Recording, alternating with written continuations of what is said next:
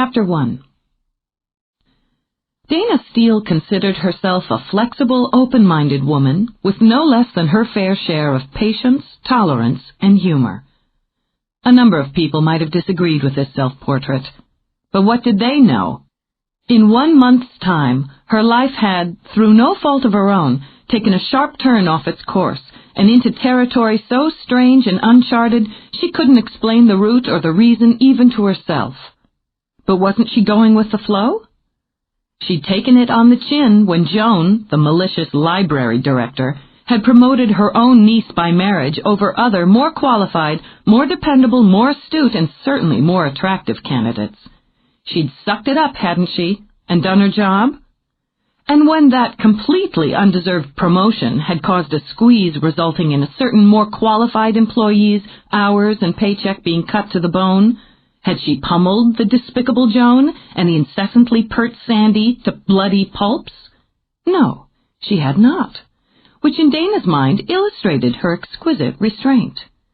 When her greedy bloodsucker of a landlord raised her rent to coincide with her pay cut, had she clamped her hands around his scrawny neck and squeezed until his beady eyes popped? Again, she had demonstrated control of heroic proportions. Those virtues might have been their own reward, but Dana enjoyed more tangible benefits. Whoever had come up with that business about a door opening when a window closes hadn't known much about Celtic gods. Dana's door hadn't opened. It had been blown clean off its hinges.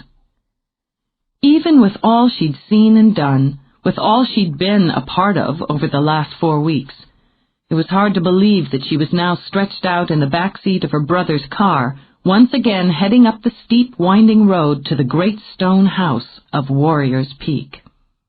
And what waited for her there?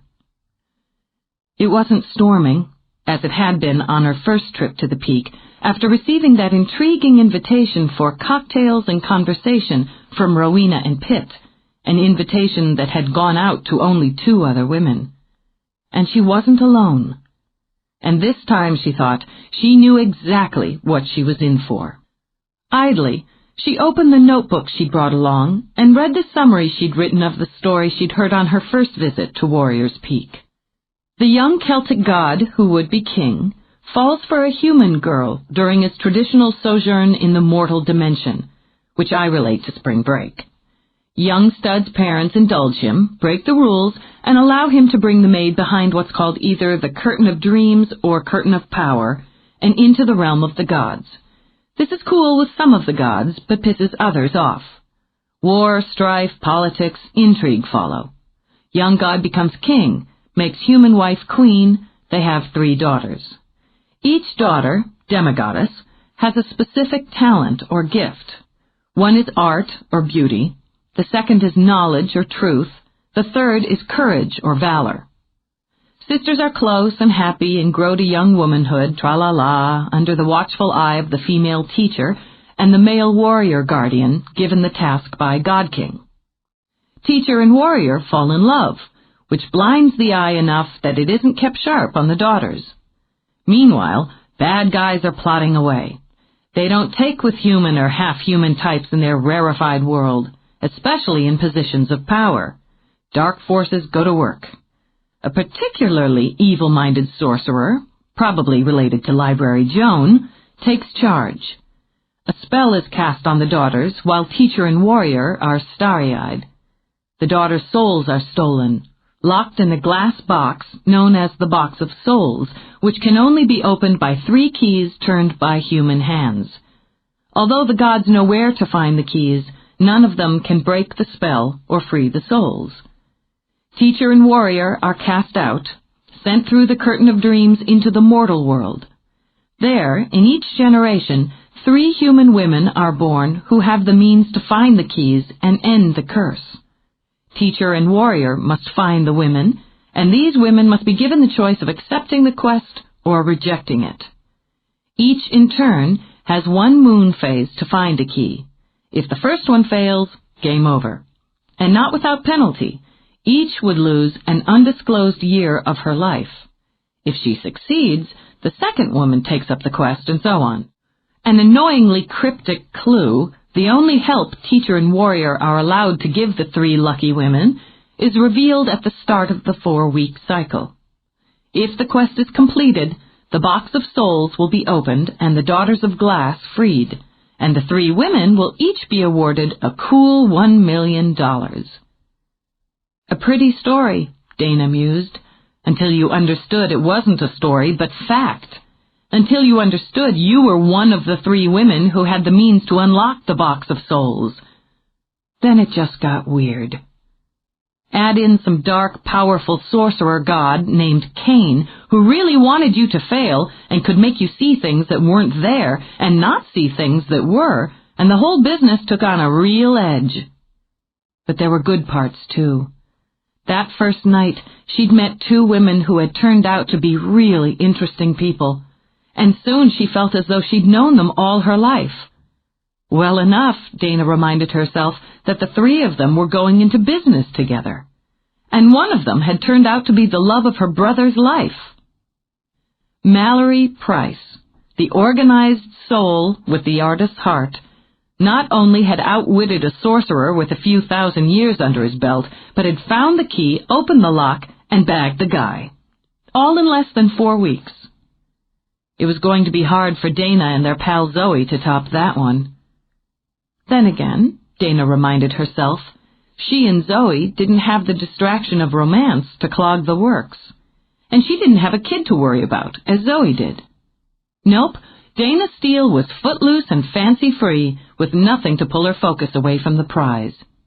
If she was next at bat, Cain had better set for the long ball. Not that she had anything against romance, she mused, letting the notebook close as she watched the blaze and blur of trees through the window. She liked men. Well, most men. She'd even been in love with one, 1,000,000 years ago. Of course, that had been a result of youthful stupidity. She was much wiser now.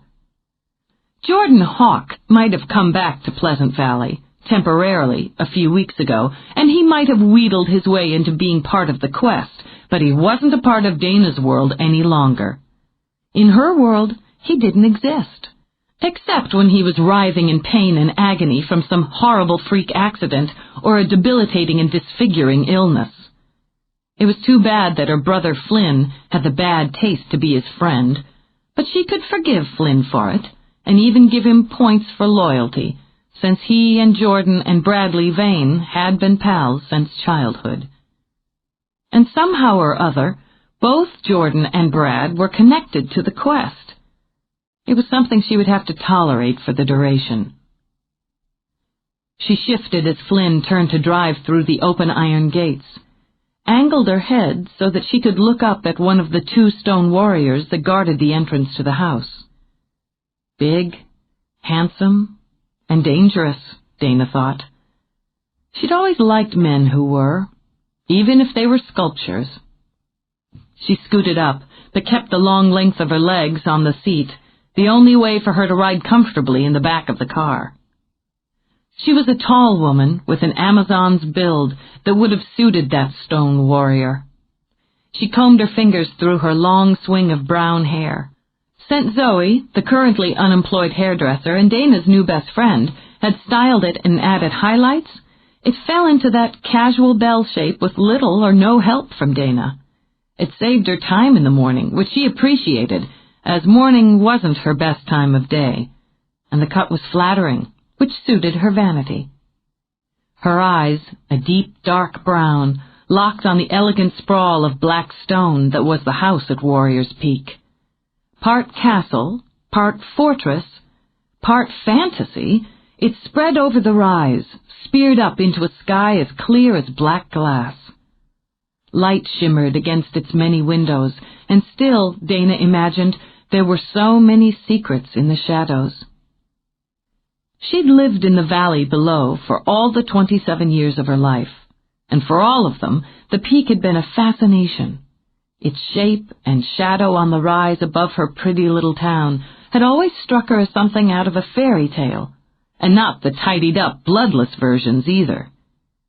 She'd often wondered what it would be like to live there, to wander through all the rooms, to walk out on the parapet or gaze down from a tower.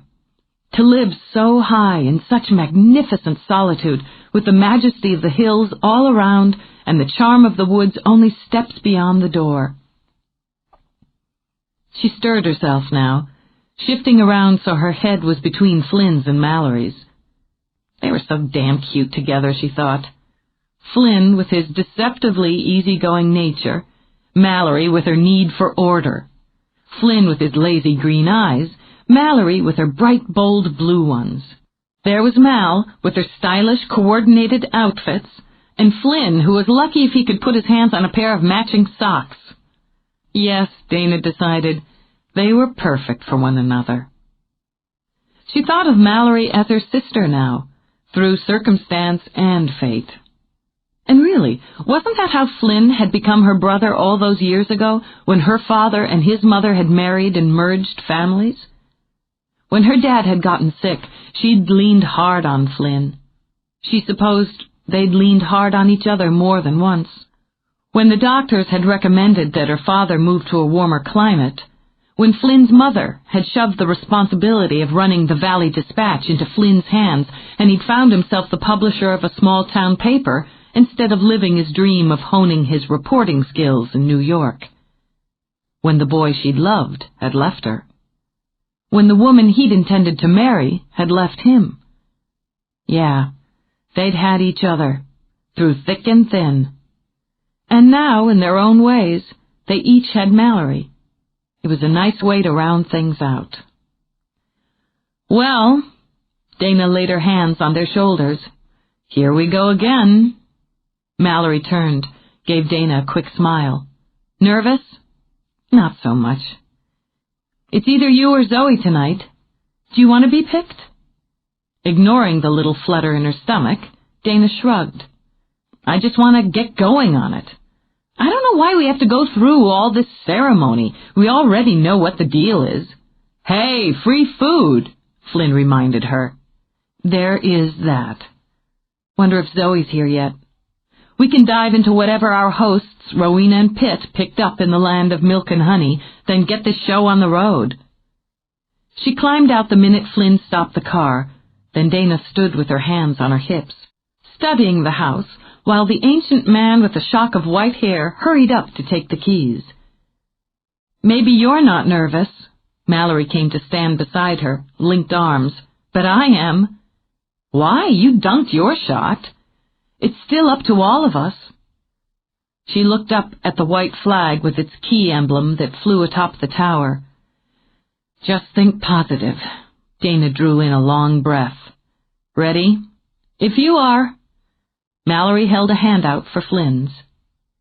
They walked toward the huge entrance doors, which swung open at their approach. Rowena stood in the flood of light, her hair a firestorm falling over the bodice of a sapphire velvet dress. Her lips were curved in welcome, her exotic green eyes bright with it. Gems sparkled at her ears, her wrists, her fingers. On a long braided chain that hung nearly to her waist was a crystal as clear as water and as fat as a baby's fist. Welcome. Her voice was low and musical, and seemed to hold hints of forests and caves where fairies might dwell. I'm so pleased to see you. She held out her hands to Mallory, then leaned forward and kissed both of her cheeks in turn. You look wonderful, and well. So do you, always. With a light laugh, Rowena reached for Dana's hand. And you? What a wonderful jacket. She skimmed her fingers along the sleeve of the butter-soft leather, but even as she spoke she was looking beyond them and out the door. You didn't bring Mo? It didn't seem like quite the occasion for a big clumsy dog, Flynn told her. It's always the occasion for Mo. Rowena rose on her toes to peck Flynn's cheek. You must promise to bring him next time. She slid her arm through Flynn's. Come, we'll be comfortable in the parlor. They crossed the great hall with its mosaic floor, moved through the wide arch to the spacious room glowing from the flames in the massive hearth and the light of dozens of white candles. Pitt stood at the mantel, a glass of amber liquid in his hand. The warrior at the gate, Dana thought. He was tall, dark, dangerously handsome, with a muscular and ready build that his elegant black suit couldn't disguise. It was easy to imagine him wearing light armor and carrying a sword, or sitting astride a huge black horse and wearing a cape that billowed at the gallop. He gave a slight and courtly bow as they entered. Dana started to speak, then a movement caught the corner of her eye. The friendly smile vanished from her face, her brows beetled, and her eyes flashed pure annoyance. "What's he doing here?" "He," Jordan said dryly as he lifted a glass, "was invited." "Of course." Smoothly, Rowena pressed a flute of champagne into Dana's hand. "Pitt and I are delighted to have all of you here tonight. Please be at home. Mallory, you must tell me how plans are progressing on your gallery." With another flute of champagne and a gentle nudge, Rowena had Mallory moving toward a chair. After one look at his sister's face, Flynn chose the better part of valor and followed them. Refusing to retreat, Dana sipped her champagne and scowled at Jordan over the crystal rim of her glass. "Your part in this is finished." "Maybe it is. Maybe it isn't. Either way, I get an invitation to dinner from a beautiful woman, especially if she happens to be a goddess. I accept." "Nice threads," he commented, and fingered the cuff of Dana's jacket. "Hands off." She jerked her arm out of reach, then plucked a canapé from a tray. "And stay out of my way." "I'm not in your way." His voice remained mild, and he took a lazy sip of his drink. Even though Dana wore heeled boots, he had several inches on her, which was just one more reason to find him irritating. Like Pitt, he could have posed for one of the stone warriors. He was 6'3", every inch of it well packed. His dark hair could have used a trim, but that slightly curly, slightly unkempt, slightly too long style suited the power of his face. He was, always had been, lustily handsome, with blazing blue eyes under black brows, the long nose, the wide mouth, the strong bones combining in a look that could be charming or intimidating, depending on his purpose. Worse, Dana thought, he had an agile and clever mind inside that rock-hard skull, and an innate talent that had made him a wildly successful novelist before he'd hit 30. Once she'd believed they would build a life side by side, but to her mind he'd chosen his fame and his fortune over her. And in her heart she had never forgiven him for it. "There are 2 more keys," he reminded her. "If finding them is important to you, you should be grateful for help, whatever the source." "I don't need your help, so feel free to head back to New York any time. I'm going to see this through. Better get used to it." She snorted, then popped another canapé. "What's in it for you?" "You really want to know?" She shrugged. "I could care less. But I'd think even someone with your limited sensitivity would be aware that you bunking at Flynn's is putting a crimp in the works for the turtle doves there." Jordan followed her direction, noted Flynn sitting with Mallory, and the way his friend absently played with the curling ends of her blonde hair. "I know how to keep out of their way, too." "She's good for him," Jordan added. Whatever else she could say about Jordan, and there was plenty, she couldn't deny that he loved Flynn, so she swallowed some of the bitterness and washed the taste of it away with champagne. "Yeah, she is. They're good for each other." "She won't move in with him." Dana blinked. He asked her to move in? To live with him, and she said no? "Not exactly, but the lady has conditions." "Which are?" "Actual furniture in the living room, and he has to redo the kitchen." "No kidding." The idea had Dana feeling both amused and sentimental at once. "That's our Mal. Before Flynn knows it, he'll be living in a real house instead of a building with doors and windows and packing boxes." He bought dishes.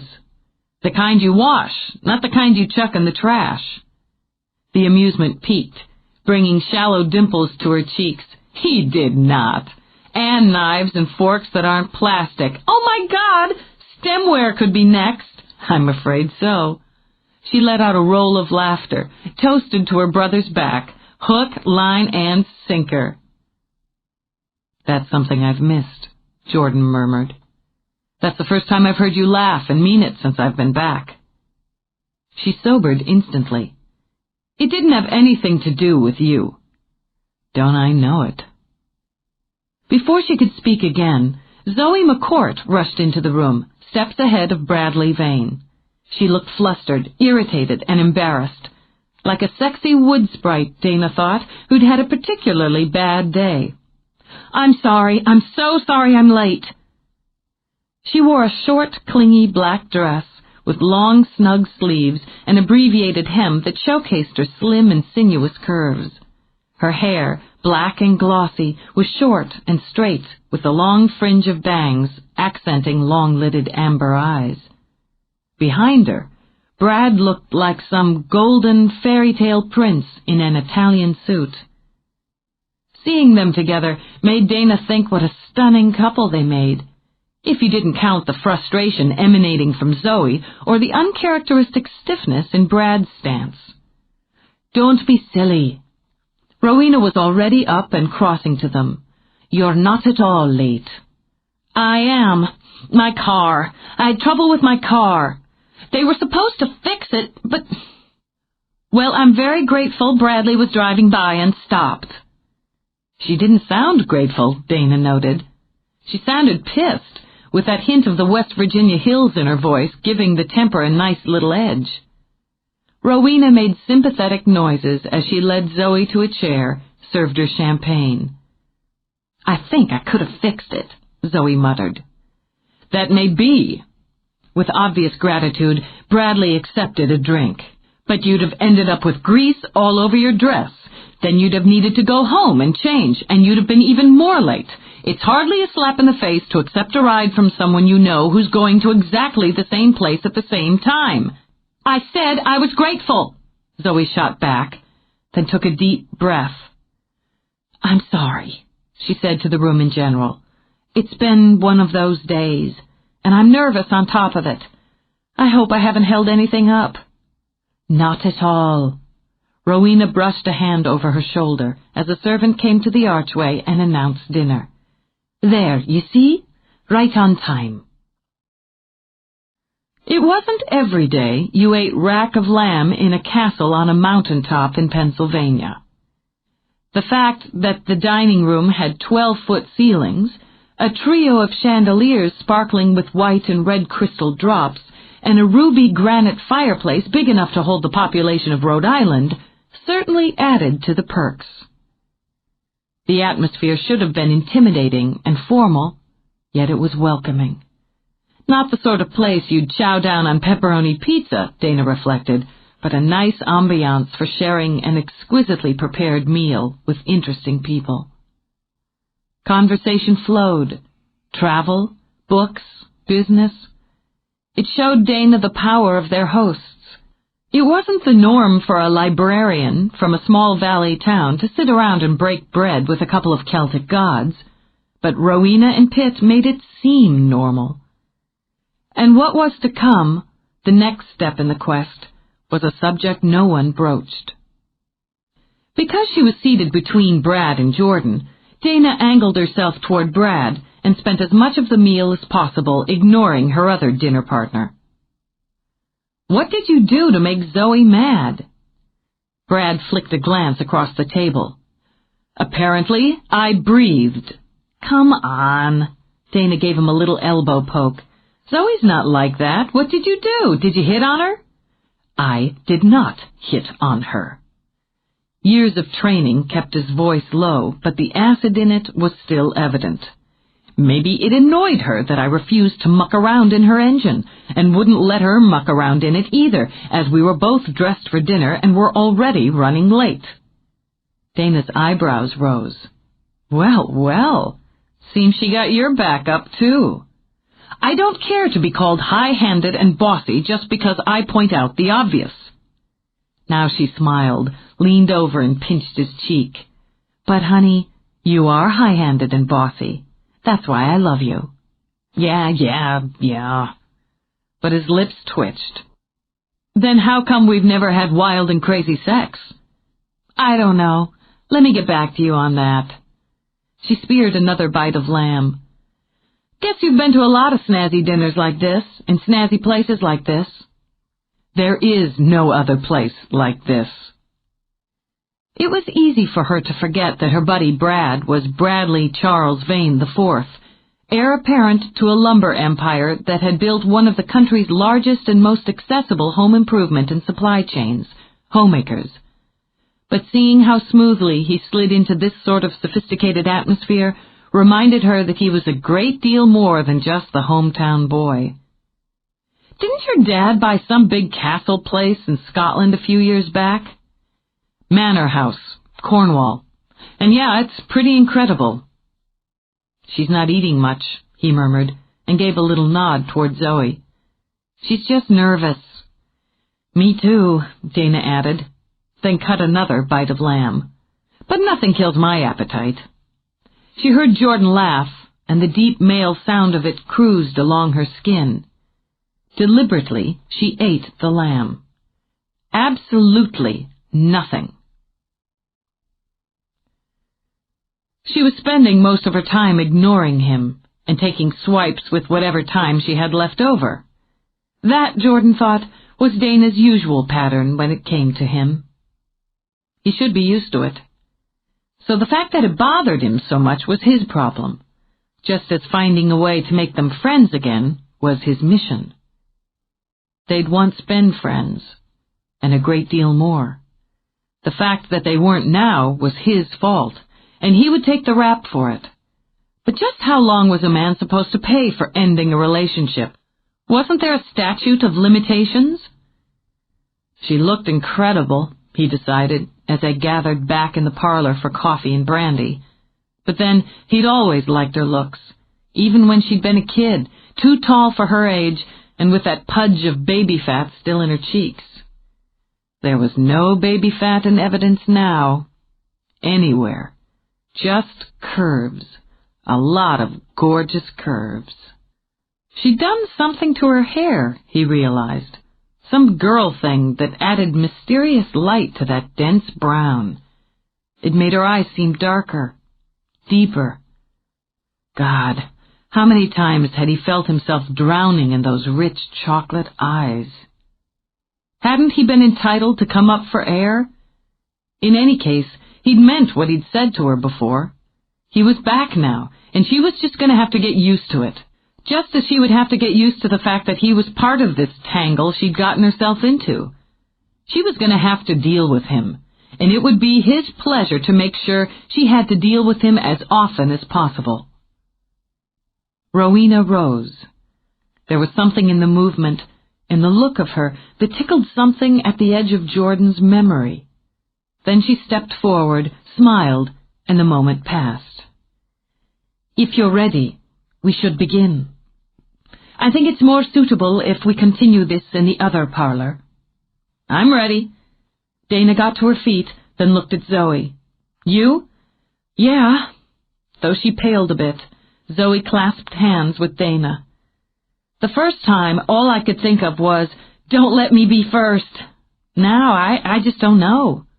"Me either." They moved down the great hall to the next parlor.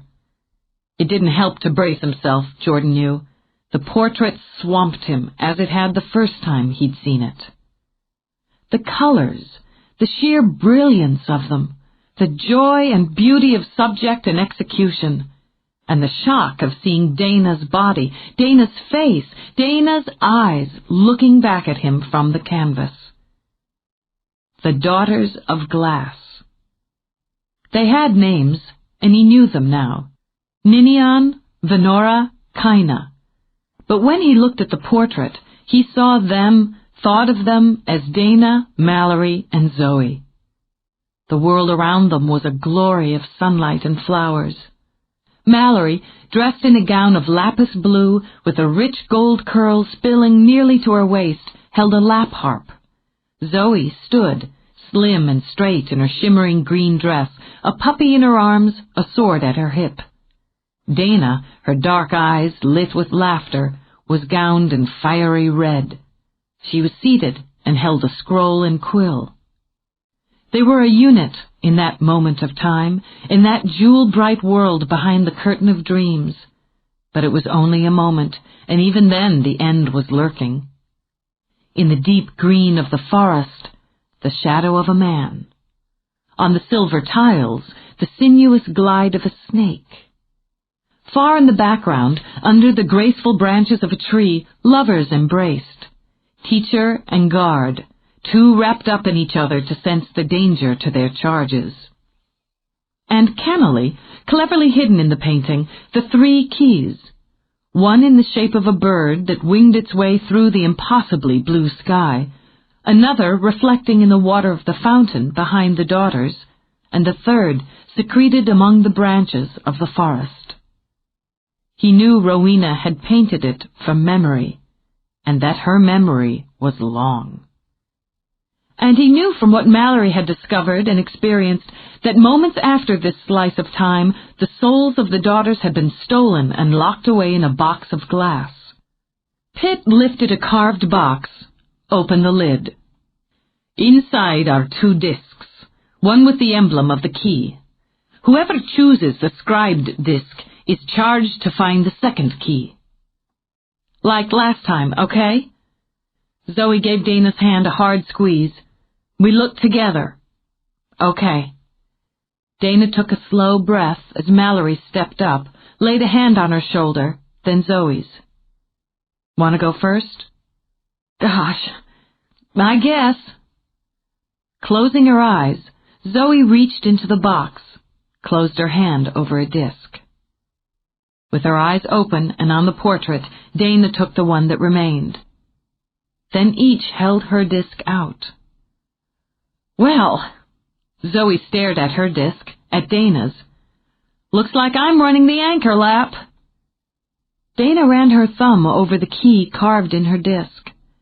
It was a small thing, that key, a straight bar with a spiral design on one end. It looked simple, but she'd seen the real thing. She'd seen the first key in Mallory's hand, burning with gold, and knew it wasn't simple at all. Okay, I'm up.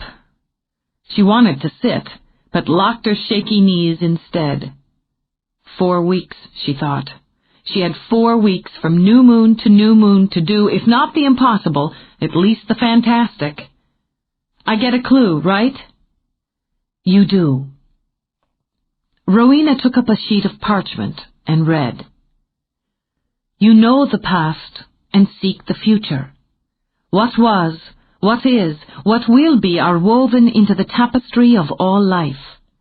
With beauty there is blight, with knowledge ignorance, and with valor there is cowardice. One is lessened without its opposite. To know the key, the mind must recognize the heart, and the heart celebrate the mind. Find your truth in his lies, and what is real within the fantasy. Where one goddess walks, another waits, and dreams are only memories yet to come. Dana picked up a snifter of brandy, drank deep to untie the knots in her belly. Piece of cake, she said. Chapter 2. McDonald's introduced the Big Mac in 1968. Dana swiveled lazily in her chair at the library's resource desk. Yes, Mr. Hertz, I'm positive. The Big Mac went system-wide in 68, not 69. So you've had a year more of the special sauce than you thought. Looks like Mr. Foy got you on this one, huh? She laughed, shook her head. Better luck tomorrow. She hung up the phone and crossed the Hertz-Foy daily bet off her list, then meticulously noted today's winner on the tally sheet she kept. Mr. Hertz had nipped Mr. Foy at the end of last month's round, which netted him lunch at the Main Street Diner on Mr. Foy's tab. Though for the year, she noted, Foy was 2 points up, so he had the edge on bagging dinner and drinks at the Mountain View Inn, the coveted annual prize. This month they were literally neck and neck, so it was still anybody's game. It was her task to officially announce the winner each month, and then, with a great deal more ceremony, the trivia champ at year's end. The two had kept their little contest going for nearly 20 years. She'd been part of it, or had felt like part of it since she'd started her job at the Pleasant Valley Library with her college degree still crisp in her hand. The daily ritual was something she would miss when she turned in her resignation. Then Sandy breezed by with her bouncy blonde ponytail and permanent beauty contestant smile, and Dana thought there were certain things she would definitely not miss. The fact was, she should have given her 2 weeks' notice already. Her hours at the library were down to a stingy 25 a week, but that time could be put to good use elsewhere. She'd be opening her bookstore, her part of Indulgence, the communal business she was starting with Zoe and Mallory, in just a couple of months. Not only did she have to finish organizing and decorating her space in the building they'd bought, but she had to deal with ordering stock. She'd applied for all the necessary licenses, had already combed through publishers' catalogs, fantasized about her sidelines. She could serve tea in the afternoon, wine in the evening. Eventually she would hold elegant little events, readings, signings, appearances. It was something she'd always wanted to do, but had never really believed she could accomplish. She supposed Rowena and Pitt had made it possible. Not only because of the $25,000 in cold hard cash they'd given her and the others as an incentive to agree to the quest, but also by putting her together with Mallory and Zoe. Each of them had been at a crossroads of sorts the first night they'd met at Warrior's Peak, and they'd made the turn, chosen the path to follow together. It wasn't nearly as scary thinking of starting her own business when she had 2 friends, 2 partners doing the same thing. Then there was the key. Of course she couldn't forget the key. It had taken Mallory nearly all of the 4 weeks allowed to find the first, and it hadn't been all fun and games, far from it. Still, they knew more now. More about what they were up against, more about what was at stake. That had to be an advantage for this round, unless you considered that knowing where the keys came from, what they did, and who didn't want them found had absolutely nothing to do with finding one. She sat back, closed her eyes, and pondered the clue Rowena had given her. It had to do with the past, the present, and the future. Big help. Knowledge, naturally. Lies and truths. Heart and mind. Where one goddess walks. There had been a goddess, a singing goddess, in Mallory's clue, and Mallory, the art lover who dreamed of being an artist, had found her key in a painting. If the other 2 followed the same theme, logic dictated that she, the book lover, might find hers in or around books. Catching up on your sleep, Dana? Dana's eyes snapped open, stared directly into Joan's disapproving ones. No, concentrating. If you've nothing better to do, you can help Marilyn in the stacks. Dana pasted a sunny smile on her face. I'd be happy to. Should I ask Sandy to take over the resource desk? You don't seem overrun with questions and requests. And you don't seem overrun with paperwork and administrative duties, Dana thought, since you've got so much time to crawl up my butt. I've just completed one involving private enterprise and capitalism, but if you'd rather Excuse me. A woman stopped at the desk with her hand on the arm of a boy of about 12. The grip made Dana think of the way Flynn held Moe's leash, with the hope that she could keep him under control and with the certain knowledge that he would bolt at the first opportunity. I wonder if you could help us. My son has a paper due tomorrow, she added with heated emphasis that had the boy hunching his shoulders, on the Continental Congress. Can you tell us which books might be the most helpful at this stage of the game? Of course. Like a chameleon, Joan's cold fish of a face warmed into smiles. I'd be happy to show you several sources in our U.S. history section. Excuse me. Unable to help herself, Dana tapped the sulky boy on the shoulder. 7th grade? Mrs. Janesburg, U.S. history? His already pouty bottom lip drooped even further. Yeah. I know just what she looks for. You put in a couple of solid hours on this, you can ace it. Really? The mother laid a hand on Dana's, gripped it like a lifeline. That would be a miracle. I had Mrs. Janesburg for U.S. and world history. Dana winked at the boy. I've got her number. I'll leave you in Ms. Steele's capable hands. Though her smile remained in place, Joan spoke through gritted teeth. Dana leaned forward, spoke to the boy in a conspiratorial whisper. She still get teary-eyed when she teaches Patrick Henry's Give Me Liberty spiel? He brightened up considerably. Yeah! She had to stop and blow her nose. Some things never change. Okay, here's what you need. 15 minutes later, while her son checked out his books with his brand-new library card, the mother stopped back by Dana's desk. I just wanted to thank you again. I'm Joanne Reardon, and you've just saved my firstborn's life. Oh, Mrs. Janesburg's tough, but she wouldn't have killed him. No, I would have. You got Matt excited about doing this paper, if for no other reason than making him think he'd be pulling one over on his teacher. Whatever works. My sentiments exactly. Anyway, I appreciate it. You're wonderful at your job. Thanks. Good luck. She was wonderful at her job, Dana concurred. God damn it, she was. The evil Joan and her toothy niece were going to be sorry when they didn't have Dana Steele to kick around anymore. At the end of her shift, she tidied her area, gathered up a few books she'd checked out, then hefted her briefcase. Another thing she would miss, Dana thought, was this end-of-the-day routine. The putting everything in order, taking a last look around the stacks, the tables, the sweet little cathedral to books before the walk home. She would also miss being just a short, pleasant walk from work to her apartment.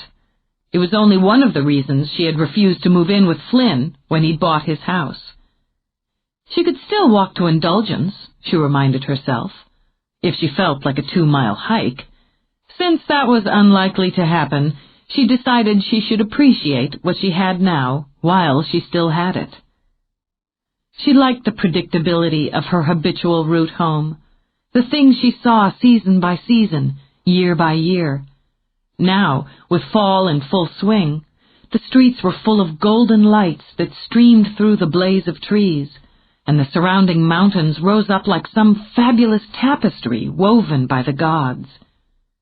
She could hear kids, freed from school and not yet locked into the homework hour, shouting as they raced around the little park between the library and her apartment building. The air was just brisk enough to carry along that spicy scent from the bed of mums planted outside the town hall. The big round clock on the square announced it was 4:05. She struggled against a wave of resentment when she remembered that, pre-Joan, it would have read 6:35 on her way home. Screw it. Just appreciate the extra time, the lovely walk on a sunny afternoon. Pumpkins on the porches, goblins hanging from branches, though it was weeks before Halloween. Small towns, she mused, prized their holidays. The days were getting shorter, cooler, but were still warm enough, still long enough to bask in. The valley was at its best in autumn, she decided, as close to picture perfect as anywhere America could get. Hey, Stretch, carry those for you? Her pretty bubble of contentment burst. Before she could snarl, Jordan snatched the load of books away, tucked them under his own arm. Give me those. I've got 'em. Terrific afternoon, huh? Nothing like the valley in October. She hated that his words mirrored the ones that had played through her mind. I thought the name of the tune was Autumn in New York. And it's a good one. He tipped up the books to read the spines. She had one on Celtic lore, one on yoga, and the latest Stephen King novel. Yoga? It was just like him, just exactly like him, to home in on the one thing that she found moderately embarrassing. So, nothing. Just can't see you assuming the dragonfly position or whatever. He narrowed his eyes, and something appealingly wicked moved into the blue. On second thought, haven't you got anything better to do than skulking around the library waiting to accost and annoy me? I wasn't skulking, and hauling your books isn't accosting. He matched his stride to hers with the ease of long familiarity. It's not the first time I've walked you home. Somehow I've managed to find my way without you the last several years. You've managed a lot of things. How's your dad doing? She bit back a vicious remark because she knew, for all his many flaws, that Jordan had asked the question out of a sincere concern. Joe Steele and Jordan Hawk had gotten on like white on rice. He's good. He's doing good. The move to Arizona was what he needed. He and Liz have a nice place, a nice life. He's taken up baking. Baking? Like cakes? Joe bakes cakes? And scones and fancy bread. She couldn't stop the smile. The thought of her father, big macho Joe, in an apron whipping up cake batter got her every time. I get a care package every couple of months. First few contributions made excellent doorstops, but in the last year or so, he's found his rhythm. He makes good stuff. Give him my best the next time you talk to him. She shrugged.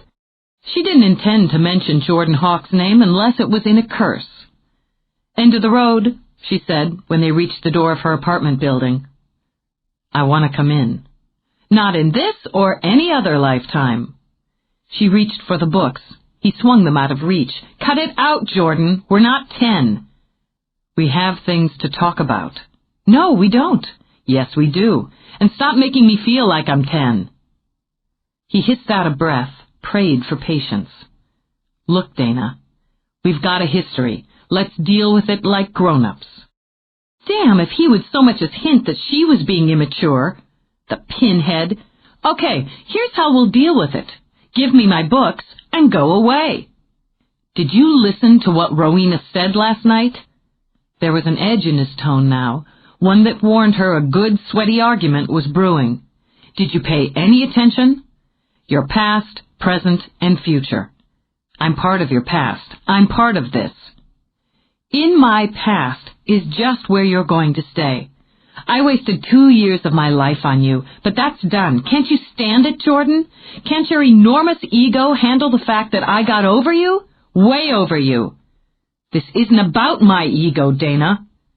He handed her back her books. But it sure as hell seems to be about yours. You know where to find me when you're ready. I don't want to find you, she murmured when he strode away. Damn it, it wasn't like him to walk away from a fight. She'd seen the temper on his face, heard it in his voice. Since when had he yanked the snarling beast back and hauled it off? She had been primed for the argument, and now she had nowhere to vent her spleen. That was very, very nasty. Inside her apartment, she dumped her books on the table and headed straight for the Ben & Jerry's. Soon she was soothing her ruffled feathers with half a pint of cookie dough, straight out of the carton. Bastard. Sneaky bastard, getting me all riled up and skulking off. These calories are his fault. She licked the spoon, dug for more. But damn, they're really good. Refreshed, she changed into sweats, brewed a pot of coffee, then settled into her favorite chair with the new book on Celtic lore. She couldn't count the number of books on the subject she'd read in the last month. But then again, to Dana, reading was every bit as pleasurable as Ben & Jerry's, and as essential to life as the next breath of air. She surrounded herself with books at work and at home. Her living space was a testament to her first and abiding love, with shelves jammed with books, tables crowded with them. She saw them not only as knowledge, entertainment, comfort, even sanity, but as a kind of artful decoration.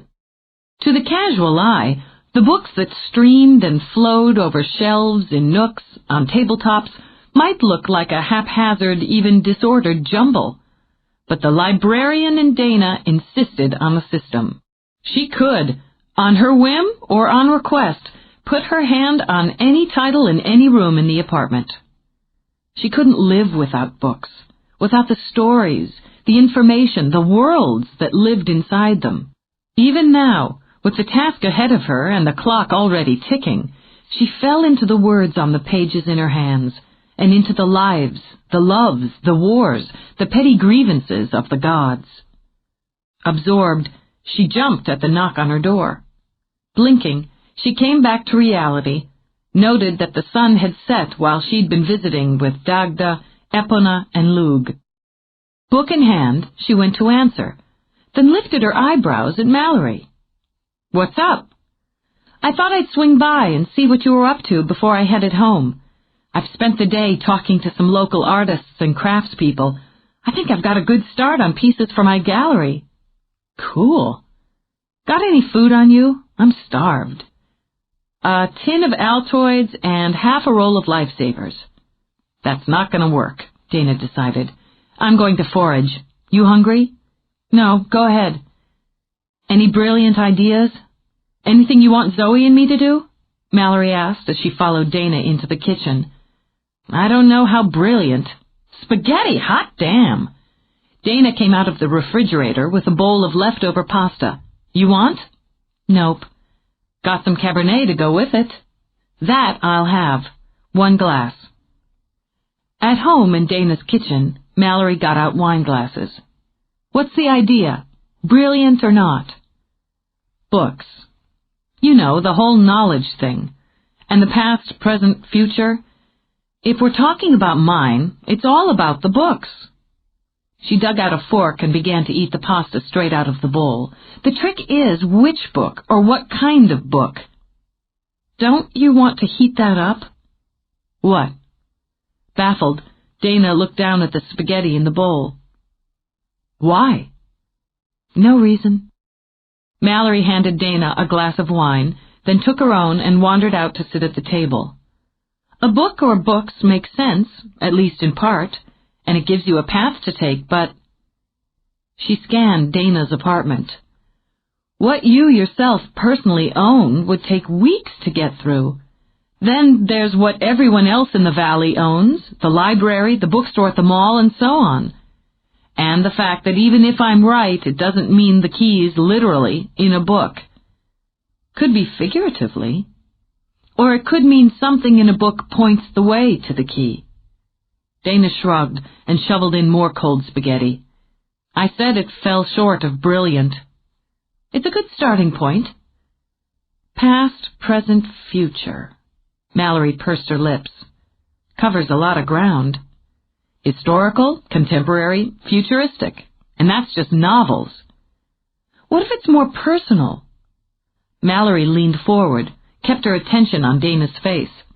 "It was with me. My path to the key included Flynn, my feelings for him, and my feelings about myself, where I would end up, where I wanted to go. The experiences I had, we can't call them dreams, were very personal. And scary." Briefly, Dana laid a hand over Mallory's. "I know, but you got through it. So will I. Maybe it is personal.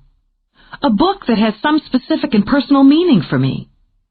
Thoughtfully, she scanned the room as she picked up her fork again. "That's something else that covers a lot of ground." "I was thinking of something else. I was thinking of Jordan." "I don't see how he's in the mix." "Look," Dana continued, even as Mallory opened her mouth, "he was part of the first round, sure. The paintings by Rowena that both he and Brad bought. He came back to town with that painting because Flynn asked him to. That played into it, although his part should have ended with your quest, and his connection to Flynn, which connected him to you." "And you, Dana." She twirled her fork in the pasta. but her enthusiasm for it was waning. "Not anymore." Recognizing the stubborn look, Mallory nodded. "Okay." "How about the first book you ever read? The first that grabbed you and made you a reader?" "I don't think the magic key to the box of souls is going to be found in green eggs and ham."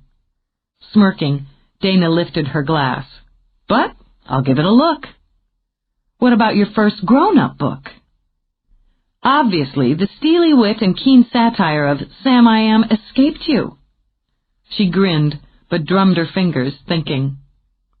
"Anyway, I don't remember a first. It was always books with me. I don't remember not reading." She studied her wine a moment, then took a quick gulp. "He dumped me. I moved on." "Back to Jordan," Mallory thought, and nodded. "All right.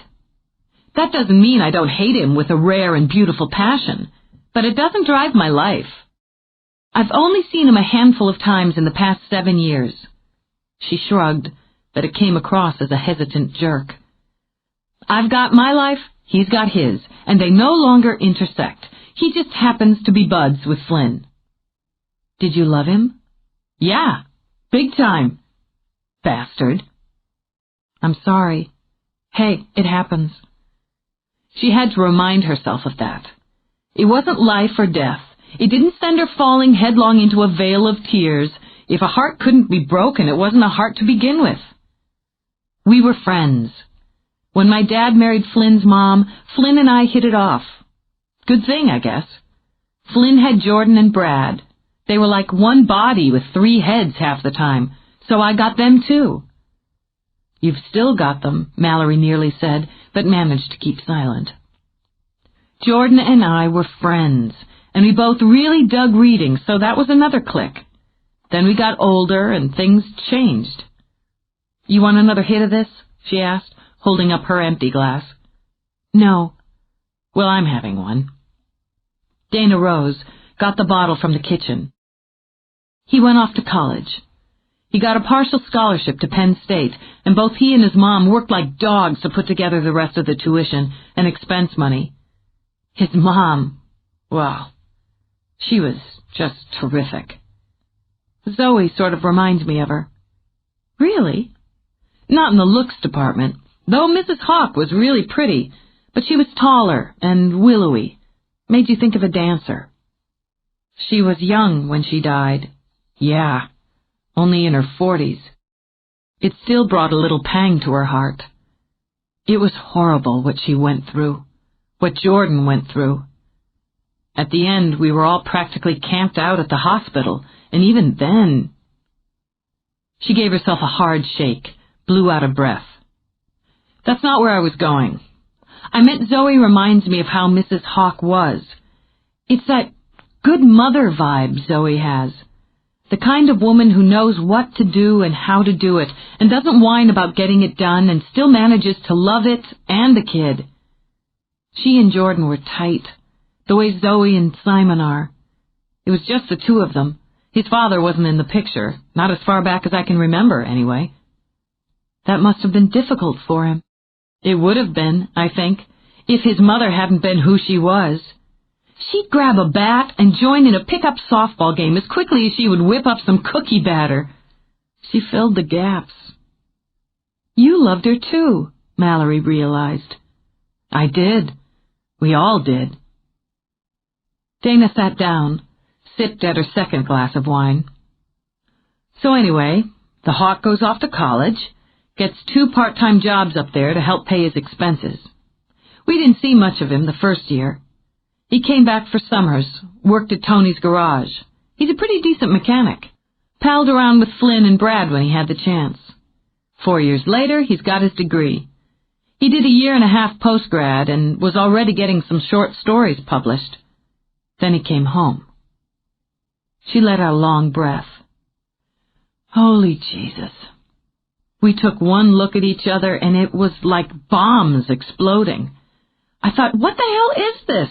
This is my buddy Jordan. I'm not supposed to want to sink my teeth into my good buddy Jordan. She laughed, drank. Later on, he told me he had the same sort of reaction. "Whoa, hold on, this is Flynn's little sister, hands off." So we danced around those bombs and each other for a couple of months. We were either bitchy with each other or very, very polite. "And then?" Mallory prompted when Dana fell silent. "Then one night he dropped by to see Flynn, but Flynn was out on a date, and my parents weren't home. I picked a fight with him. I had to do something with all that heat. The next thing you know, the two of us are rolling around on the living room rug. We couldn't get enough of each other. I've never had that before or since, that desperation. It was incredible. Imagine our chagrin when the smoke cleared and the two of us were naked on Liz and Joe's pretty oriental carpet. How did you handle it?" "Well, as I recall, we lay there like the dead for a minute, then just stared at each other. A couple of survivors of a very intense war. Then we laughed our butts off and went at each other again." She lifted her glass in a mock toast. "So, we started dating, belatedly. Jordan and Dana, Dana and Jordan. It got to be like one word, whichever way you said it." Oh, God, she missed that, she realized. Missed that very intimate link. Nobody ever made me laugh the way he could make me laugh. And he's the only man in my life who's ever made me cry, so yeah, Christ, yes, I loved that son of a bitch. What happened? Little things, huge things. His mother died. God, nothing's ever been as, well, monstrous as that. Even when my dad got sick, it wasn't as bad. Ovarian cancer, and they found it too late. The operations, the treatments, the prayers, nothing worked. She just kept slipping away. "Having someone die is hard," she said softly. "Watching them die by inches is impossible." "I can't imagine it." Mallory's eyes filled with tears. "I've never lost anyone." "I don't remember losing my mother. I was too young. But I remember every day of losing Mrs. Hawk. Maybe it broke something in Jordan. I don't know. He wouldn't let me know. After she died, he sold their little house, all the furniture, just about every damn thing, and he cut me loose and moved to New York to get rich and famous." "It wasn't as cut and dried as that," Mallory commented. "Maybe not, but it felt like it. He said he had to go. Then he needed something, and it wasn't here. If he was going to write, and he had to write, he had to do it his way. He had to get out of the valley, so that's what he did. Like the 2 years we were together were just a little interlude in his life." She downed the rest of the wine in her glass. "So fuck him and the bestsellers he wrote in on." You may not want to hear this, at least not now, but part of the solution might be to resolve this with him. "Resolve what?" "Dana." Mallory laid both of her hands on Dana's. "You're still in love with him." Her hands jerked. "I am not. I made a life for myself. I've had lovers. I have a career, which, okay, is in the toilet right now, but I've got a phoenix about to rise from the ashes in the bookstore." She stopped, hearing the way her words tumbled out. "No more wine for me if I mix metaphors that pitifully." "Jordan Hawk's old news," she said more calmly. "Just because he was the first man I loved doesn't mean he has to be the last. I'd rather poke my eye with the burning stick than give him the satisfaction." "I know." Mallory laughed a little, gave Dana's hands a squeeze before she released them. "That's how I know you're still in love with him. That, and what I just saw on your face, heard in your voice when you took me through what you had together." It was appalling. How had she looked? How had she sounded? "So the wine made me sentimental. It doesn't mean—" "It means whatever it means," Mallory said briskly. "It's something you're going to have to think about, Dana. Something you're going to have to weigh carefully if you really mean to do this thing, because one way or the other, he's part of your life, and he's part of this. I don't want him to be, Dana managed. But if he is, I'll deal with it. There's too much at stake for me to wimp out before I even get started. That's the spirit. I've got to get home. She rose, then ran a comforting hand over Dana's hair. Whatever you're feeling or thinking, you can tell me, and Zoe. And if there's something you need to say, if you just need someone to be here when you have nothing to say, all you have to do is call. Dana nodded, waited until Mallory was at the door. Mal, it was like having a hole punched in my heart when he left. One hole ought to be enough for anybody's lifetime. You'd think. I'll see you tomorrow. Chapter 3. The odds of finding a magic key tucked in one of the thousands of books at the Pleasant Valley Library were long and daunting. But it didn't mean she couldn't look. In any case, she liked being in the stacks, surrounded by books.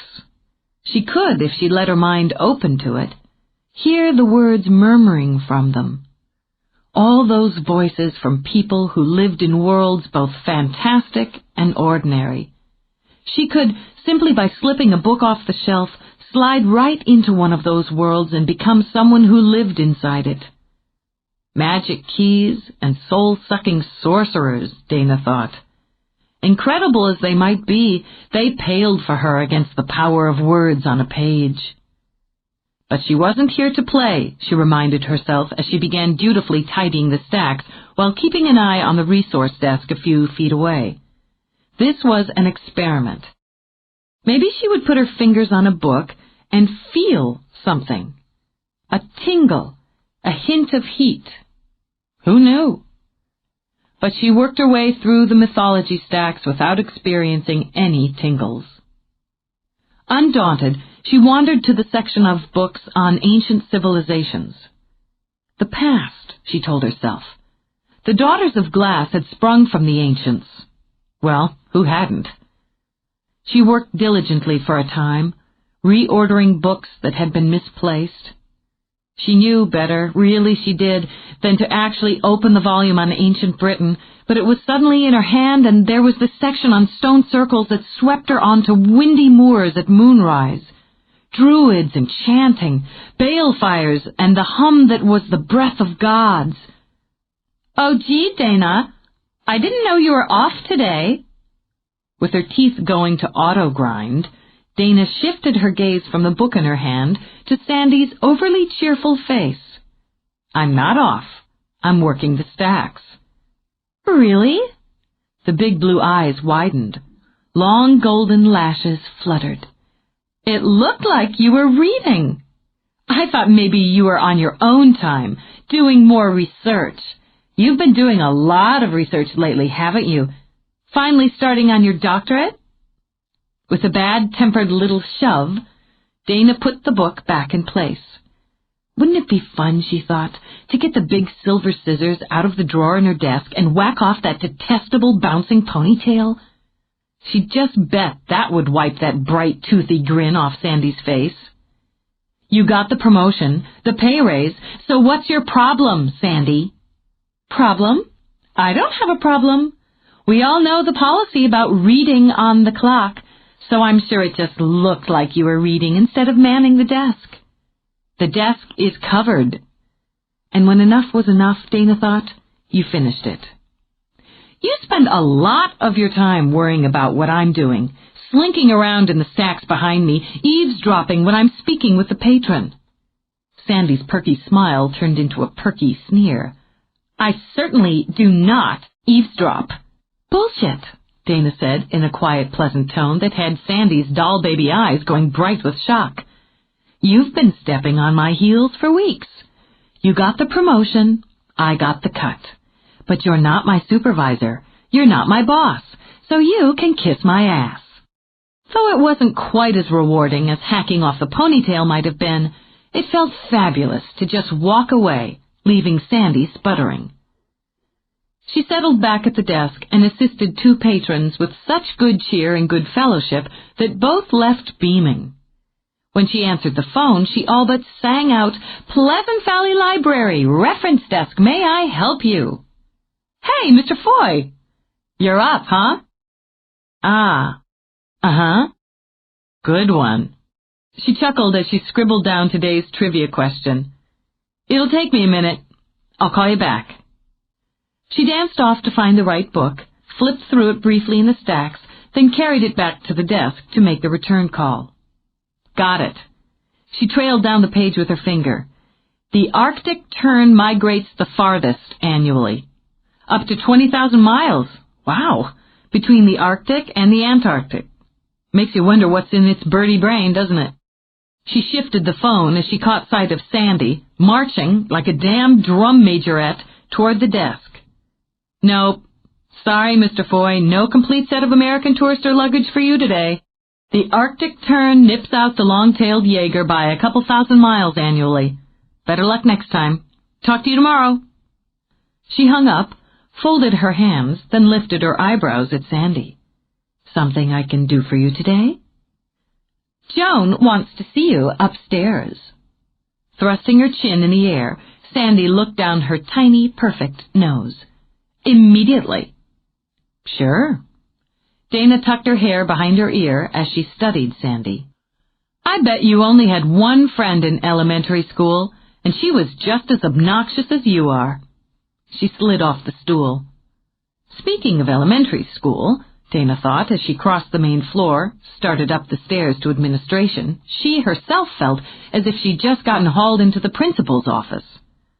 A lowering sensation for a grown woman, and one she decided she was sick of experiencing.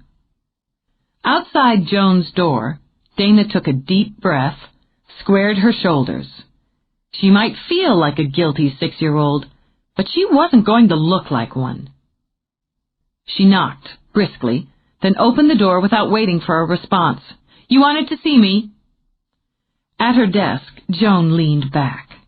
Her salt and pepper hair was pulled into a no-nonsense bun that, oddly, flattered her. She wore a dark vest over a white blouse that was primly buttoned to her throat.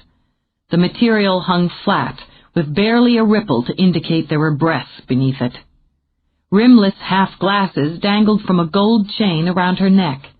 Dana knew her shoes would be low-heeled and sturdy and as no-nonsense as the hairstyle. She looked, Dana decided, scrawny and dull, and the very image of the cliché that kept children out of libraries in droves. Since Joan's mouth was already set in disapproval, Dana didn't expect the meeting to be a cheerful one. "Shut the door, please. It appears, Dana, that you continue to have difficulty adjusting to the new policies and protocol I've implemented here." So, Sandy raced right up to tattle that I was actually reading a book of all the horrors to commit in a public library. Your combative attitude is only one of the problems we have to deal with. I'm not going to stand here and defend myself for skimming a couple pages of a book while I was working in the stacks. Part of my function is to be informed about books, not just to point the patrons toward an area and wish them Godspeed. I do my job, Joan, and my evaluations from the previous director were never less than exemplary. I'm not the previous director. Damn straight. Less than 6 weeks after you took over, you cut my and 2 other long-term employees' hours and paychecks nearly in half, and your niece gets a promotion and a raise. I was hired to pull this institution out of financial decline, and that's what I'm doing. I'm not required to explain my administrative decisions to you. No, you don't have to. I get it. You don't like me. I don't like you. But I don't have to like everyone I work with or for. I can still do my job. It's your job to follow the rules. Joan flipped open a file. Not to make and receive personal phone calls, not to use library equipment for personal business, not to spend 20 minutes gossiping with a patron while your duties are neglected. Hold it. Baffled rage spewed into her throat like a geyser. Just hold it 1 minute. What's she doing? Making daily reports on me? Joan flipped the file shut. You think too much of yourself. Oh, I see. Not just on me. She's your personal mole, burrowing around the place, digging up infractions. Oh, yes, Dana thought. When enough was enough, you definitely finished it. Maybe the budget here has had its ups and downs, but this was always a friendly place, familial. Now it's just a drag, run by the Gestapo commandant and her personal weasel. So I'll do us both a favor. I quit. I've got a week's sick leave and a week's vacation coming. We'll just consider that my 2 weeks' notice. Very well. You can have your resignation on my desk by the end of your shift. Screw that. This is my resignation. She took a deep breath. I'm smarter than you are, and I'm younger, stronger, and better looking. The regular patrons know and like me. Most of them don't know you, and the ones who've gotten to know you don't like you. Those are some of the reasons you've been on my ass since you took over. I'm out of here, Joan, but I'm walking out of my own accord. I lay odds that you'll be on your way out before much longer, too, only you'll be booted out by the board. If you expect any sort of reference or referral— Dana stopped at the door. Joan, do you want to end our relationship with me telling you what you can do with your reference? Her mad carried her straight down to the employee lounge, where she gathered her jacket and a handful of personal belongings. She didn't stop to speak to any of her coworkers. If she didn't get out and get out fast, she feared she would either burst into hysterical sobs or punch her fist through the wall. Either option would give Joan too much power. So she walked out without a backward glance, and kept walking. She refused to let herself think that this was the last time she would make this trip from work to home. It wasn't the end of her life, it was just a corner turned. When she felt the angry tears stinging her eyes, she dug out her sunglasses. She wasn't about to humiliate herself by crying on the damn sidewalk. But her breath was hitching by the time she reached her apartment door. She fumbled out her keys, stumbled inside, then simply sank down on the floor. Oh, God! Oh, God, what have I done? She cut her ties. She had no job, and it would be months before she could reasonably open the bookstore. And why did she think she could run a bookstore? Knowing and loving books didn't make her a merchant. She'd never worked in retail in her life, and suddenly she was going to run a retail business? She thought she was prepared for the step. Now, faced with stark reality, Dana realized she wasn't even close to prepared. Panicked, she leaped up, all but fell onto the phone.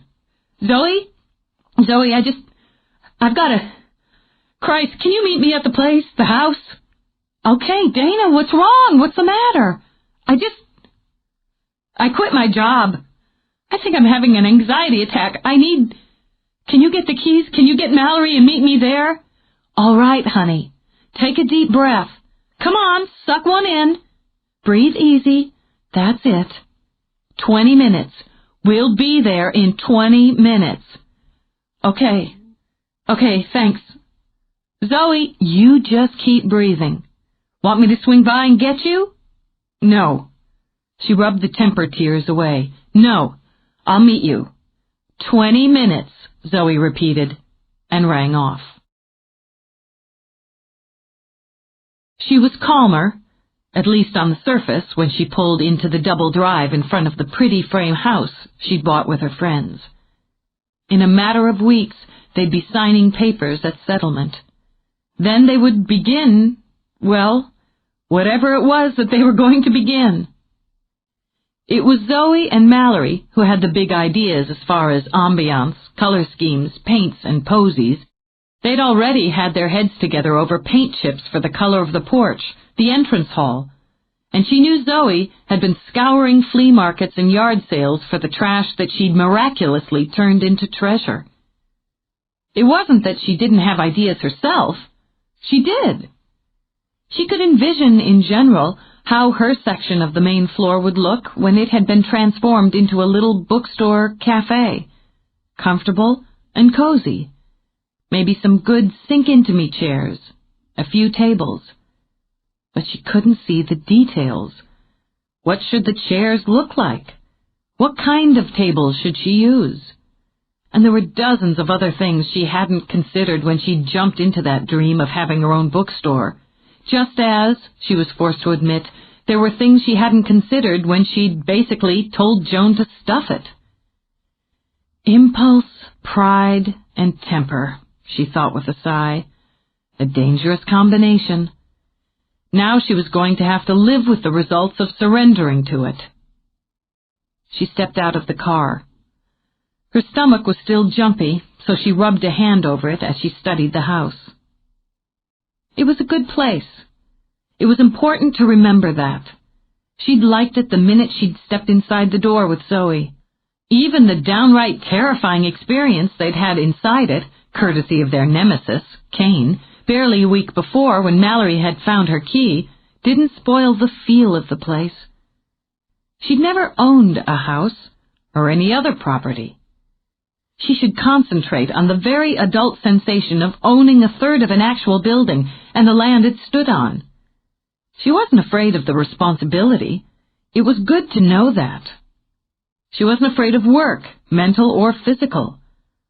But she was, she realized, very afraid of failing. She walked to the porch, sat on the step, and indulged in a good wallow. She was too mired in it to do more than sit there when Mallory pulled up with Zoe in the passenger seat. Mallory angled her head as she climbed out. "Crappy day, huh?" "Don't come much crappier." "Thanks for coming." "Really?" "We did better than that." She gestured toward Zoe and the white bakery box Zoe carried. Overcome, Dana sniffed. "Is it chocolate?" "We're girls, aren't we?" Sitting beside her, Zoe gave her a hard, one-armed hug, then opened the box. Chocolate eclairs, a big fat one for each of us. This time, it was sentimental tears threatening to fall. "You guys are the best." "Take a few bites, wait for the kick, then tell us about it." Mallory sat on the other side, handed out napkins. Dana soothed herself with chocolate, pastry, and cream, and the story tumbled out between bites. She wanted me to quit. Scowling, she flicked her tongue at the corner of her mouth and licked off a bit of Bavarian cream. It was some visceral animosity going on between us the minute we laid eyes on each other. Like, I don't know, maybe we were mortal enemies in a past life. Or, Jesus, married or something. It's not just that she ran the library like it was boot camp, that's bad enough, but she had it in for me, personally, and so did her little yappy dog, Sandy. "I know it's tough, Dana. Boy, do I." Mallory rubbed a sympathetic hand over Dana's shoulder. "But you were planning to resign in a few weeks anyway." I know. But I wanted to sort of ease out. Cop the little going-away party with the staff, so it all ended on a high note. And the fact is, even with the pay cut, the salary did come in handy. More than. I could have used the extra paychecks before I walked. "Telling her to cram it should be worth the paychecks." "She's a bitch and we hate her," Zoe said loyally. "And when Indulgence is up and running and the bookstore's the talk of the valley, she'll stew in her own envious juices." Considering, Dana pursed her lips. "That's a good one." I just panicked, I guess. I've always worked in a library. High school library, college library, then this one. And it suddenly hit me that that's done. And I'm going to be the owner of a retail business. She rubbed her damp hands on her knees. "I don't even know how to work a cash register." "I'll teach you," Zoe promised. "We're in this together." "I don't want to mess it up. I don't want to mess up the key deal either. It's just that all this hit me at once." Mallory offered Dana the last third of her eclair. Have a little more sugar. Then we'll go in and start making some serious plans. I've got 2 hours before I have to get home, Zoe told her. When we picked up the keys, I asked the realtor. She said we could start on some of the basic cosmetic work if we want to risk the time and money. We could paint the porch, say, unless we're worried the deal won't go through. Dana polished off the eclair. Okay, she said with more enthusiasm. Let's go in and look at paint chips. After some debate, they settled on a deep ocean blue. The color, they agreed, would make the house stand out among its neighbors and would add a touch of class. Since they were in the mode, they headed back to the kitchen to talk about decor and space. Nothing too country, Zoe decided as she tapped her fingers on her hips. We want it comfortable and homey, but, well, indulgent, right? So it shouldn't be sleek or anything, but it shouldn't be homespun either. Your upscale country kitchen. Nodding, Mallory turned in a circle, trying to envision it. Maybe that minty green for the walls. Nice friendly color. A creamy white for the cabinets. Dana, you'll be using this space the most. That's okay, keep going. She waved them on. You guys are better at this than I am. Well, what if we had the counters done in rose? Not pink, but stronger. Then we punch things up with art. That would flow in from the gallery section. Then we'd set up some of the sidelines Zoe's talked about having up in the salon, the aromatherapy products, candles, and we do something like Dana's got in the kitchen in her apartment. We fill it with junk food? Mallory glanced at Dana and laughed. No, books. We do like a baker's rack or kitchen etagere over there, and we put out books and some of the craft pieces from my gallery, some of the products from the salon, fancy hand creams and soaps. It unifies this communal space. That's good. Dana let out a breath. It's starting to feel good again. It's going to be great. Zoe slid an arm around Dana's waist. You can have those tins and stuff of fancy teas and coffees on the counter. Maybe we could put in a table, Dana considered. One of those little round ones, with a couple of chairs. Okay, let's write down the paints we've got so far, see if we can decide on any others. I'll head out to Homemakers and pick it all up. I think paint's going on sale next week, Zoe put in. Oh, yeah? Dana's dimples flashed. Well, I happen to have an in at Homemakers. I'll call Brad and get us a discount today. It helped to have a focus, a goal, even if it was only several gallons of paint. If, Dana thought, the library and her life there were now her past, weren't indulgence and the building of it her present? As far as the future went, how the hell was she supposed to know? But she intended to think about it and try to find a connection to the location of the key. It hadn't been difficult to wheedle a 30% discount out of Brad. As Dana wandered the wide aisles of the cavernous Homemakers, she considered what else she might be able to pick up while she had her old friends go ahead. Paintbrushes, of course, and rollers. Or maybe they should try out one of those paint sprayers. She studied one, crouching down to ponder the workings of it. How hard could it be? And it would certainly be faster and less labor-intensive than slopping it on the old-fashioned way. Unless you're thinking about becoming a house painter, that one's a little much for you. Jordan Hawk, she thought as a muscle in her jaw twitched. And she thought the day couldn't get any crappier. So, Brad took pity on you and gave you a job, she said without looking up. Are you going to get to wear one of the blue denim shirts with the little house on the breast pocket? I was in his office when you called kissing up to him for a price break. He asked me to come down and give you a hand because he got caught by a phone call before he could come himself. Her hackles rose. I don't need help to buy paint. You do if you're seriously considering buying that sprayer. I was just looking. Her mouth moved into a pout as she poked a finger at the machine. Besides, what do you know about it? Enough to know if I say too much more about it, you'll buy it just to spite me. That's tempting, but I'll resist," she shot back. He reached down, cupped a hand under her elbow to lift her to her feet. "Seems like you've had enough to deal with for one day. Heard you quit your job." There was sympathy in his eyes. Not the smug and sticky kind, but a quiet understanding that soothed. "What, does Sandy report to you, too?" "Sorry, that name's not on my list."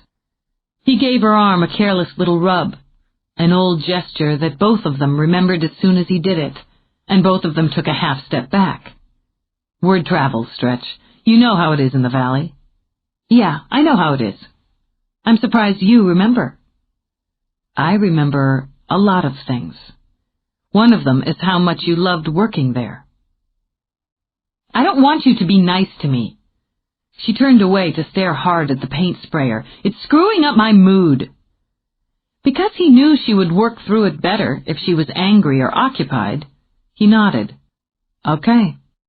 Why don't I help you take advantage of your friend of the owner discount? It's always fun to scalp Brad. Then you can verbally abuse me. That always cheers you up." "Yeah, it does." She frowned a little, bumped the sprayer with the toe of her shoe. "This thing doesn't look so tough. Let me show you some of your other options. Why aren't you back at Flynn's hacking out a stale plot with cardboard characters? There, see? You're feeling better already." "Have to admit." "What we have here is an automatic paint roller system," he began, steering her toward the machine Brad had recommended to him. "It's small, user-friendly, and efficient." "How do you know?" "Because when Brad told me to show you this one, he used those specific adjectives. Personally, I've only painted a room the old-fashioned way, and that's been—" He trailed off. "A long time ago." She remembered. He'd painted his mother's bedroom when she was in the hospital the first time. Dana had helped him, cutting around the trim, keeping his spirits up. They'd painted the walls a soft, warm blue so that the room would be fresh and peaceful. And less than 3 months later, she was dead. "She loved it," Dana said gently. "She loved that you did that for her." "Yeah." As the memory was painful on too many levels, he flipped the topic back. "Well, Brad's got a list here of handy products and tools to make your home improvement project more enjoyable." "Okay, let's clean 'em out." Dana had to admit that it added to the fun and interest of the expedition to have him along. And it was easy. A little too easy to remember why they'd once been friends, once been lovers. They had a way of slipping into a rhythm, of understanding short-speak and expressions that came from a lifetime of knowing each other every bit as much as from the 2 years of physical intimacy they'd shared. "This is the color?" Jordan rubbed his chin as he studied her list. "Island? What kind of color is island?" "Greeny blue. Sort of." She handed over the paint chip. "See? What's wrong with it?" "I didn't say anything was wrong with it. It's just not something that makes me think bookstore." "It's not just a bookstore. It's—" "Damn it." She held the sample up. She held it down. She crossed her eyes and still couldn't envision it on the walls of her space. "Mallory picked it out. I was going to go with this off-white, and she and Zoe jumped all over me." "White always works." She hissed out a breath. "See, they said I was thinking like a man. Men won't pick color. They're scared of color." "We are not." "What color's your living room in New York?" He shot her a bland look. "That's entirely beside the point." "I don't think so. I don't know why, but I don't think so. I'm going with this sort of greeny blue. It's just paint. It's not a lifetime commitment." And she said I should think Bryce Canyon and spaghetti for accents. "Brown and yellow? Honey, that's gotta be ugly." "No, the Canyon deal's sort of deep rose, a kind of pinky, browny, red."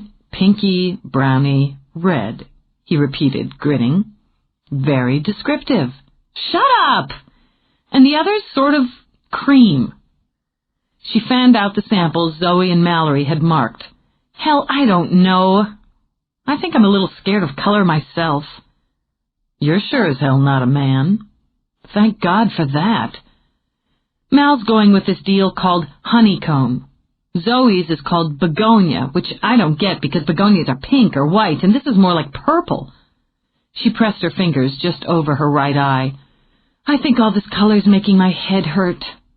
Anyway, Zoe's already figured the square footage and the gallons per. Where's my list? He handed it back to her. Brad was wondering why Zoe didn't come with you. Oh, she had to get home to Simon. She studied the list, began to calculate, then glanced up. Why? What? Why was he wondering? Why do you think? He looked over her shoulder at the list, surprised when she turned it over and he saw that it continued on the back of the sheet. Jesus, you're going to need a flatbed. Then Brad took a trip back to high school and asked me to ask you if Zoe had said anything about him. No, she didn't, but I'd be happy to pass her a note for him in study hall tomorrow. I'll let him know. They loaded up the paint, the supplies, the equipment. Dana blessed Brad at checkout when even with the discounts a total made her gulp. But it wasn't until she was outside that she realized the real dilemma. How the hell am I going to fit all of this in my car? You're not. We're going to fit it into your car and mine. Why didn't you say something about me buying more than I could handle when I was loading up in there? Because you were having fun. Where do you want to store all this stuff? Jeez. Baffled with herself, she scooped a hand through her hair. I didn't think about it. I got caught up. And, he thought, it had been a pleasure to watch her get caught up and forget she hated him. I can't store all this at my place, and I didn't think to see if we could keep the key and store it at the building. What the hell am I going to do with this? Flynn's got plenty of room at his place. Yeah, she sighed. Yeah, he does. I guess that's the way it'll have to be. He can't get pissed because Mallory will just bat her eyelashes and turn him into putty. They divvied up, loaded up. The drive back to Flynn's gave her time to wonder how they'd managed to be in each other's company for the best part of an hour without a fight. He hadn't been a jerk, which, she decided, was a rare thing. And she was forced to admit she hadn't been one either. Equally rare when Jordan was involved. Maybe, just maybe, they could manage to coexist, even cooperate for the short term. If, as everyone else insisted, he was part of the quest, she needed him around.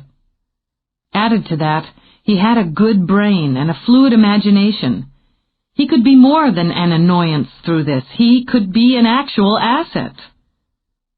When they arrived at Flynn's, she had to concede that it helped to have a man around who was willing to play pack mule with a dozen gallons of paint and the supplies that went with it. Dining room, she said, straining a little under the load she carried. He never uses it. He's going to. Jordan wound his way through the house, veered off into the dining room. Mallory has major plans. She always does. She makes him happy. No question about that. He headed back out for the next load. Lily put some serious holes in his ego, he added, referring to Flynn's ex-fiancée. It wasn't just his ego. She pulled out a bag loaded with extra paint rollers, brushes, shiny metal pans. She hurt him. When somebody dumps you and runs off, it hurts. Best thing that could have happened to him. That isn't the issue. She could feel the resentment, the hurt, the anger starting to brew in her belly. Struggling to ignore it, she hauled out more cans. The issue is pain, betrayal, and loss. He said nothing as they carried the rest of the supplies to the dining room. Nothing until they set them down, and he turned to face her. I didn't dump you. She could actually feel the hair on the back of her neck rise. Not every statement I make involves you. I had to go, he continued. You had to stay. You were still in college, for Christ's sake. That didn't stop you from getting me into bed. No, it didn't. Nothing could have. I had a hunger for you, Dana. There were times I felt like I'd starve to death if I couldn't get a bite of you." She stepped back, gave him an up-and-down study. "Looks like you've been eating well enough for the last few years. Doesn't mean I stopped thinking about you. You meant something to me." "Oh, go to hell." It didn't explode out of her, but was said flatly, which gave it more power. "Meant something to you? A goddamn pair of shoes can mean something to you. I loved you." If she'd delivered a bare-knuckled punch to his face, he'd have been no less shocked. You never said that? You never once said the L word to me." "Because you were supposed to say it first. The guy's supposed to say it first. Hold on, just a minute. Is that a rule?" Panic was trickling down the back of his throat like acid. "Where's it written down?" "It just is, you stupid jerk. I loved you, and I'd have waited. Or I'd have gone with you. But you just said, 'Listen, Stretch, I'm pulling up stakes and going to New York. It's been fun. See you around.'" "That's not true, Dana. It wasn't like that." "Close enough. Nobody's ever hurt me like that. You'll never get the chance to do it again. And you know what, Hawk? I'd have made a man out of you." She turned on her heel and walked out. Chapter 4. Being alone was something Jordan did very well, under most circumstances. When he was working, thinking about not working, he liked to fold himself into the isolation of his Soho loft.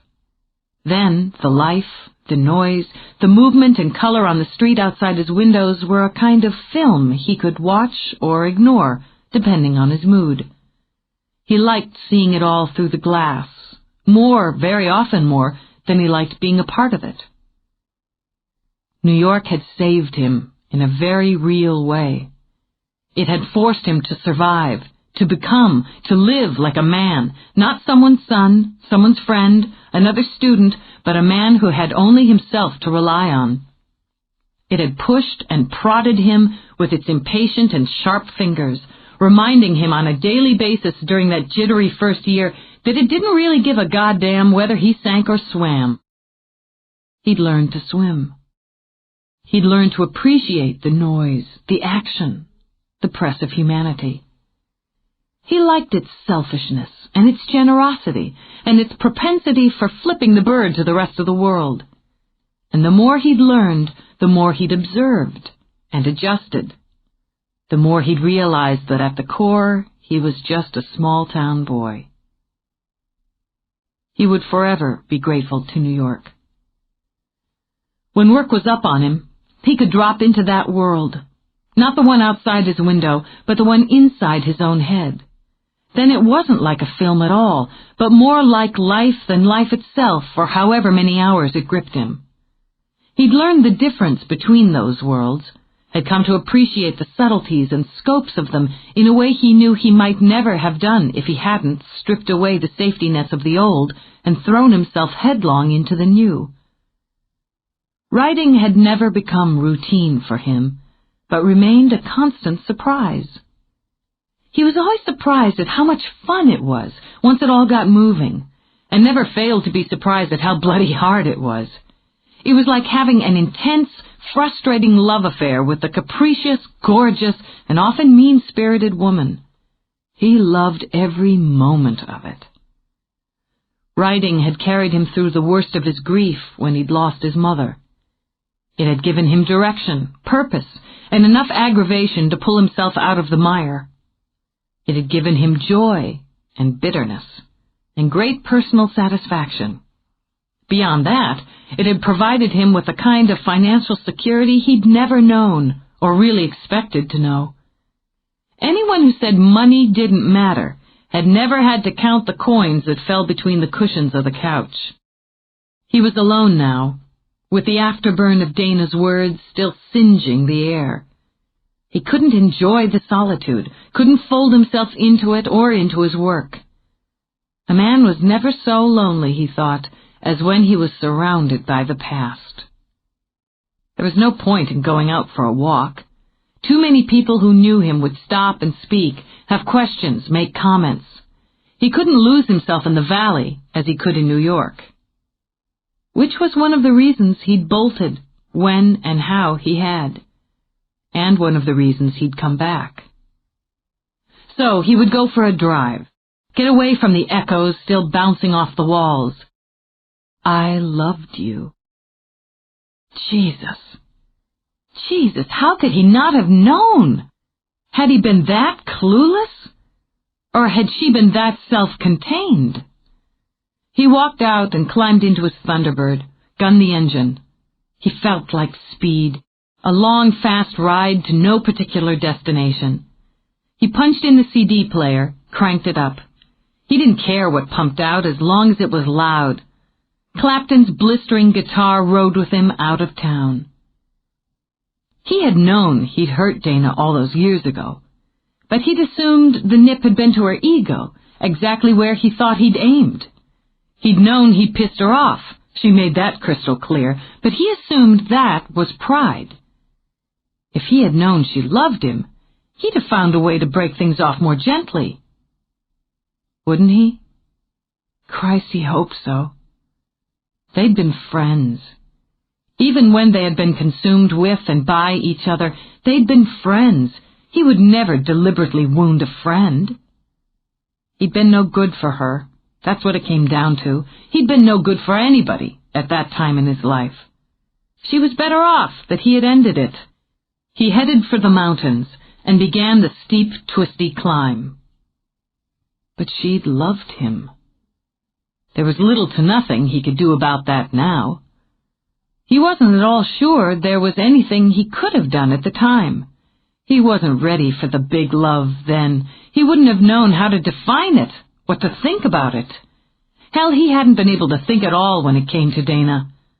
After one look at her when he'd come home from college, every single thought of her had shot straight to his glands. It had terrified him. He could smile over that now. His initial shock at his own reaction to her, his overwhelming guilt that he was fantasizing about the sister of his closest friend. He'd been horrified and fascinated and ultimately obsessed.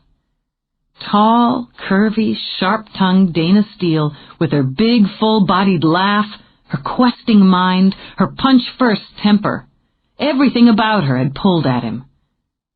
Damn if it still didn't. When he'd seen her again on this trip back, when she yanked open the door of Flynn's house and stood there snarling at him, the sheer want for her had blown straight through him. Just as her sheer dislike for him had all but taken off his head.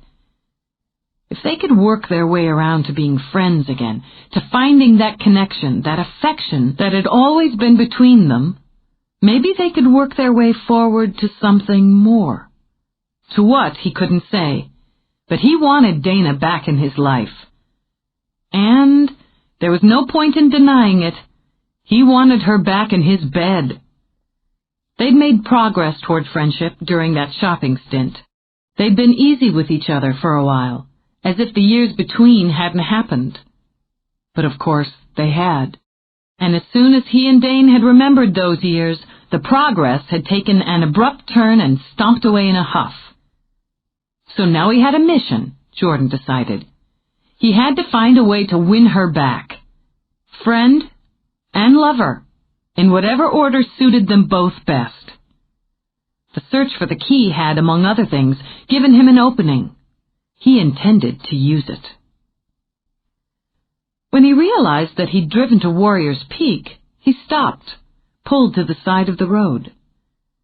He remembered climbing that high stone wall as a teenager with Brad and Flynn. They had camped in the woods with a hijacked six-pack that none of them was old enough to drink. The peak was untenanted then, a big, fanciful, spooky place, the perfect place to fascinate a trio of boys with a couple of beers in them. A high, full moon, he recalled as he climbed out of the car. A black glass sky and just enough wind, just a hint of wind to stir the leaves and whisper. He could see it all now, as clearly as he'd seen it then. Maybe more clearly, he thought, amused at himself. He was older and stone-cold sober, and he had, admittedly, added a few flourishes to the memory. He liked to think of the scene with a layer of fog drifting over the ground, and a moon so round and white it looked carved into the glass of the sky. Stars sharp as the points of darts, the low, haunting call of an owl, and the rustle of night prey in the high grass. In the distance, with an echo that rolled through the night, the baying of a dog. He'd added those beats when he used that house and that night in his first major book. But for Phantom Watch, there'd been one element of that night he hadn't had to imagine, because it had happened, because he'd seen it. Even now, as a man past 30 with none of the naivete of the boy left in him, he believed it. She'd walked along the parapet under the hard white moon, sliding in and out of shadows like a ghost, with her hair flying, her cape, surely it had been a cape, billowing. She'd owned the night. He'd thought that then, and he thought it now. She had been the night. She'd looked at him, Jordan remembered, as he wandered to the iron gates, as he stared through them at the great stone house on the rise. He hadn't been able to see her face, but he'd known she looked down, straight into his eyes. He'd felt the punch of it, the power, like a blow meant to awaken, rather than to harm. His mind had sizzled from it, and nothing, not the beer, not his youth, not even the shock, had been able to dull the thrill. She'd looked at him, Jordan remembered again as he scanned the parapet, and she'd known him. Flynn and Brad hadn't seen her. By the time his mind had clicked back into gear and he shouted them over, she was gone. It had spooked them, of course, deliciously, the way sightings of ghosts and fanciful creatures are meant to. Though years later, when he wrote of her, he made her a ghost, he'd known then, he knew now, that she was as alive as he. "Whoever you were," he murmured, "you helped me make my mark. So, thanks." He stood there, hands in his pockets, peering through the bars. The house was part of his past, and oddly, he'd considered making it part of his future. He'd been toying with calling to see if it was available just days before Flynn had contacted him about the portrait of the young Arthur of Britain. He'd bought that painting on an impulse 5 years ago at the gallery where Mallory used to work, although he hadn't met her then. It had been a major piece in the puzzle of the quest for the key, and they had discovered that this painting, along with the Daughters of Glass and the one that Brad had bought separately, had been painted by Rowena centuries ago. New York, his present, had served its purpose for him. He'd been ready for a change, ready to come home. Then Flynn had made it so very easy. It gave him the opportunity to come back, test the waters and his feelings. He'd known, this time he'd known, as soon as he saw the majestic run of the Appalachians, that he wanted them back. This time, surprise, he was back to stay. He wanted those hills, the riot of them in fall, the lush green of them in summer. He wanted to stand and see them frozen in white, so still and regal or hazed with the tender touch of spring. He wanted the valley, with its tidy streets and tourists, the familiarity of faces that had known him since his youth, the smell of backyard barbecues and the snippets of local gossip. He wanted his friends, the comfort and the joy of them.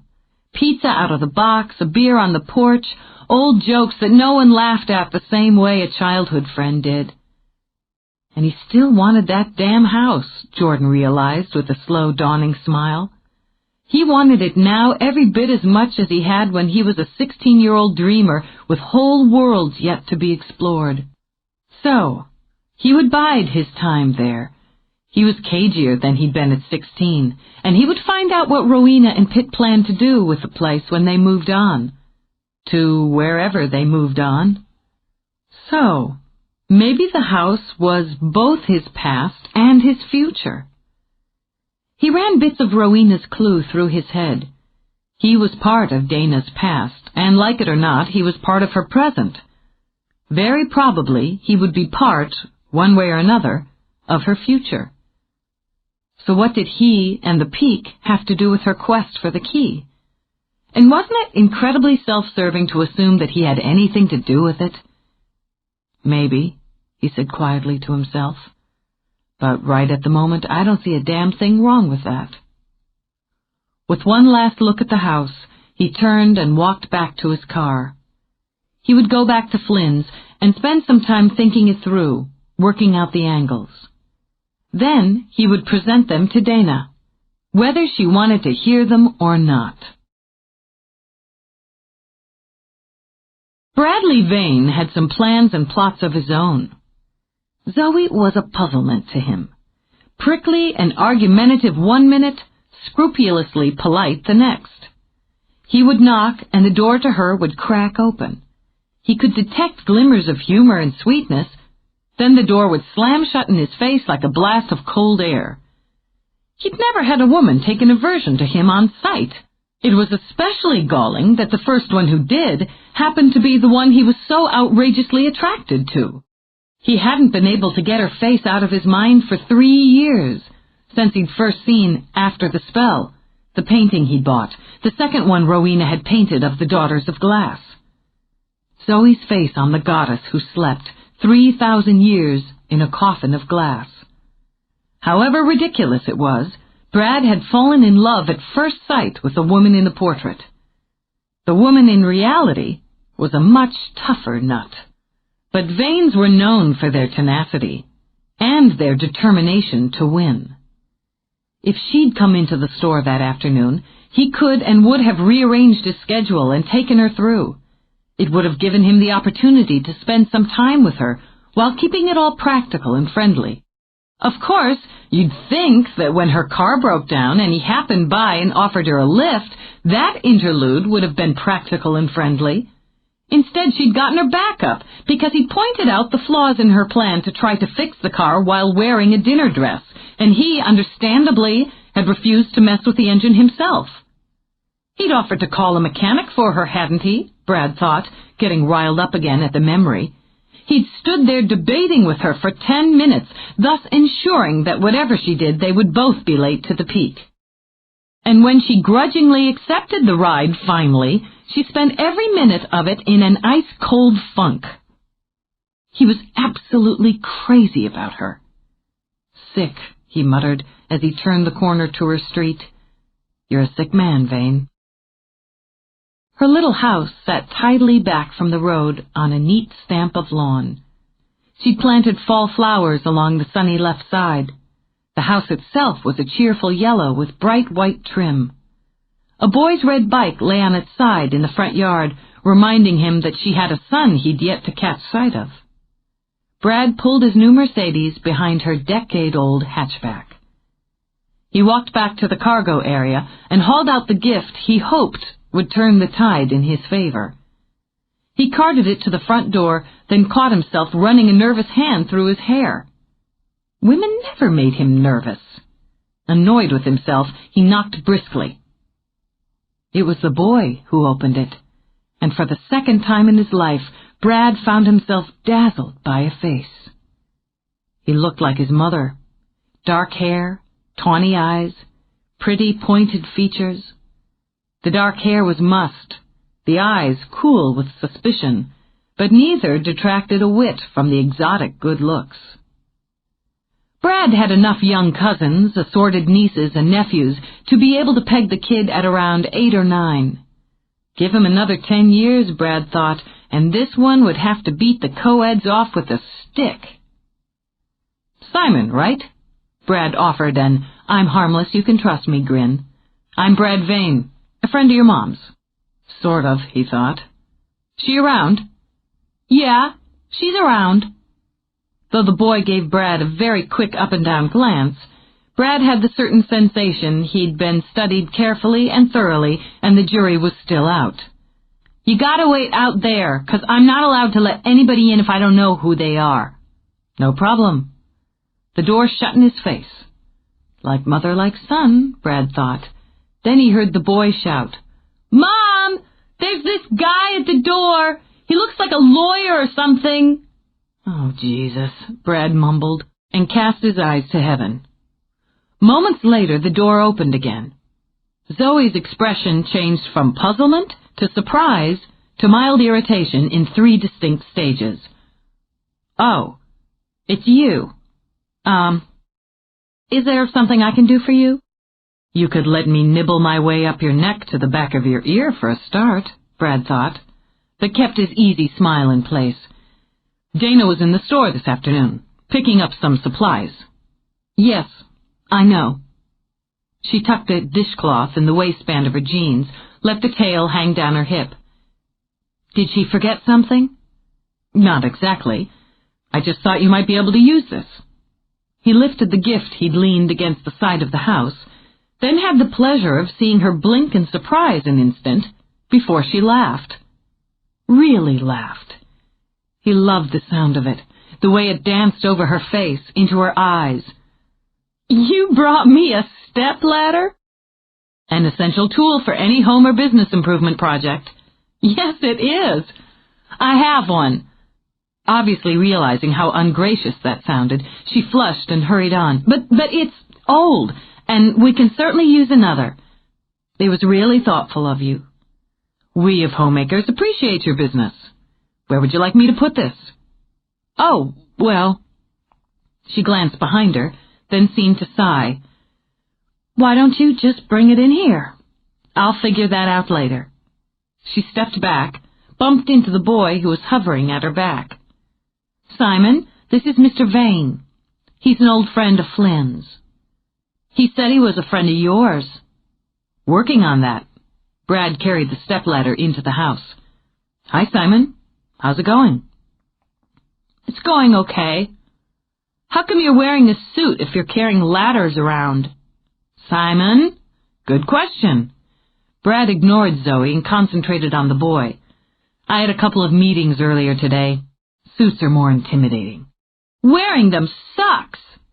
Mom made me wear one to Aunt Jolene's wedding last year with a tie." "Bogus." "Thanks for that fashion report." Zoe hooked an arm around Simon's throat and made him grin.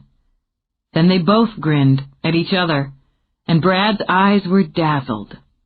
"Homework? Done. Video game time. 20 minutes. 45. 30. Sweet." He wriggled free, then bolted across the room to the TV. Now that her hands were no longer full of boy, Zoe didn't know what to do with them. She laid one on the ladder. "It's a really nice stepladder. The fiberglass ones are so light and easy to work with." "Quality with value. Homemakers' bywords." The sounds of a ballpark abruptly filled the tiny living room behind her. "It's his favorite," Zoe managed. "He'd rather play baseball, virtual or in real life, than breathe." She cleared her throat, wondered what the hell she was supposed to do next. Can I get you something to drink?" "Sure. Whatever's handy." "Okay. Damn it," she thought. "Just, have a seat. I'll be back in a minute." What to do with Bradley Vane, she asked herself as she hurried back to the kitchen. In her house, plunked down in his expensive shoes in her living room an hour before dinner. She stopped herself, pressed her hands to her eyes. It was okay. It was perfectly all right. He'd done something very considerate, and she would reciprocate by bringing him something to drink, having a few minutes of conversation. She never knew what she was supposed to say to him. She didn't understand men like him, the kind of man who came from serious money, who'd done things and had things and gone places to get more, and he made her so stupidly nervous and defensive. Should she take him a glass of wine? No, he was driving, and she didn't have any really good wine anyway. Coffee? Tea? Christ. At her wit's end, she opened the refrigerator. She had juice, she had milk. Here, Bradley Charles Vane IV of the really rich and important Pennsylvania Vanes, have a nice glass of cow juice, then be on your way. She blew out a breath, then dug a bottle of ginger ale out of a cupboard. She took out her nicest glass, checked for water spots, then filled it with ice. She added the ginger ale, careful to keep it a safe half-inch below the rim. She tugged at the hem of the sweatshirt she'd tossed on over jeans, looked down resignedly at the thick gray socks she wore in lieu of shoes, and hoped she didn't smell of the brass cleaner she'd been using to attack the tarnish on an umbrella stand she'd picked up at the flea market. Suit or no suit, she thought as she squared her shoulders, she wouldn't be intimidated in her own home. She would take him his drink, speak politely, hopefully briefly, then show him out. No doubt he had more exciting things to do than sit in her living room drinking ginger ale and watching a 9-year-old play video baseball. She carried the glass down the hall, then stopped and stared. Bradley Charles Vane IV wasn't watching Simon play. He was, to her amazement, sitting on the floor in his gorgeous suit playing with her son. "2 strikes, baby! You are doomed!" With a cackle, Simon wiggled his butt and prepared for the next pitch. "Dream on, kid. See my man on third? He's about to score." She stepped further into the room, but neither of them noticed her as the ball whistled toward the plate and the bat cracked against virtual cowhide. "He's got it! He's got it! He's got it!" Simon said in a kind of whispered chant. Yeah, shag that sucker." "And the runner tags," Brad said. "Watch him fly, heading for home. Here comes the throw, and he slides, and—" "Safe," the home base ump decreed. "Oh, yeah." Brad gave Simon a quick elbow nudge. "1 to zip, pal." "Not bad for an old guy," Simon chuckled. "Now prepare to be humiliated." "Excuse me, I brought you some ginger ale." "Time out." Brad twisted around to smile up at her. "Thanks. Do you mind if we play out the inning?" "No, of course not." She set the glass on the coffee table and wondered what she should do now. "I'll just be back in the kitchen. I need to start dinner." When his eyes stayed so direct and easy on hers, she heard, with some horror, the words tumbling out of her mouth. "You're welcome to stay. It's just chicken." "That'd be great." He swiveled back around to resume the game.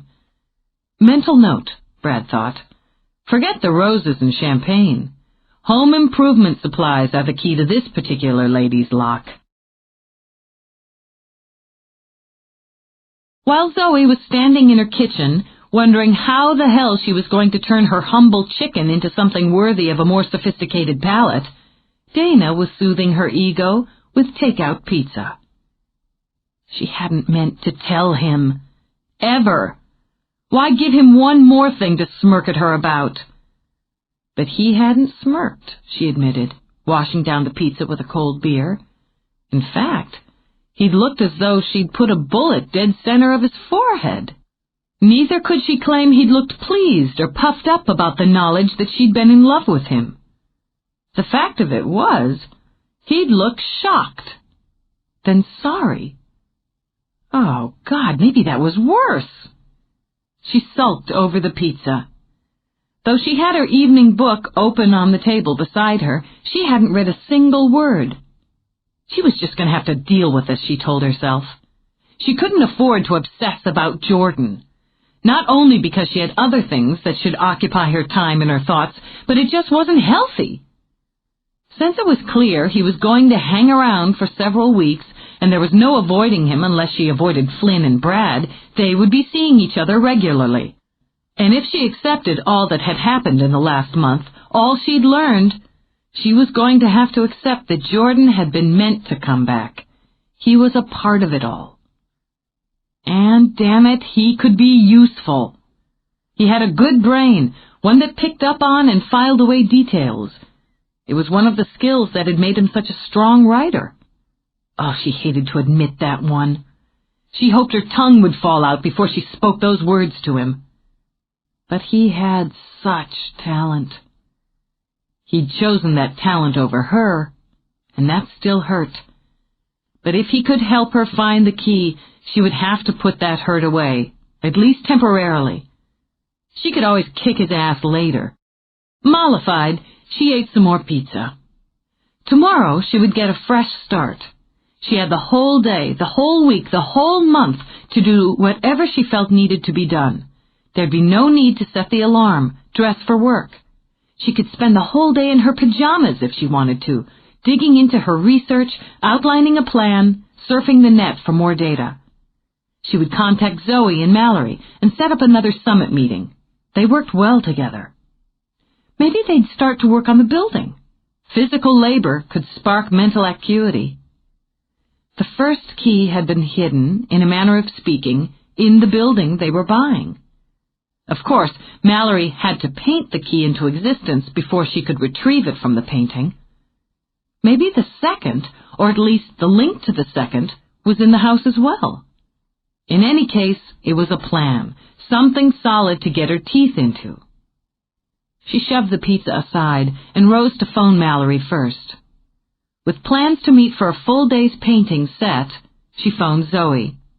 "Hey, it's Dana. Just got off the phone with Mal. We're going to start the great transformation at the house tomorrow, 9 o'clock. Mallory voted for 8, but there's no way in hell I'm getting up that early when I'm not drawing an actual paycheck." "9's fine." "Dana," her voice dropped to a hissing whisper, "Bradley's here." "Oh, okay. I'll let you go then. See, no, what am I supposed to do with him?" "Gee, Zoe, I don't know. What do you want to do with him?" "Nothing." Her voice went up a notch before lowering again.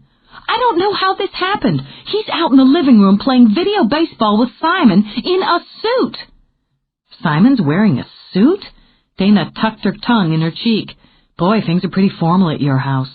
"Stop it." But she laughed a little. "He's wearing a suit. Bradley. He came to the door with a stepladder, and before I knew—" "With a what? What for? To clean out your gutters?" That was not a euphemism, by the way. But come to think of it, it'd be a pretty good one. "He gave it, the stepladder, to me, to us," she corrected quickly, "for the painting and stuff. He thought we could use it." "That was nice of him. He's a nice guy." "That's not the point. What am I supposed to do with this chicken?" "Brad brought you a chicken?" "No!" There was helpless hooting laughter over the line. "Why would anyone bring me a chicken?" "I was just wondering the same thing.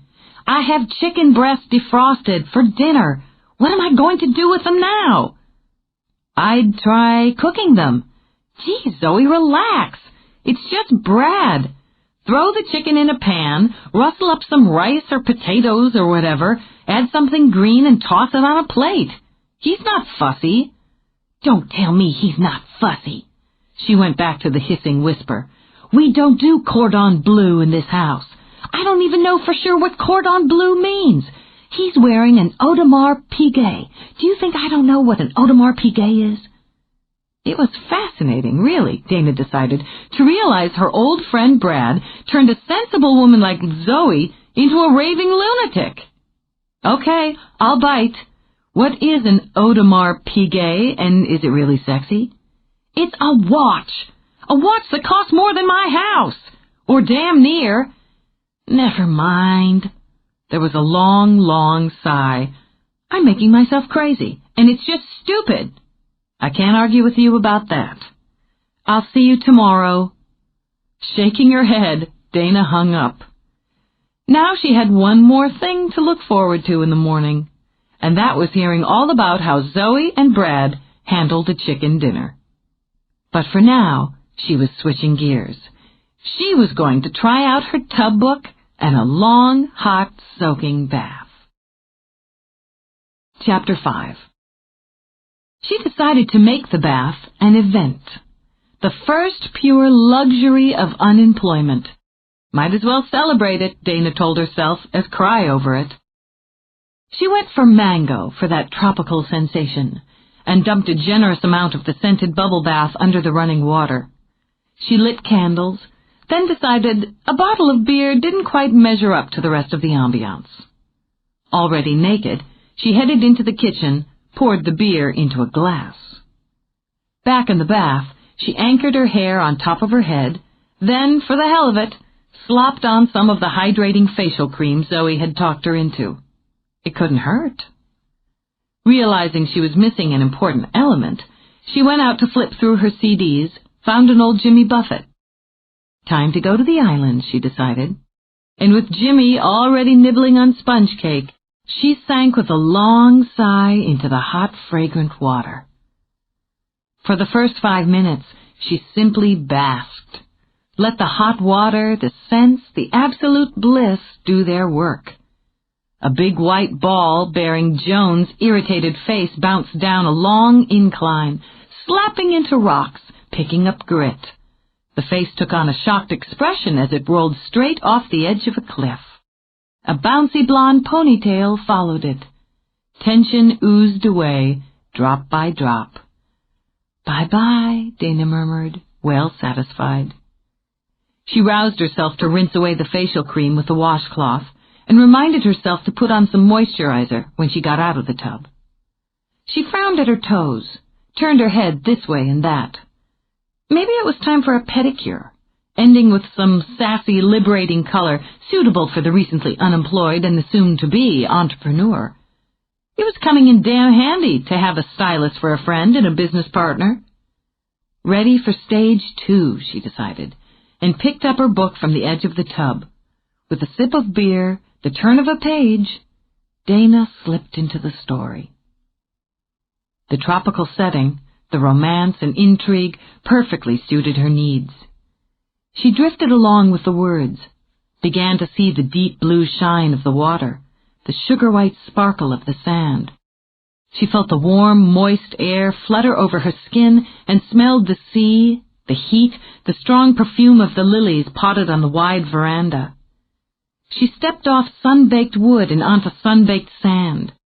Gulls cried as they wheeled overhead, and the sound of them echoing was a kind of chant. She felt the powdery grit of the sand under her bare feet, and the teasing way her thin silk wrap fluttered around her legs.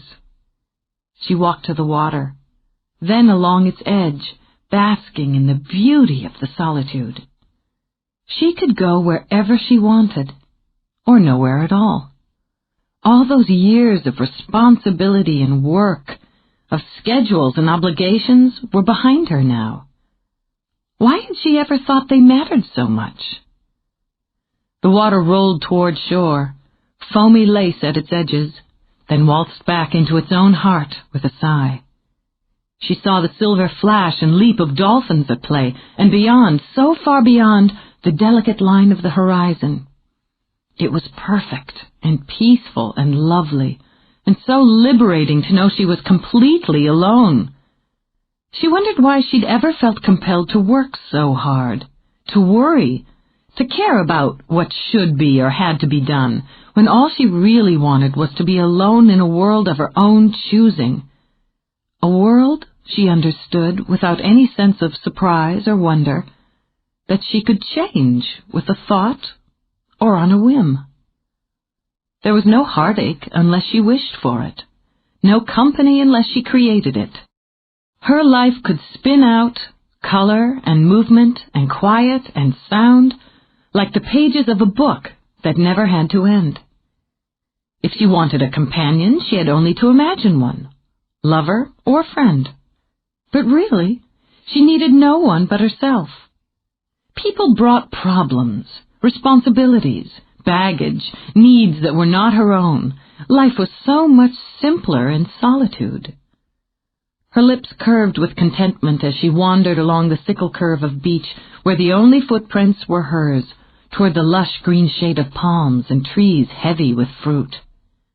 Cooler here, because she wished it to be. Soft, soft grass beneath her feet, sprinkles of sunlight through the fronds overhead, and the sharp, bright flash of birds with feathers the rich colors of jewels. She plucked fruit from a branch, a mango, of course, and took the first sweet, juicy bite.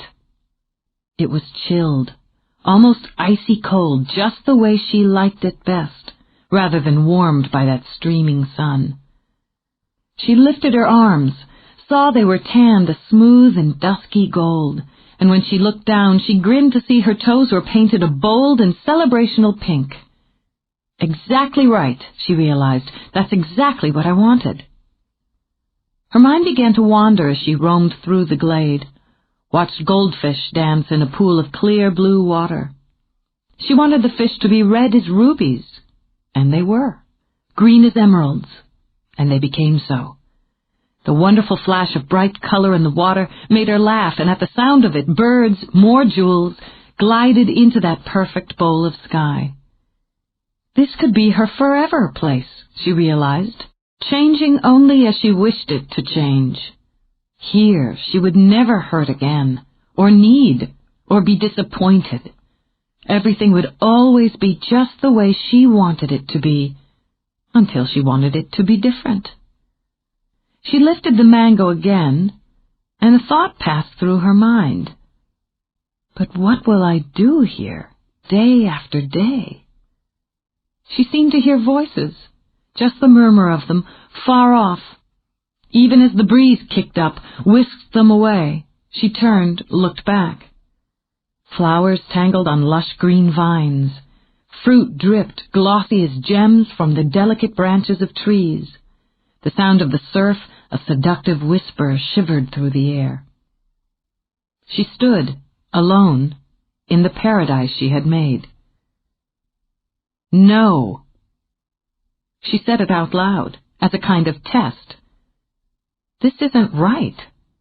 This isn't who I am, isn't what I want.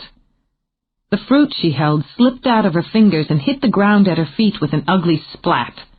Her heart jolted in her chest as she saw it was rotten at the core. The colors around her were too harsh, she realized, the textures too flat, like a stage set, like standing on an elaborate set built for an endless play. This is a trick! Angry wasps began to buzz around the spoiled fruit. This is a lie! As she shouted it, the blue sky turned to boiling black. Wind screamed, ripping fronds, hurling flowers and fruit. The air turned bitterly cold. She ran, with icy rain stinging her face, plastering the silk against her body.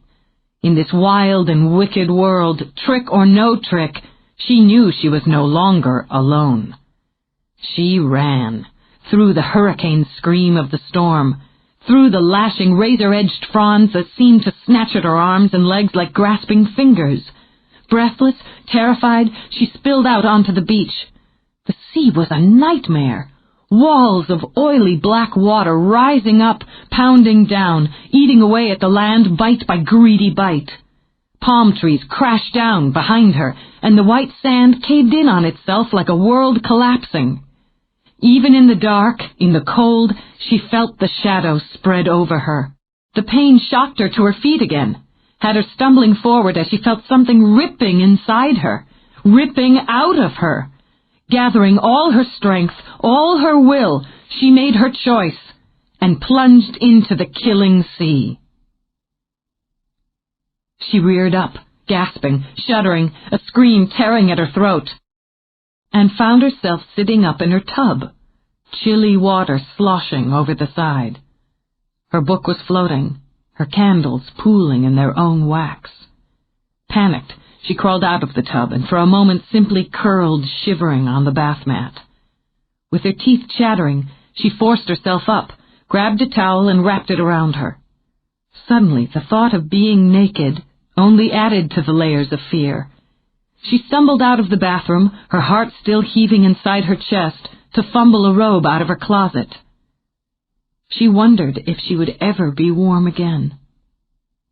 He'd pulled her in. Cain, the dark sorcerer who had challenged the king of the gods and had stolen the souls of his daughters, because they were half mortal, Dana thought, and that offended his sensibilities, and because he wanted to rule. He had conjured the box of souls with its triple locks, and had forged the 3 keys that no god could turn. A kind of nasty joke, she thought, as she struggled to catch her breath. A rude thumbing of his nose at the god who had had the bad taste to fall in love with a mortal woman. The spell Cain had cast behind the curtain of dreams had held for 3,000 years, which meant he had plenty of punch, and he'd just given her a good hard shot to remind her that he was watching. He'd slipped into her head and pulled her into one of her own fantasies. How long she wondered, hugging herself for warmth. How long had she been lying there, naked, helpless, out of her own body? It was dark now, fully dark, and she switched on the light for fear of what might wait in the shadows. But the room was empty. She was alone in it, just as she'd been alone on that illusion of beach. At the hard rap on her front door, the scream started building again.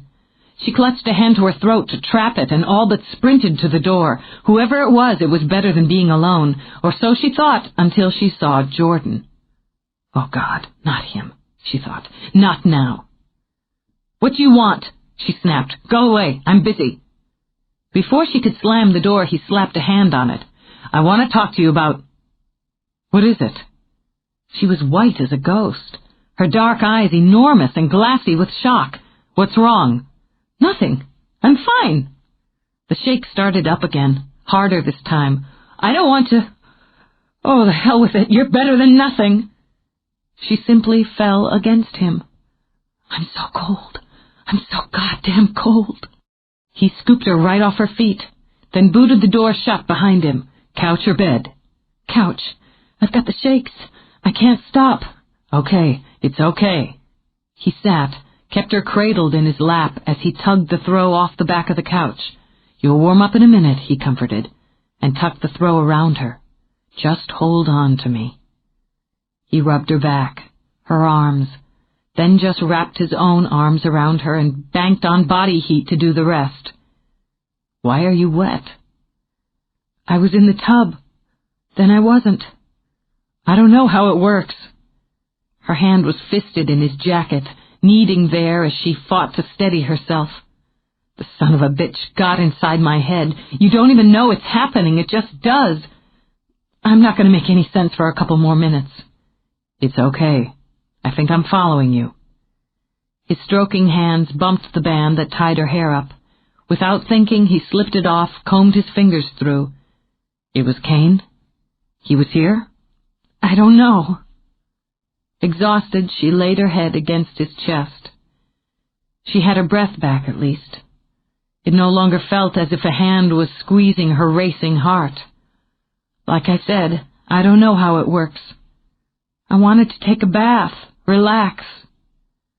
To give her something else to think about, he deliberately sniffed her neck. You smell terrific. Tasty. What is that?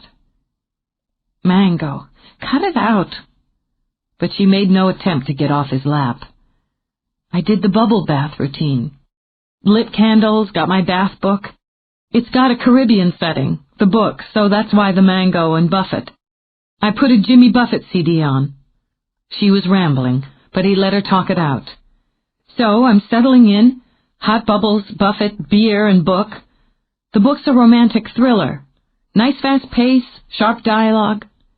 The scene I'm reading was from the heroine's viewpoint during one of her breathers.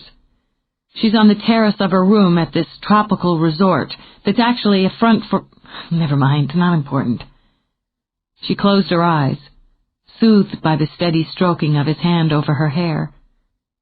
So she's standing there, looking out at the water. You've got the surf, the breeze, gulls. The writer paints a good picture, so I'm seeing it.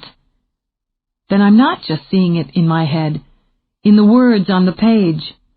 But I don't even realize everything's shifted, that I'm inside the image in my own head. That's the scariest part. You don't know. She rubbed her hands over her face. I've got to get up. She tossed the throw aside and stood, then, as an afterthought, tightened the loose belt of her robe. I was on the beach. Not just thinking about the beach, not just seeing it. I was there. I could smell the water and flowers. Lilies. There were pots of white lilies. Didn't seem the least bit strange that I was all of a sudden walking over the sand, feeling the sun, the breeze. My feet are bare, my toes are painted. I'm tanned and I'm wearing this long silk thing, just a wrap. I can feel it fluttering around my legs. I bet you look terrific. She glanced over at him, and for the first time since he'd come in, the dimples winked into her cheeks. You're trying to keep me from freaking again. That's a definite yes. but I still bet you look terrific." "Sure I did. It was my fantasy. My own personal tropical island. Perfect weather, blue sea, white sand, and solitude. I was even thinking, as I walked the beach, how foolish I'd been to ever worry about responsibilities. I could do or have anything I wanted." "What did you want, Dane?" "At that moment? Just to be alone, I guess. Not to worry about anything. Not to think how upset I was that the evil Joan had manipulated me out of a job I really loved, and how I'm a little scared about starting Act 2 of The Life of Dana. That's human. That's normal. It is." She glanced back at him. Big, handsome Jordan Hawk, watching her with those deep blue eyes. He understood she wasn't looking for meaningless words of comfort or sympathy. "It is," she repeated, as soothed by his understanding as she'd been by his hands. "I walked toward this grove of palm and fruit trees. I picked a mango. I could taste it." She paused, touching her fingers to her lips. "Basically, I just walked along, thinking, boy, this is the life. But it wasn't the life. It wasn't my life, and it's not what I want, not really." She came back to the couch, afraid her legs might go weak again when she told the rest. "That's the thought that came into my head. And then I heard voices, off in the distance, but familiar, and I thought, this isn't real. It's just a trick. That's when it happened.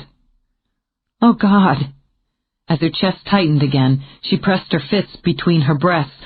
"Oh, God." "Easy now." He closed his hands over hers, squeezing lightly until she met his eyes. "Take your time." Storm came in. That's a mild word for it. When I realized it wasn't real, the world went to hell. Wind, rain, dark, and the cold. Jesus, Jordan, it was so cold. I started running. I knew I had to get away because I wasn't alone after all. He was there, and he was coming for me. I got back to the beach, but the ocean was insane. Walls of black water, 50, 60 feet high. I fell. I felt him over me, around me. That cold. And the pain, horrible, tearing pain. Her voice was breaking. She couldn't stop it. He was ripping out my soul. I knew I'd rather face anything but that, so I jumped into the sea. Come here. Come here. You're shaking again." He gathered her close.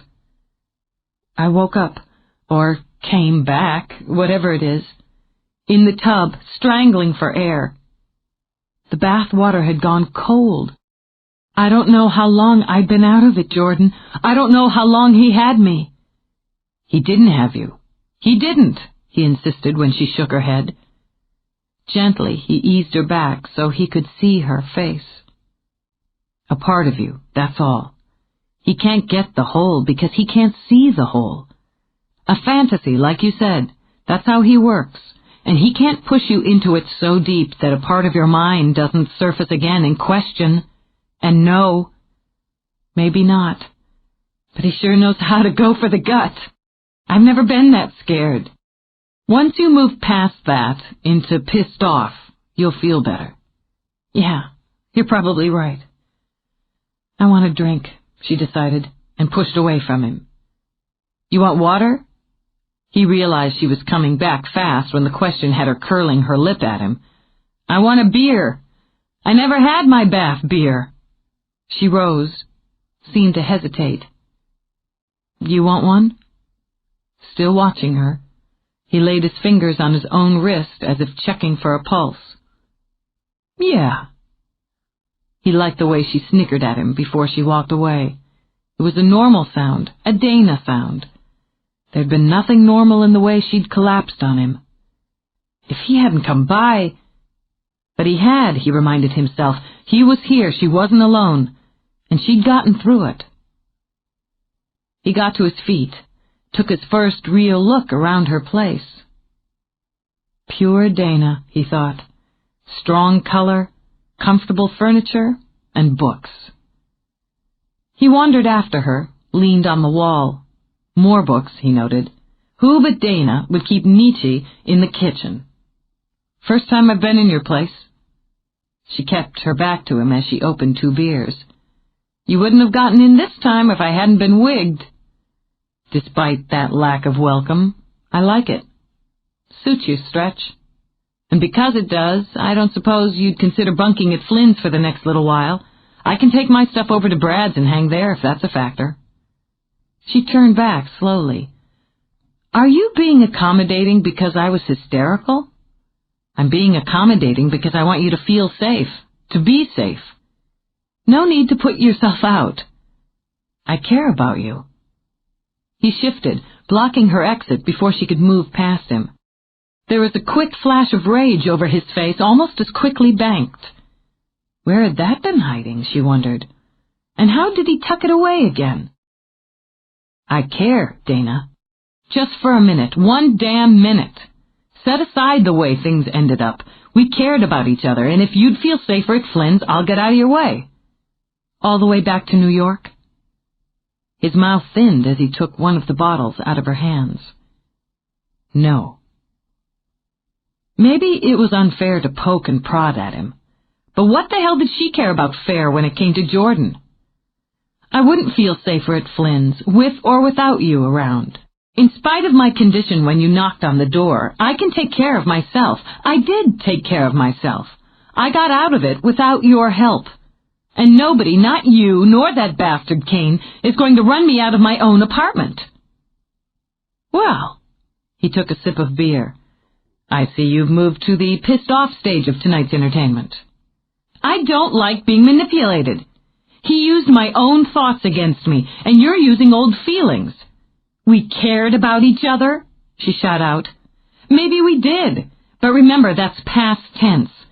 If you want to be such a nice guy and get out of my way, then get out of it now. You're crowding me. I've got things to say to you, and if I've got to block you in to get you to hear them, then that's the way it is. I didn't know you loved me. I don't know what it would have changed. I just know it would have changed something. Just like I know I wasn't ready for it. I wasn't smart enough or steady enough. You were smart and steady enough to do what you wanted. That's exactly right." With his eyes locked on hers, he nodded. "I was self-absorbed, broody, and restless. What the hell did you want with me, anyway?" "You idiot!" Because she'd lost her taste for it, she set the beer aside. "You've just described the sort of guy every girl falls for at least once. Then you add those whiffs of recklessness, the brain, the looks, and the chemistry, and I didn't have a chance. How can you make a living writing about people when you don't understand half of them?" When she tried to push past him, he took her arm. The look she sent him could have melted steel. "Buy a clue, Hawk. I said girls fall for once. Girls generally evolve into smart and steady women who put away the childish things like self-absorbed assholes." "That's good. I prefer women." He put his beer on the counter. "I've always preferred you." "Do you think that makes my heart go pity-pat?" "Not yours, Stretch. But this might." He caught her face in his free hand, allowed himself the perverse pleasure of seeing her fury leap out of her eyes, then covered her mouth with his. Thank God, he thought, thank God she was angry enough that he could do what he hadn't been able to do when she was pale and shaken. There'd never been a taste he'd craved the way he craved Dana's. He had never understood it, and never worried that he should. It simply was. She might rake him to the bone for it, but he had a point to prove, to both of them. He wasn't gentle. She'd never seemed to expect or need gentleness from him. He simply pressed her back to the wall and took. Heat flooded her, as enervating and nearly as terrifying as the cold she'd experienced earlier. There was no point in lying to herself. She wanted to feel this involved again, this aware of self, this needy. But lying to him was a different matter entirely. So she shoved at him, struggled with herself, and refused to yield to either. He laid a hand on her heart, and with his mouth only a breath from hers now, stared into her eyes. Yeah, that got it going. Get this. It's not going to happen. It's never going to happen again. Somebody once said, what's past is prologue. Shakespeare, you ignorant jerk, The Tempest. Right. Amused admiration flickered over his face. You were always better at remembering that stuff than I was. But in any case, I'm not looking to repeat myself. However much we're the same, we're that much different. We're not the same people we were, Dana. I want a chance to see who we would be together now. I'm not interested. Sure you are. You've got a curious mind, and you're wondering the same as I am, but maybe you're afraid that being around me will prove too much for your self-control. Please, you arrogant pig! Well then, why don't we test your self-control and satisfy my curiosity and have ourselves a date? He'd managed to throw her off. A what? You remember what a date is, Dane? Two people going out to a prearranged location? Idly, he ran the lapel of her robe between his thumb and forefinger. Oh, I see. You thought I meant we'd just jump straight into bed, rock and roll. Okay, if that's the way you want it, stop it. Baffled, annoyed, and more than half amused, she elbowed him aside. I was not thinking about sex. And because that was a complete lie, her tone was aloof. There's not going to be any rock and roll, as you so succinctly put it, and the idea of a date is just ludicrous. Why? You'd get a free meal out of it. And the added pleasure of being able to shut me down when I put the moves on you and send me home sexually frustrated. That does have some appeal. Saturday night. I'll pick you up at 7:30. How do you know I don't already have a date for Saturday night? He grinned at her. I asked Flynn if you were seeing anybody. I know how to do my research, Stretch. Flynn doesn't know everything, she retorted as Jordan strolled away. Wait just a damn minute. She rushed out into the living room, caught up with him at the door. There are some basic requirements. The meal's in an actual restaurant, no fast food, and not the Main Street diner. And when you say you'll pick me up at 7:30, that doesn't mean you get here at 7:45. Agreed. He paused. I know there's no point in asking if you want me to stay, bunk on the couch, but you could call Mallory, and I could hang out until she got here. I'm okay. You always were, Stretch. See you. Thoughtfully, she locked the door behind him before wandering back to the kitchen to pour the warm beer down the sink. It seemed to be her night to waste beer. She didn't know if any of it brought her closer to the key, but she'd certainly learned some new things this evening. Kane already knew she was searching for the second key and hadn't wasted any time putting the whammy on her. He'd wanted her to know he was watching. And didn't that mean he was worried that she had a good chance of succeeding? Yeah, that made sense. Mallory had shut him down once, so maybe he would be less cocky this time up. And more vicious, she mused. She'd learned that Jordan still had that core of decency that had always attracted her. She'd been scared, nearly ill with fear, and he'd given her exactly what she needed to find her feet again without making her feel foolish or weak. She had to give him credit for that. More, she admitted as she went to clean up the mess she'd left in the bathroom. She had to give him credit for being honest enough to say he'd been selfish. She could still hate him for it, but she had to respect the fact that he acknowledged it. She had to bear down hard just to cross the threshold into the bathroom. It gave her the willies to see the book still floating, bloated with water in the tub. It was symbolic, she thought, that he'd invaded this most personal of rooms.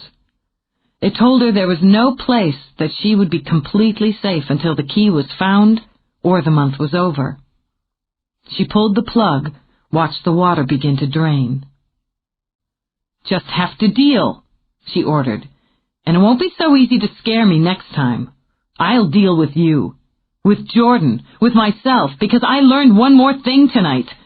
God damn it, I'm still in love with the jerk. It didn't make her feel any better to say it out loud, but it did help to put her bathroom to rights again.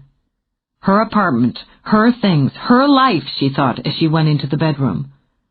As far as Jordan was concerned, it was much more likely that it was the memory she still loved. The boy, the young wounded man who'd been her first love.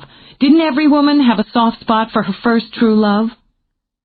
She settled on the bed, took her bed book out of the nightstand drawer. The paperback she kept there was only a front. The one she opened was Cold Case by Jordan Hawk. Wouldn't he crow if he knew she was reading his latest book? Worse, if he knew she was enjoying every damn word. Maybe she was still in love with the memory of the boy, but she would rather eat live slugs than have the man discover that she'd read every one of his books. Twice. Chapter 6. They started work on the porch, taking advantage of the fine fall weather and Zoe's experience. By unanimous agreement, Dana and Mallory had elected her the goddess of remodel. In their oldest clothes, and with new tools for Dana and Mallory, they worked at Zoe's direction, prepping the porch for paint. I didn't know it would be so much work. Mallory sat back on her heels and examined her nails. I've ruined my manicure, and you just gave it to me a couple of days ago, she reminded Zoe. I'll give you another. If we don't scrape and sand off the peeling paint, the new paint won't stick right. It needs a good, smooth, porous surface, or we'll be doing this again in the spring. We bow to you, Dana told Zoe, and watched her wield the little electric sander. I always thought you just sort of slopped the paint on, then waited for it to dry. That kind of thinking is why you bow to me. It's already gone to her head, Dana grumbled, and attacked curls of peeling paint with her scraper. I wouldn't mind having a little crown, something delicate and tasteful. Even as she spoke, Zoe kept one eye on her underlings. It's going to look great, you'll see. Why don't you entertain us during the drudgery, Mallory suggested. Tell us about dinner with Brad last night. It was no big deal. He just played some video games with Simon, ate, then left. I shouldn't have gotten so worked up about it. I just haven't had a guy over in a while, and I'm not used to cooking for millionaires. I felt like I needed finger bowls or something. Brad's not like that, Dana protested. A guy with money can still be normal. Brad used to eat at our place all the time when we were kids, and we hardly ever used the finger bowls. It's not the same. We didn't grow up together, for one thing, and your family and his have more in common. A hairdresser who grew up in a trailer in West Virginia doesn't have a lot to say to the heir to an American empire. You're not being fair to him, or yourself, Mallory told her. Maybe not, just realistic. Anyway, he makes me nervous. I guess it's not only the money, really. Jordan has money, he must with all those bestsellers, but he doesn't make me so nervous. We had a nice, easy time together when he came over and fixed my car. Dana lost her rhythm and ended up with a splinter in her thumb. Your car? Scowling, she sucked viciously at the thumb. Jordan fixed your car? Yeah, I didn't know he used to work on cars. He really knows his way around an engine, too. He just came by the other afternoon with all these tools and said, why didn't he have a look at my car for me? It was really sweet of him. He's just a big sugar cookie, Dana said with a smile that clamped her teeth together. Oh, don't be like that, Dana. Zoe switched off the sander, angled her head. He didn't have to bother, and he spent over 2 hours messing with it and wouldn't take anything but 2 glasses of iced tea.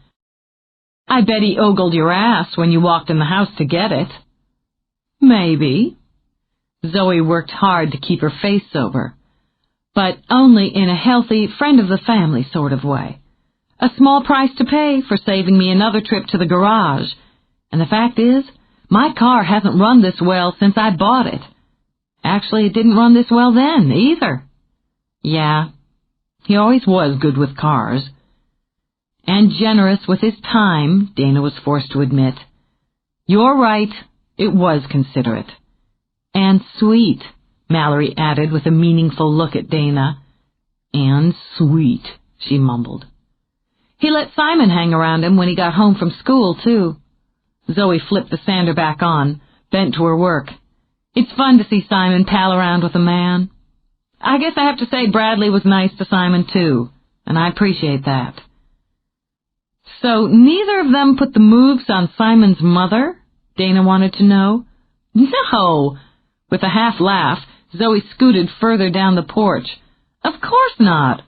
Jordan was just doing a favor for a friend, and Bradley... It's not like that. Dana's opinion was a long, as she got back to work. By lunchtime, the porch was sufficiently prepped to pass Zoe's inspection. They gave their tired muscles a rest and sat on the sanded boards eating tuna sandwiches. With the morning's work behind them, the sun bright and the mood mellow, Dana decided it was time to tell them her experience of the night before. So, I had a little run-in with Kane last night. Mallory choked, grabbed for her bottle of water. What? What? We've been here for over 3 hours, and you're just getting around to telling us that? I didn't want to start off the morning with it. I knew we'd all get freaked again. You're okay? Zoe laid a hand on Dana's arm. You're not hurt or anything? No, but I've got to tell you, the little brush I had with him before was nothing compared to this. I knew what happened to you, Mal, but I still didn't get it. I do now. It was easier this time. She was able to relate the experience more calmly and with more detail than she'd done with Jordan. Still, her voice shook at times, and she had to reach for her thermos of coffee, sip slowly to ease her throat. You could have drowned. Zoe put her arm around Dana's shoulder. In the tub. I wondered about that, but I don't think so. If he could just, eliminate us, why not have us walk off a cliff or step in front of a truck, something like that? Boy, that's really cheery. Zoe stared out at the street, nearly winced when a car drove by. I'm so glad you mentioned it. Come on, seriously. It seems to me he can only go so far. Like it was with Mallory, it comes down to us making a choice, to reaching down inside, holding on to enough of ourselves to recognize the illusion and reject it. But he hurt you just the same, Zoe pointed out. Oh, man. Remembering, Dana rubbed a hand over her heart. I'll say. Even if the pain was an illusion, it did the job. Worse than the pain was knowing what the pain meant, than the fear that he could take that from me. You should have called. There was as much exasperation as concern in Mallory's voice. Dana, you should have called me or Zoe, both of us. I know what it's like to be caught in one of those illusions. You didn't have to be alone. I wasn't. Exactly. Afterward, I mean. I was going to call. In fact, I think I was just going to stand in the bedroom and scream for both of you, but then Jordan knocked on the door. Oh. Dana stared at Mallory. There's no oh in that meaningful tone. He just happened to be there at a moment when I'd have welcomed a visit from a two-headed dwarf as long as he could chase the boogeyman away. Funny coincidence, though, Mallory said with a flutter of lashes. I mean, when you figure the elements of fate and destiny and connections. Look, just because you're all mush-brained over Flynn, don't assume the rest of the world has to fall in line. He came by, and he behaved very decently. At first. Let's hear about it second, then, Zoe insisted. Unlike Brad, apparently, Jordan rarely hesitates to make his move. He cornered me in the kitchen. Really? Mallory gave a sigh. The first time Flynn kissed me was in the kitchen. Anyway, I'm going out with him on Saturday night. She waited, then scowled when no one spoke. Well? Zoe braced her elbow on her thigh, propped her chin on her fist. I was just thinking that it'd be nice if the two of you could at least be friends again, and that maybe, from an entirely different perspective, becoming friends again is part of what you have to do to find the key. I think I need to get into this a little more before I start multitasking. I don't know if I can be friends with Jordan again, because I'm still sort of in love with him. Dana! Mallory took her hand, but Dana broke free, pushed off the steps. I don't know if I'm still in love, more or less, with him, or with the him that I fell for all that time ago. You know, like this memory of him, this image, and it's no more than an illusion now. But I've got to find out. Don't I? Yeah. Zoe unwrapped the brownies she'd brought along and held one out to Dana. You need to find out. And if I am in love with him, I can get over it. She took a huge bite of brownie. I got over it before, and if I'm not in love with him, then everything gets back to normal. Or as back to normal as possible, until I find the key. What about his feelings? Mallory asked her. Aren't they a factor? He had it his way once. This time around, it's my way. She rolled her shoulders, pleased that the weight seemed to shrug off with the statement. Let's paint our porch. While they broke out brushes and rollers, Jordan relayed Dana's experience to Flynn and Brad. They sat in Flynn's living room, set up as an informal think tank. Jordan paced as he spoke, and Flynn's dog, Mo, watched every movement in hopes that Jordan might detour to the kitchen and cookies. Now and again, if Jordan's direction veered closer to the doorway, Mo's big black tail would thump in anticipation. So far, it hadn't netted him any treats, but it did get him a few rubs on the back with Flynn's foot. Why the hell didn't you bring her back here? Flynn demanded. I guess I could have. If I'd knocked her unconscious and hog-tied her, this is Dana we're talking about. Okay, point taken. You could have told me all this last night. I could have, and you'd have rushed over there, which would have annoyed her.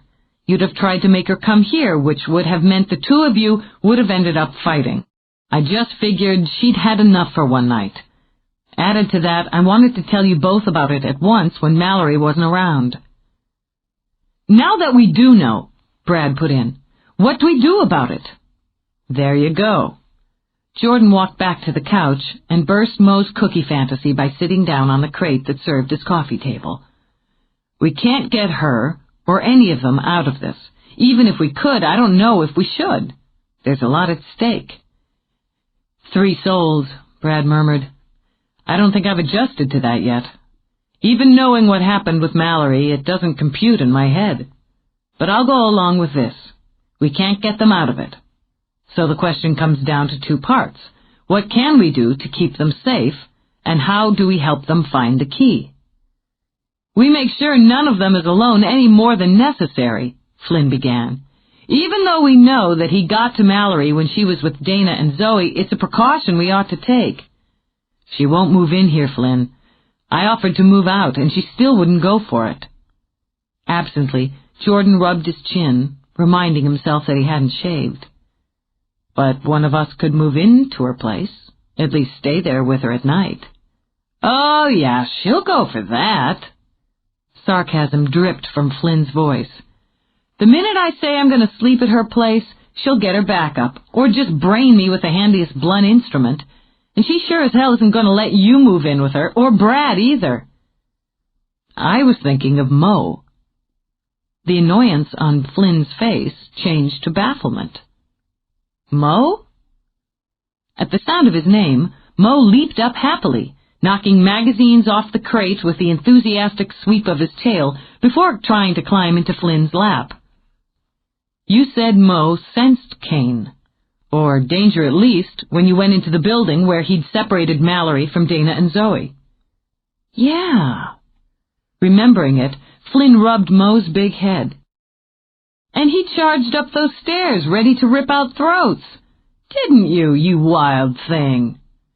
So he could be a sort of early warning system. And if he carried on the way you said he did before, he would alert the neighbors. Potentially, he could keep Dana grounded. It's a good idea, Brad agreed, and began to pick a few of Mo's hairs off his trousers. But just how are you going to talk Dana into taking Mo as a roommate? I can cover that, Flynn said smugly.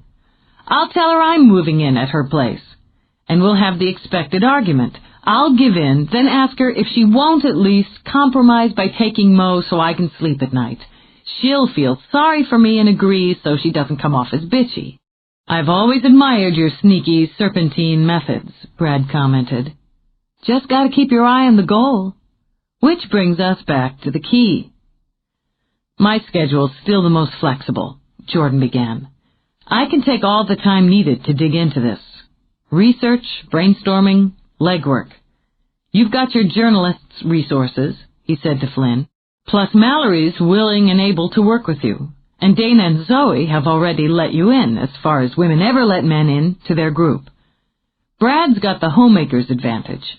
He can drop by their building most any time. How's it going, ladies? Looks good. Can I give you a hand with that? I can do that. Maybe you could casually mention to Zoe that I'm not now, nor have I ever been, an axe murderer.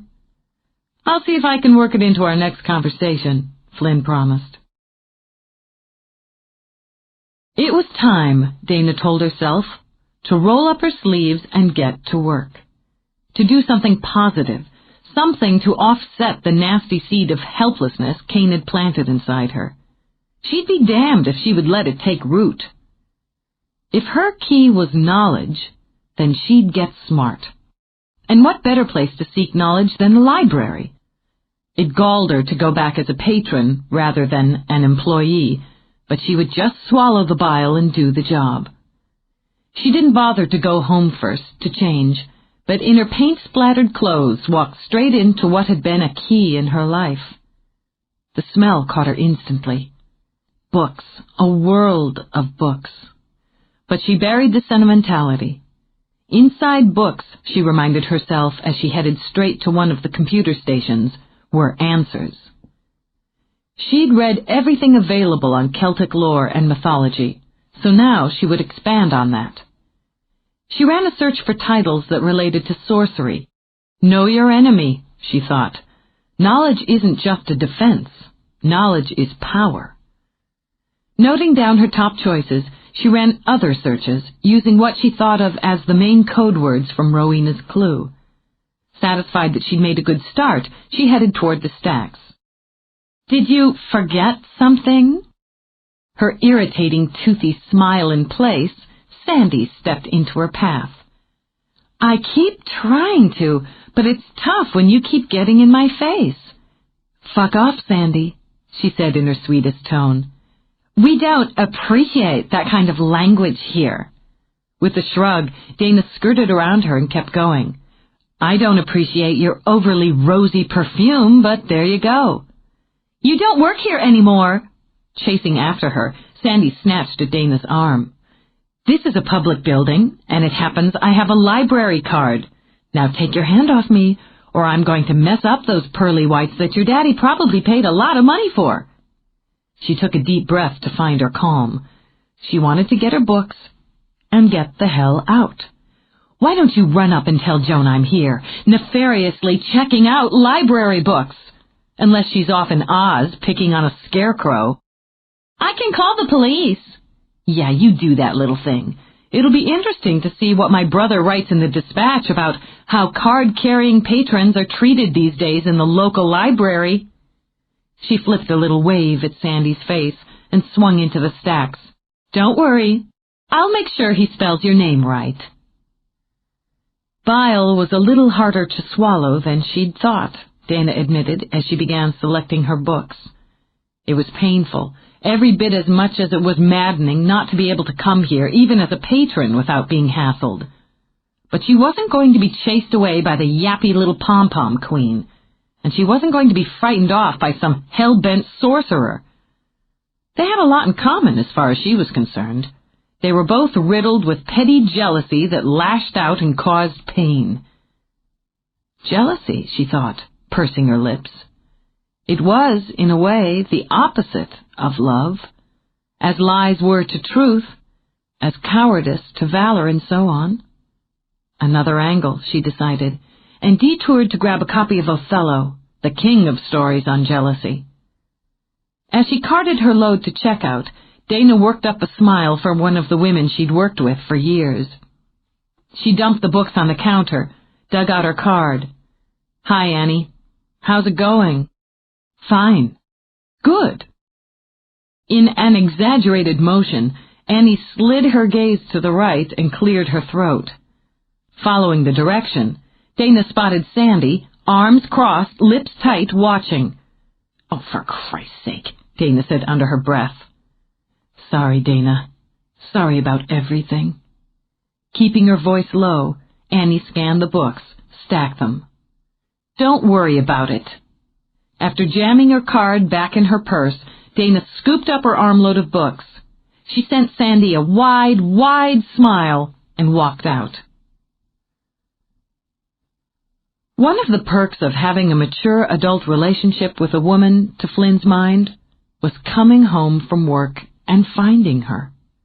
The smell of her, the look of her, the simple presence of her made everything just a little clearer. And when that woman, that pretty, sexy, fascinating woman, was cooking, it added just one more delight to the day. He didn't know what she had going on the stove, and he didn't care.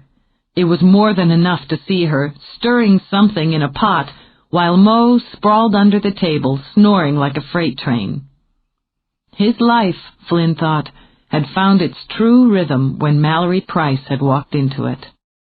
He stepped up behind her, wrapped his arms around her waist, and pressed his lips to the side of her neck. "You're the best thing that ever happened to me." "I certainly am."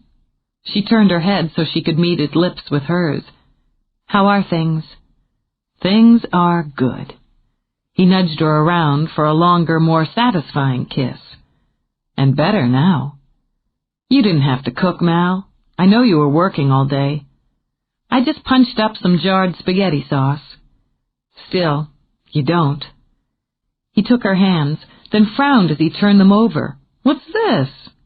"Just some blisters. I'm telling myself they're good for me. Shows I'm pulling my weight." He kissed them.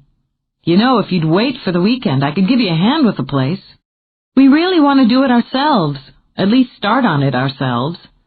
I've got a few blisters and pretty much ruined a pair of jeans, but we have the most beautifully painted porch in the valley. I wouldn't complain if you poured me a glass of wine, though." He got out a bottle and two of the wine glasses she'd bought. It seemed to him there were more glasses in the cabinet than there had been the last time he'd looked. She was always slipping things in. Glasses, fluffy towels, fancy soaps that he hesitated to actually use. It was one of the oddities and interests of having a woman around the house. "Jordan told me what happened with Dana." "I thought he would." Though it wasn't quite dark, she lit the long oval candle she'd picked up for the table. "We both know how horrible it must have been for her. I know how much you love her, Flynn. I love her too, but we can't shield her from this as much as we can just be there for her. Maybe not. But Jordan had an idea that might do a little of both." He poured the wine and told her about using Mo. "It's brilliant," Mallory decided, then laughed down at the still snoring Mo. She'll certainly agree to it, and if nothing else, she won't feel so alone at night. After a sip of wine, she moved to the sink to fill a pot with water for the pasta. "I suppose Jordan told you they're going out Saturday night?" He'd been staring at the candle, thinking how odd it was to see it flickering away on the ancient picnic table he used in the kitchen. "Who's going out?" As it hit him, Flynn swallowed wine in one hard gulp. "Jordan and Dana going out?" "So he didn't tell you?" "No, it didn't come up." "And," she concluded as she set the pot on the stove, "you're not too keen on the idea." "I don't know. I don't want to get into it. Damn it, I don't want them messing each other up again." Knowing that Jordan was working upstairs, Flynn glanced at the ceiling. "It's the person who ends up in the middle, and that would be me, who gets his ass kicked from both sides." She still loves him. "Loves who?" Shock jumped into his eyes. "Loves him? Jordan?" She loves him. Shit. Why do you tell me these things? Because that's what people in love do, Flynn. She got 3 woven placemats from a drawer he wasn't sure he'd known was there and set them neatly on the table. They tell each other things. And I don't expect you to go running to Jordan with this information. Man. Pacing now, he shoved a hand through his hair. See, if you didn't tell me, I wouldn't have to think about not saying anything to him or not saying anything to her. I would just exist in a nice bubble of ignorance. And I think Zoe's interested extremely reluctantly in Brad. Stop it!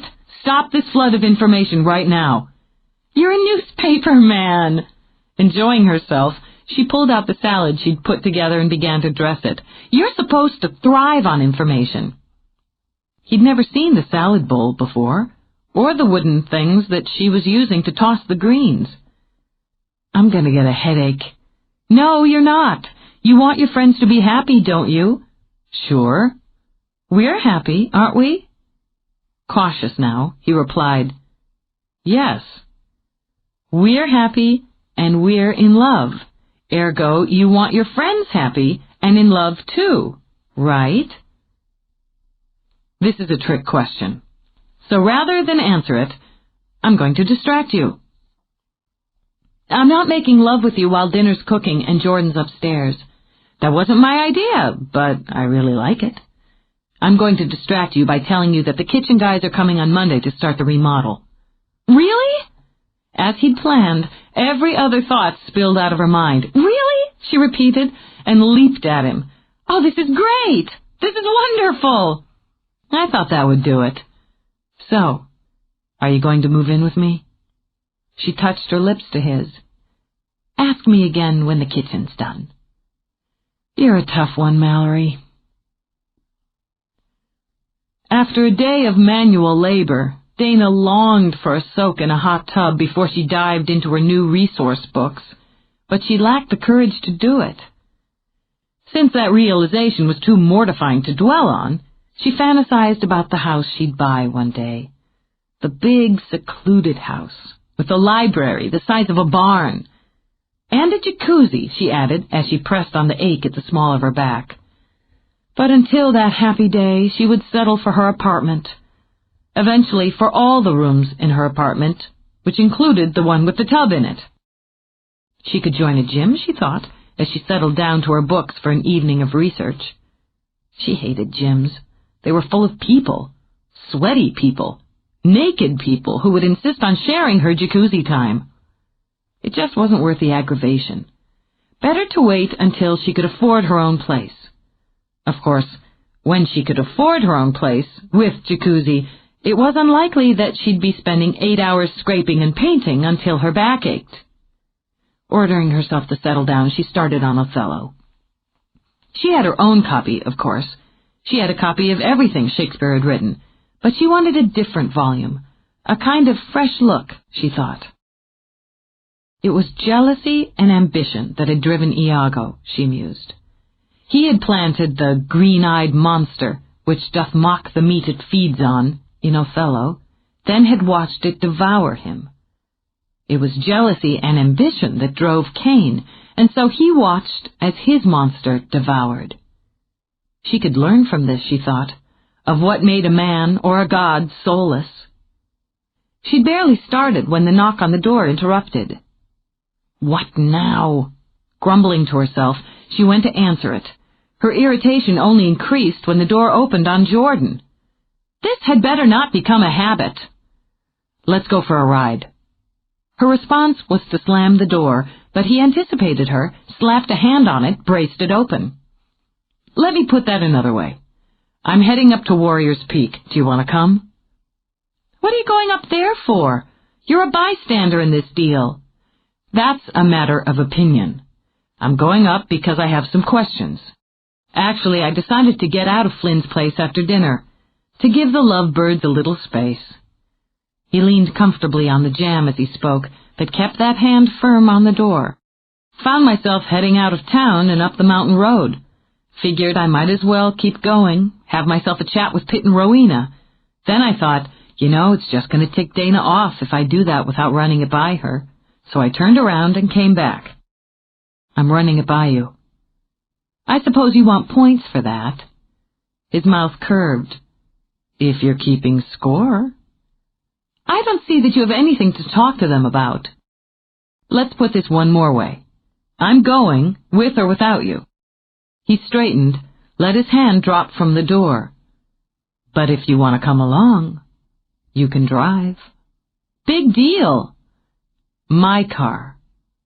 The image of his gorgeous, muscular, classic T-Bird flashed into her mind. She had to make a conscious effort not to drool. You fight dirty. He took his keys out of his pocket and dangled them. Her internal war lasted about 3 seconds before she snatched the keys out of his hand. Let me get a jacket. Whatever his flaws, Jordan Hawk knew cars. The Thunderbird climbed the hills like a mountain cat, all sleek grace and muscle. It clung to curves and roared down straightaways. Some might think of it as a vehicle, others as a toy, but Dana knew it was a machine, a first-class one. Being behind the wheel wasn't just a sexy pleasure. It let Dana shift the situation as smoothly as she shifted gears. She was in charge now. The trip to the peak might have been Jordan's idea, but by God, she was driving. The evening was brisk, and grew brisker yet as they climbed to higher elevations, but the top was down. She was glad to trade chilly fingers and the bite of the wind for the sheer joy of zipping along the roads in the open air. The trees were at their peak, the force of colors made only more brilliant by the sheen of gold from the setting sun. Fallen leaves skipped and skittered across the road where light and shadow danced. It was like driving into a story, she mused, where anything could happen around the next turn. "How's it handling for you?" Jordan asked her. "She's got style and muscle." "I always thought the same about you." She slid her gaze in his direction, balefully, then focused on the road. However much fun she was having, it didn't mean she couldn't take a poke at him. "I don't see why you need a car like this when you live in an urban environment where mass transit is not only readily available but efficient." "2 reasons. First, for those times when I'm not in an urban environment, such as now. And second, I lusted after her." Yeah, she couldn't blame him. 57 was the primo year for T-Birds. No question. "I've got a 63 Stingray." Her eyes went glassy. "You do not!" 4-speed, 327, fuel injection. She felt the long liquid pull in her belly. "Shut up!" "I had her up to 120. She'd have given me more, but we were just getting to know each other." He waited a beat. "I've got my eye on this very sweet Caddy convertible. 59. Single quadrajet carb." "I hate you!" "Hey, a guy's got to have a hobby. The 63 Stingray's my fantasy car. The one I'm going to have one day when all my dreams come true." He smiled a little. "What color?" "Black. Serious business black. 4-speed manual tranny. Doesn't have to be the 327, though. That'd be the cream. Gotta be the convertible, though. The coupe just won't do." She fell silent for a few minutes, just enjoying the ride. "Zoe mentioned you'd fixed her car." "I stopped over. Timing was off, and the carb needed a little work, nothing major." She made herself say it. "It was a nice thing to do." "I had the time." He shrugged a shoulder, stretched his legs out a little more. "Just figured she could use a hand with it." Suddenly she understood, and felt ashamed for her initial reaction when she'd heard he'd gone to Zoe's. The hard-working single mother raising a young boy, just like his mother. Of course he'd gone by to help. She really appreciated it, Dana told him, but kept it light. "Especially since you don't make her nervous the way Brad does." "I don't? I think I'm insulted, and will now be honor-bound to work harder to make her nervous." "What kind of watch you got there?" "Watch?" Baffled, He turned his wrist. I don't know. It tells time. She shook her hair back and laughed. That's what I thought you'd say. Sorry. You're never going to make her nervous. She slowed reluctantly as they approached the gates. Then she stopped, looking at the house through them as she dug her brush out of her purse. Some place, she commented, brushing out the knots and tangles the wind had tied into her hair. You live in a place like this, you could have that classic vet. Keep it in a big heated garage like it deserves. I wonder if Pitt and Rowena drive. That's some segue. No, really, think about it. They are what they are, and they've been around since way before anybody even thought about the combustible engine. They can do what they do, but has either of them ever taken driving lessons? Stood in line at the DMV, haggled over insurance. She dropped the brush back in her purse, looked over at Jordan. His hair was as wind-blown as hers had been, yet she noted it didn't look unkempt. Just sexy. How do they live? She continued. We don't really know what they do when it comes to ordinary things, human things. Do they watch TV? Play canasta? Do they cruise the mall? What about friends? Do they have any? If they do, there'd be a regular turnover. Friends, being human, would have that annoying habit of dying. That's right. She said it quietly as she looked back toward the house. It must be lonely. Painfully lonely. All that power doesn't make them one of us. Living in that great house doesn't make it their home. It's weird, isn't it? Feeling sorry for gods. No, it's intuitive, and just the kind of thing that's going to help you find the key. The more you know and understand them, the closer you come to figuring out your part of the puzzle. Maybe. Suddenly the iron gate swung open. I guess that's our invitation. She drove, in the twilight, toward the great stone house. The old man she'd come to think of as the caretaker hurried up to the car to open her door. Welcome. I'll see to the car for you, miss. Thanks. She studied him, trying to get a gauge on his age. 70? 80? 3002? I never got your name, she said to him. Oh, I'd be Caddock, miss. Caddock. Is that Scots? Irish? Welsh. I'd be from Wales, in the original way of things, miss. Like Rowena, she thought. Have you worked for Pitt and Rowena long? Yes, indeed. His eyes seemed to twinkle at her.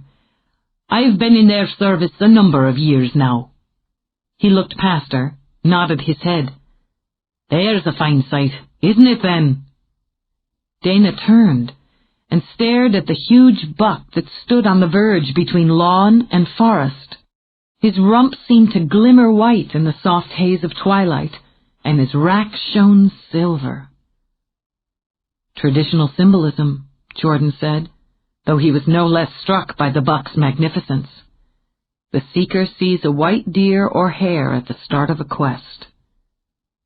Mallory saw it, Dana murmured over the lump in her throat. The first night we came here, but I didn't, Zoe didn't. She walked to stand beside Jordan.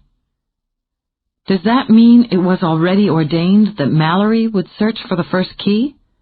That it had nothing to do with the luck of the draw? That was just show?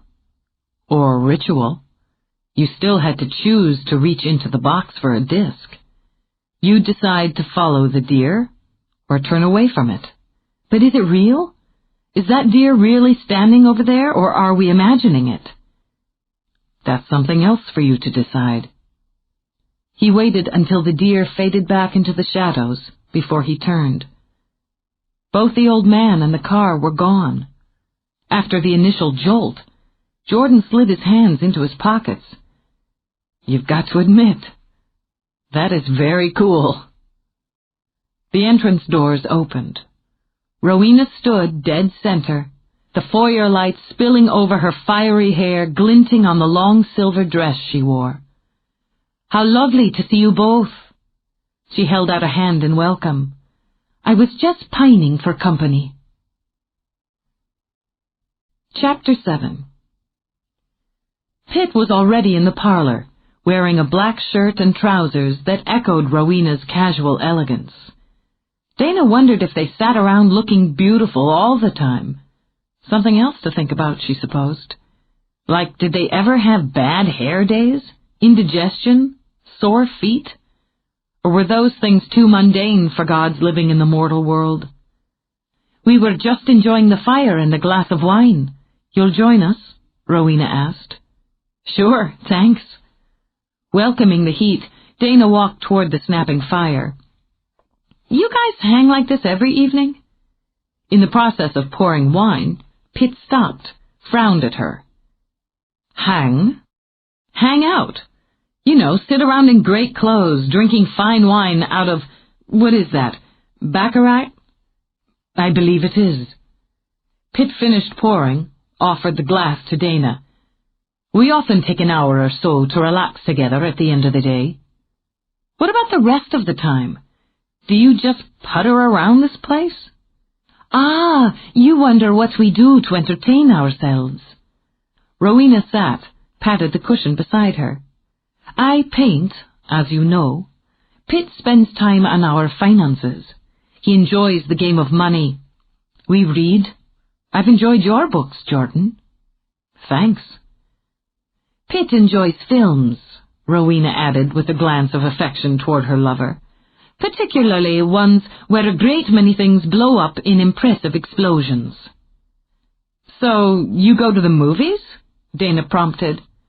"Ordinarily, no. We prefer settling in at home and watching at our leisure." "Multiplexes," Pitt muttered. "They call them this, like little boxes stacked end by end. It's a pity the grand theatres have gone out of fashion." "That's something you'd both be up on. The changes in fashion. There'd have been a lot of that in a couple of millennia." Rowena lifted a brow at Dana. "Yes, indeed." "I know this sounds like small talk," Dana continued, "but I'm just trying to get a handle on things. It occurred to me that you know everything about me. You've had my whole lifetime to watch." "Did you watch?" "Of course. You were of considerable interest to us from the moment you were born.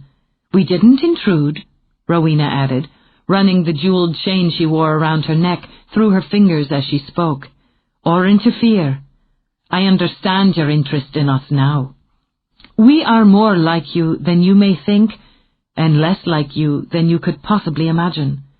We can and do indulge in what you'd call human pleasures: food, drink, warmth, vanity, sex.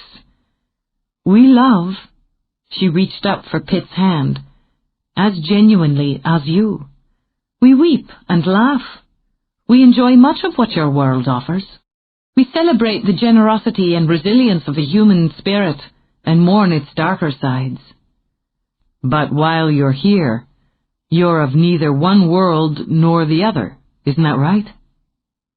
There was something about the way they touched each other, Jordan thought, as if they would wither away without that small contact. "You can live as you choose to live, but within limitations, within the boundaries of this dimension. Even so, you're not of it. You might feel the heat, but you don't burn. You might sleep at night, but when you wake in the morning, you haven't aged. The hours haven't changed you. Millions of hours can't." "And do you see that kind of immortality," Pitt inquired, "as a gift?" "No, I don't." Jordan's glance shifted to Pitt's face and held. "I see it as a curse. A punishment, certainly, when you're locked out of your own world and spend those millions of hours here." Pitt's expression didn't change, but his eyes seemed to deepen, to heat. "Then you have excellent sight." "I see something else clearly enough. The penalty, if Dana fails to find the key, is a year of her life, a year of Mallory's and Zoe's as well. From your standpoint, that's nothing. But it's a different matter when you're human and your life is already finite. Ah! Pitt draped an arm over the mantel. So, have you come to renegotiate our contract? Before Dana could speak, tell Jordan to mind his own business, he shot her a look. No, because Dana's going to find the key, so it won't be an issue. You have confidence in your woman, Rowena said. I'm not his woman, Dana said quickly. Has Cain watched us too, from the beginning of our lives? I can't say, Rowena answered, then waved an impatient hand at Dana's dubious expression. I can't. There are, as Jordan said, certain boundaries we can't cross. Something has changed. We know this because he was able to draw both Mallory and Flynn into dreams and to cause Flynn harm. He wasn't able, or perhaps didn't choose to do so before. Tell them what he did to you. It wasn't phrased as a request, and this time Dana's anger was sparked, but before she could snap at Jordan, Rowena took her arm. Cain? What happened? She told them, and found that this time her voice remained steady throughout the telling. More distance, she thought, less fear. At least there was less, until she saw a flicker of fear cross Rowena's face. She didn't care to think what it took to frighten a god. There wasn't any real threat, right? Her skin was prickling, icy little ants rushing down her back. I mean, I couldn't have drowned when I jumped into the sea, because the sea didn't actually exist. But it did, Pitt corrected. There was a grim chill to his face. A soldier's face, Dana thought, as he watched the battle from a rise and waited for the time to draw his sword. And she was the one down in the field, she realized, waging bloody war. It was conjured first by your fantasy, then by your fear. That doesn't make it less than real. That just doesn't make sense, she insisted. When he had Mallory in that fantasy, when she was painting, we could see her. We all saw her just standing there in that attic.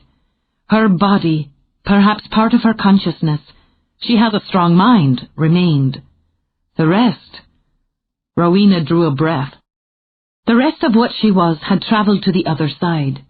And if harm had come to her body, Rowena explained, holding out one hand, to what you can call her essence, then the other, on the other side, the harm would be to all of her. If she cut her hand in one existence, Jordan said, it would bleed in the other. He could prevent it.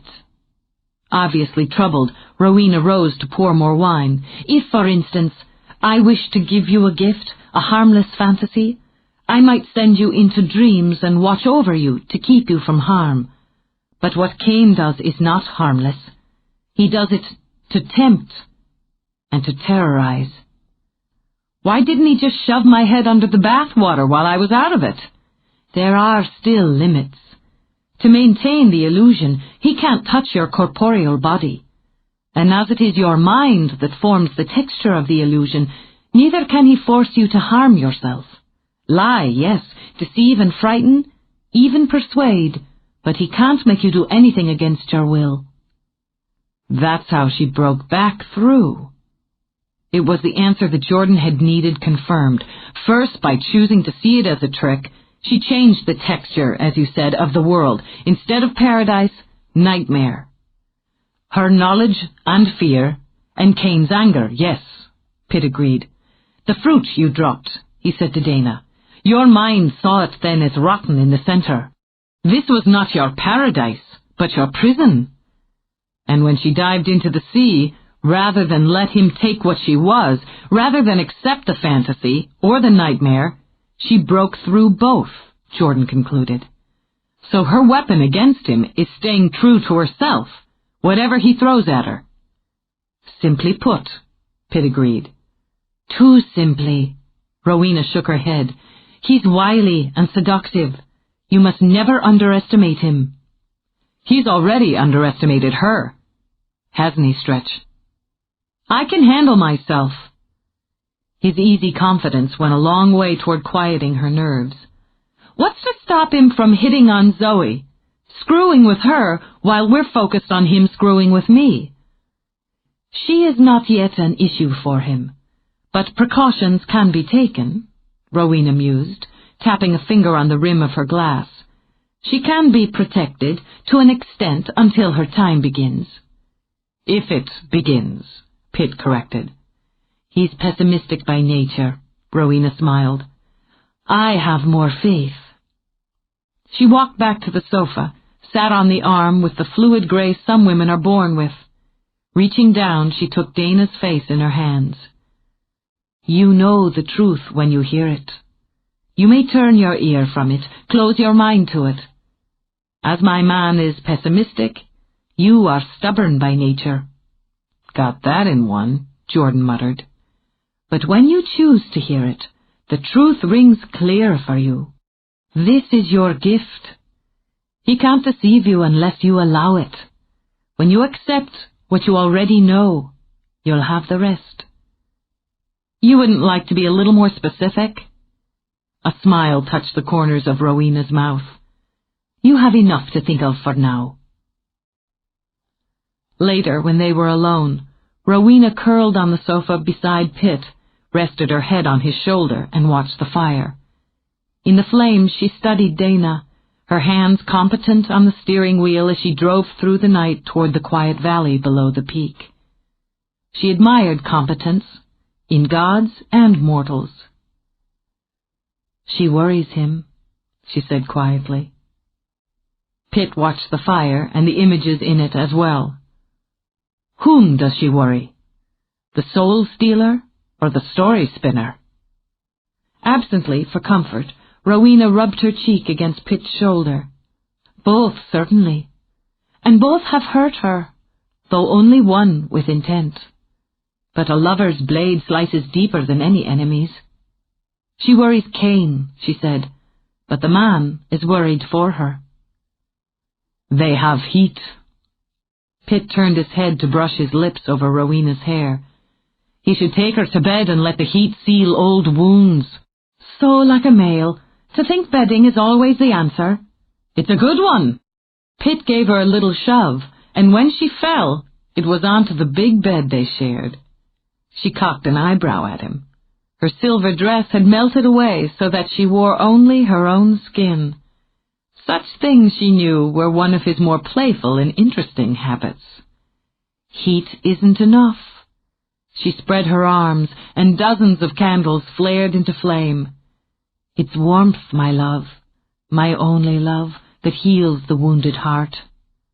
With her arms still open wide, she sat up and welcomed him to her.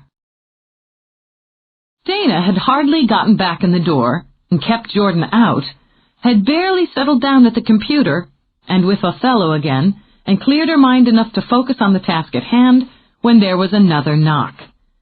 Figuring Jordan had come back with some new ploy to wheedle his way in, she ignored it.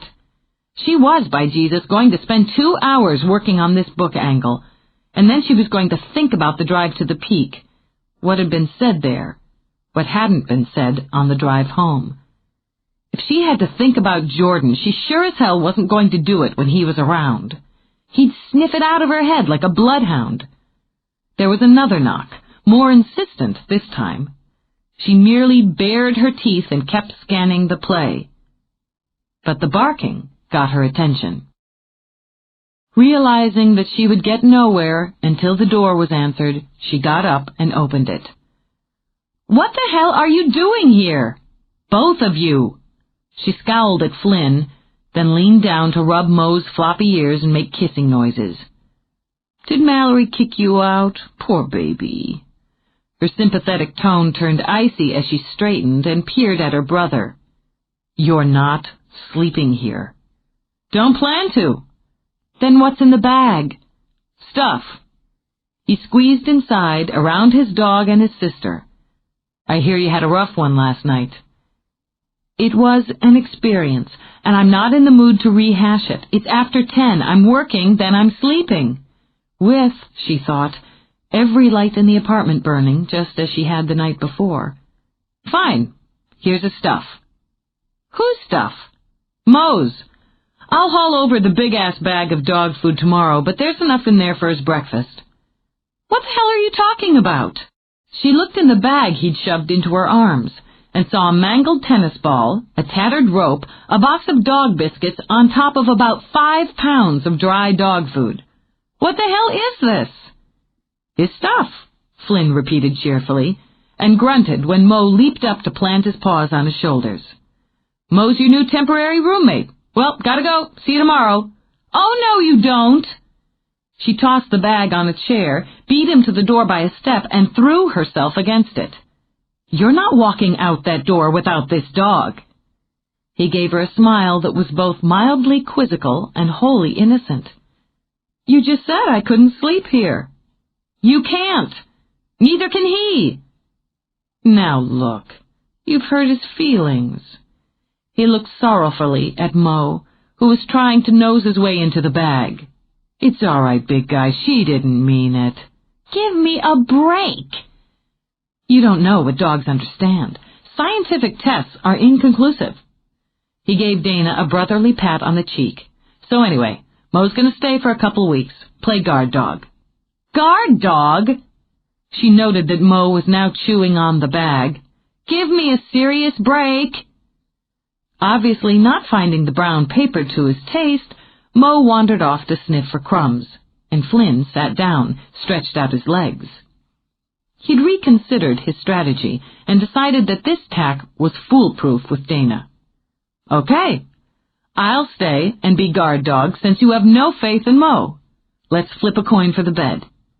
"I'm the only one sleeping in my bed, and I have less faith in you than I do in that big mutt who is currently chasing his own tail. Mo, cut that out before you wreck my place." She considered just tearing out her own hair when Mo bashed against a table in his desperate attempt to latch teeth onto tail and sent books thudding down on his head. He gave a startled bark and scrambled toward Flynn for protection. "Go away, Flynn, and take your klutzy dog with you." Flynn simply lifted his legs and used Mo as a footstool. "Let's just go over our options," he began. 20 minutes later, Dana stomped into the kitchen. She stopped short, hissed through her teeth when she saw the contents of her trash can strewed from one end of the floor to the other, and Mo happily sprawled over the mess of it, chewing on a wad of paper towels. How does he do it? How the hell did he talk me into this? And that, she admitted, was the mystery of Flynn Hennessy. You never knew just how he managed to box you into the corner of his choice. She crouched down, got nose to nose with Mo. Mo rolled his eyes to the side, avoiding hers. Dana swore that if dogs could whistle, she'd have heard the "I wasn't doing anything" tune coming out of the dog's mouth. "Okay, pal, you and I are going to go over the rules of the household." He responded by licking her face, then flopping over to expose his belly. She woke with the sun streaming over her face and her legs paralyzed. The sun was easy to explain. She'd forgotten to draw the curtains again. And her legs weren't paralyzed, she realized after a moment of panic. They were trapped under the massive bulk of Mo. "Okay, this is no way to begin." She sat up, then shoved the dog hard. "I said no dogs allowed on the bed. I was very clear about that rule." He moaned, an oddly human sound that made her lips twitch. Then he opened one eye. Then that eye brightened with manic joy. "No!" But it was too late. In one leap, he'd trapped not only her legs, but her entire body. Dancing paws pressed into her belly, her breasts, her crotch. His tongue slathered her face with desperate love. "Stop it! Down! Mary Mother of God!" And she was laughing hysterically, wrestling with him until he leaped off the bed and raced out of the room. Whew! She pushed at her hair. It was definitely not the way she cared to wake as a rule. But for one day, she could make an exception. Now she needed coffee, immediately. Before she could throw back the covers, Mo bounded back in. "No! Don't you do it! Don't you bring that horrible, disgusting ball into this bed!" Her usual morning speed approximated that of a snail on Valium, but one look at the tennis ball in Mo's mouth had her moving like an Olympic sprinter. She hit the floor, causing Mo to change direction and go into a skid. He thudded against the bed frame, then, undaunted, spat the ball at her feet. "We do not play fetch the ball in the house. We do not play fetch the ball when I'm naked, which, you may notice, I am. We do not play fetch the ball before I have coffee." He cocked his head charmingly and lifted a paw. "We're going to have to compromise. First, I'll get unnaked." She went to the closet for her robe. "Then I'll have my first cup of coffee, after which I'll take you for a very, very brief walk, during which you can relieve your bladder and play fetch the ball for exactly 3 minutes. Take it or leave it." She didn't know how he did it. Like master, like dog, she supposed. But she ended up spending a good 20 minutes playing with Mo in the park. This was not her morning routine, and if there was anything that was sacrosanct to Dana, it was her morning routine. She could admit that she felt more energized and more cheerful after the interlude with the goofy dog, but she wasn't going to tell Mo that or anyone else. He gobbled down his breakfast while she ate hers, then fortunately for all involved, plopped down for a quick morning nap while she substituted Othello for her current breakfast book. To stay fresh, to let it all simmer in her head, she switched gears after 30 minutes and chose one of the books on sorcery. However wily and amoral Iago was, Cain was more so, and he had power. Maybe there was a way to undermine it, or deflect it while she searched for the key. She read of white magic and of black, of sorcery and necromancy.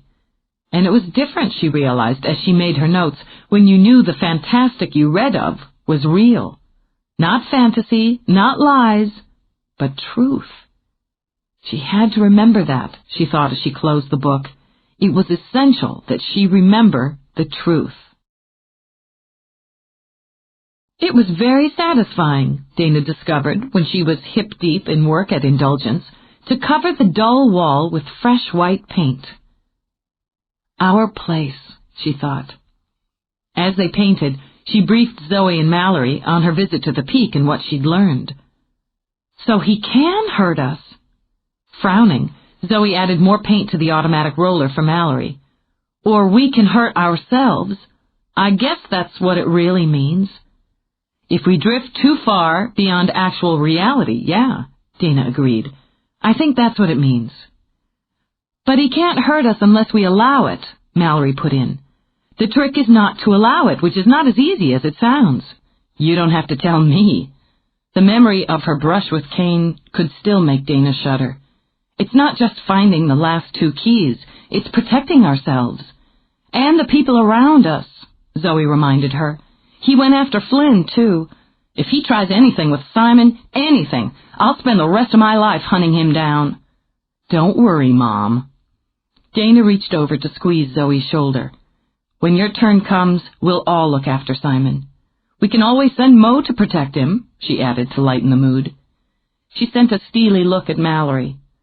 "A true friend would have called and warned me I was about to get a dog." "A true friend knew you'd sleep better at night with a dog snoring beside the bed." "Beside my ass! He snuck onto the bed when I was sleeping, which means I'd have slept through an earthquake last night, as he's not what we can call stealthy. And Mo-proofing the apartment is no snap, just let me add. Not to mention, I'm not allowed to have dogs in my building in the first place." "It's just for a few weeks, and mostly at night," Mallory reminded her. "You did sleep better, too, I can tell by your mood." "Maybe I did. Anyway, I should fill you in on what I'm doing about the key." With the first room primed, they moved to the next, and the more tedious chore of cutting in around the trim. Jealousy, sorcery, getting inside Cain's skin. Standing on the new stepladder, Mallory took on the task of painting the ceiling. "That's very smart." "I think so. The answer's in a book. It's got to be. Yours dealt with painting, and one of the daughters, the one who looks like you, is an artist. Well, a musician, but that's an art. Zoe glanced over. I sure as hell hope that means I don't have to take up fencing because my goddess carries a sword. She also has a cute little puppy, Mallory put in. I can't get a dog right now. I know Simon would love one, but... Oh, you were taking my mind off the sword. There you go. Dana sat back on her heels, stretched her back. Puppy, sword. Metaphors for something. We'll figure it out when the time comes. But if we follow this theme, Mallory's key dealt with painting. Mallory's dream was being an artist, but she didn't have the chops for it. She stopped, considered biting her tongue in half. Sorry, that sounded harsh. No, it didn't. It sounded true. Mallory stared up at the ceiling. She seemed to have a knack for this kind of painting. I didn't have the talent to paint, so I directed my energies into a career where I could be part of the art world in other ways. It doesn't hurt my feelings, Dana. Okay, but you get a free kick later if you want it. Kane used Mallory's desire to paint to pull her in, to distract her from the search. But our heroine proved much too clever for him and turned the tables. Mallory inclined her head regally. I like that part. It's one of my favorites, Zoe agreed. Do you want to write, Dana? No. She pursed her lips for a moment, thought about it. No, I don't. But I have to be around books, have them around me. I'm fascinated with the people who can and do write them, including Jordan. Let's not go there, at least not yet. What I'm saying is books are personal to me, the way art is to Mal, so that's why I think my key is connected to books. I've got this gut instinct that it has to do with a book I've read, something personal again. I'm going to do another title search, one using key, and see what books I come up with. Her brows drew together as she tried to puzzle it out. The whole key and the title angle may be too simple, too obvious, but it gives me another place to look. We could split it up, Mallory suggested. If you make a list of the books you think might be the one, we could divide it into 3 and each take a chunk. That would help. We don't know what we're looking for, Dana continued, but we've got to believe we'll know it when we see it. Maybe you should put together a list with goddess in the title too, Mallory told her. My key had to do with the singing goddess, from Rowena's clue. Yours might link to the goddess who walks or waits in your clue. Good thinking. With her section of the wall finished, Dana got to her feet. God, our eyes are going to bleed. There's this other thing. Wanting to keep busy, she went back to her roller. Your key had to do with this place, Mal, with the way he, or your head, transformed it into your fantasy of happy home, family, painting in your studio. So far, mine's been a deserted tropical island. I don't think I'm going to find its root here in the valley. You don't know where you'll go next time. Dana set down the brush and stared. Well, gee, that's a happy thought. Chapter 8. She may have been unemployed, but Dana doubted that she'd ever worked harder or put in longer days. There was Mo to deal with, which she equated with having a 180-pound toddler on her hands. He needed to be fed, walked, scolded, entertained, and watched like a hawk. There was the sheer physical demand of painting for several hours a day, which had considerably upped her respect for anyone who did it for a living. But as Mo came with comfort and amusement, so did the work on the building bring satisfaction and pride. Maybe it didn't look like much yet. They'd decided to prime all the walls before starting on color. But when you had 3 determined, dedicated women working as a unit, you saw considerable progress. There was the design and strategy of the business she would debut in a matter of months. She had long lists of books, intriguing sidelines, possible styles for shelves and tables, for glasses and cups. It had been one thing to fantasize about owning a bookstore, but it was another entirely to deal with the thousands of details involved in creating one. Added to that were the hours of midnight oil she burned searching for the key. Reading had always been a passion, but now it was a mission. Somewhere in a book was the answer, or at least the next question. And what if the answer, or the question, Was in one of the books she'd assigned to her friends? What if they missed it because it would only resonate with her? That way lay madness, she told herself. On top of everything else she had to do, had to think about, had to worry about, she had to get ready for a date.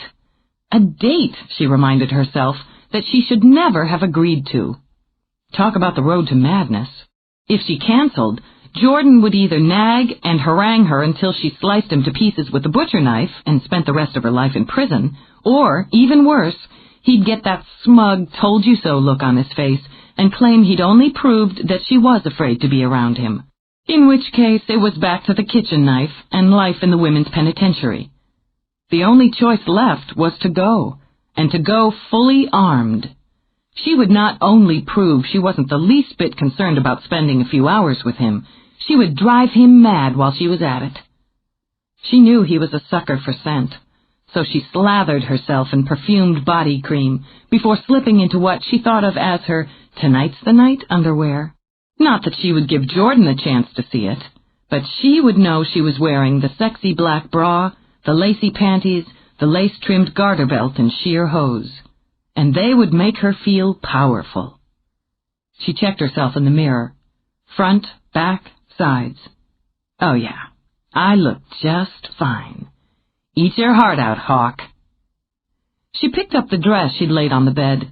It looked deceptively simple, one long fluid line of black. But when you put a body into it, everything changed. She slipped it on, gave it a few tugs, then did another turn before the mirror. The scoop neck took on a whole new dimension when there were breasts filling it out, rising teasingly over the edge. The column turned seductive when the slightest movement parted that long side slit and revealed the length of leg. She slipped on her shoes, delighted that the stiletto heels added 3 inches to her already impressive height. She'd never been sensitive about being tall. She liked it. She had Zoe to thank for the hair. She'd done it sleek and loose, with a little jeweled clip anchored between the crown and the tip of her left ear. Just another tease, Dana mused. The clip didn't do anything but sit there and sparkle. She dabbed perfume at her collarbone, in the valley between her breasts, at her wrists, then tossed her head. You are a dead man, pal. You are meat. It occurred to her that she was actually looking forward to the evening. It had been weeks since she'd dressed herself up for a date. Plus, she had to admit she was curious. How would Jordan handle himself? How, for that matter, would they handle each other? She wondered what it would be like to be with him, within the ritual of a date, now that they were man and woman, rather than boy and girl. It was, she had to admit, exciting. Particularly exciting since she was certain he intended to win her over, and she had no intention of being won. She leaned toward the mirror, slid murderous red on her lips, then dropped the tube of lipstick in her purse. She pressed her lips together, opened them again with a cocky little pop. Let the games begin. When Jordan knocked at exactly 7:30, she couldn't have scripted his reaction any more perfectly. His eyes widened, blurred. She actually saw the pulse in his throat jump. Then he fisted a hand and rapped it twice against his own heart as if to get it started again. You're trying to hurt me, aren't you? She angled her head. Absolutely. How'd I do? Kill shot. Am I drooling? Now she grinned and turned back inside to get her coat. He stepped in behind her, leaned down and sniffed. If I whimper, try to... He trailed off as he saw the books. Piles and stacks of them beside the sofa, another stack on the coffee table, a sea of them on her dining table. Jesus Christ, Dane, you need treatment. They're not just for reading. Not that there's anything wrong with that. They're for work and for research. I'm playing an angle on the key, and I'm preparing to open a bookstore. She slipped into the coat, trying not to be miffed that he now appeared to be more interested in the books than in how incredible she looked. The key to Rebecca. Key witness. A house without a key. I see where you're going here. The key to sexual fulfillment. He sent her a long, smirking look. Shut up. Are we going to eat? Yeah. You've got your work cut out for you. He crouched down, began flipping through pages. You want me to take some of these? I've already split the load with Mallory and Zoe. She knew he'd start reading in a moment. He wouldn't be able to help himself. In that area, they were identical twins. That's enough. Hungry here. What else is new? He set a book back on a tower of its fellows, straightened, and took another good long look at her. Wowzer. Ah, that's so sweet. Are we going? He moved to the door to open it for her. Where's Mo? Romping in the park with his best friend. Flynn's dropping him off before he goes home. Where are we eating? Just get in the car, Miss One-Track Mind. You'll get fed. How's the painting brigade doing? He asked when she was settled and he was behind the wheel. We rock. Seriously, I can't get over how much we're getting done, and I have the body aches to prove it. Anything you want me to rub, just let me know. That's a kind and selfless offer, Jordan. Just the kind of guy I am. She crossed her legs, making sure the move was slow, and parted the slit of her dress well up to her thigh. But I have Chris to take care of that for me. His gaze traveled down, all the way to the sharp heel of her shoe, then back up again. Chris? He didn't snarl it, but he wanted to. Mm-hmm. And who's Chris? A very talented massage therapist with magic hands. She stretched, as if under those magic hands, and added a quiet little moan. Oh, yes, she thought at the quick hitch of Jordan's breathing. She had entirely new weaponry to aim at him this time around. A recommendation from Zoe, she added. Zoe's going to offer a variety of treatments in the salon. And would that be Christine or Christopher? She shrugged. I got a neck and shoulder treatment this afternoon, a kind of audition. Chris passed with flying colors. She frowned when he zoomed past the town limits. We're not eating in town? He couldn't breathe without breathing whatever she doused herself in to drive him crazy. And by the way, he thought, in case he'd forgotten she had legs that went all the way to her ears, she was going out of her way to remind him. If his voice was a bit tight, there were good reasons for it. I'm feeding you and paying the bill. Venue's my pick. It better be worthy of my outfit and my appetite, or you'll be paying more than the bill. I remember your appetites. He ordered himself to relax. She might be playing a hell of a game, but he hadn't come up to bat yet. So tell me, what is the key to sexual fulfillment? Read the book. You tell me, what pops into your head when you think of key when it comes to literature? Locked door mysteries. Could be another angle. How about goddess, other than in mythology? Your femme fatale character, like the mystery woman in the Maltese Falcon. How is she a goddess? She has the power to weave spells over a man, with sex, beauty, and lies. Deliberately, she skimmed her fingers down the long curve of her hair. Not bad. Something to think about. As she did, she lost track of direction and time. It was nearly 8 when she brought herself back and blinked at the big white house tucked into the hillside. Batter up, Jordan thought, as he saw her eyes go wide. Luciano's? Her jaw dropped. It takes a congressional edict to get a reservation at Luciano's this time of year. You have to book weeks in advance, out of season. But in October, you can't even get in by donating blood. You'll only have to give them a pint. He climbed out, tossed his keys to the valet. I've always wanted to eat here. Way out of my league. I tried to get us in for your birthday once. They didn't laugh at me, but it was close. You couldn't have afforded to... She trailed off, and couldn't help but go to goo inside. It was just the sort of thing he'd have done, she remembered. Unexpectedly, recklessly done. It was a nice thought, she told him, and kissed his cheek. This time I pulled it off. He shocked her speechless by lifting her hand to his lips. Happy birthday. Better late than never. You're being charming. Why are you being charming? It goes with your outfit. And still holding her hand, he led her up the steps. The restaurant had once been the mountain getaway of a Pittsburgh family of some wealth and influence. Dana didn't know if it qualified as a mansion, but it certainly met all the requirements for villa, with its columns and balconies and porticos. The grounds were lovely, and in spring and summer, even early fall, alfresco dining was offered in the courtyard, so patrons could enjoy the gardens and the views, along with a superbly prepared meal. The interior had been restored and maintained the elegance and ambiance of a well-appointed home. The entrance hall offered marble floors, Italian art, and cozy seating areas. Dana barely had time to absorb the light, the color, before the maitre d' hurried over to greet them. "Mr. Hawk, we're so pleased you could join us this evening. Signorina, welcome to Luciano's. Your table's ready if you'd like to be seated, or if you prefer, I'll have you shown into our lounge."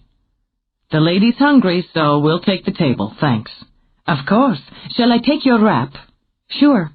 But Jordan beat the maitre d', and with a trail of fingertips along her shoulders, slipped her coat off.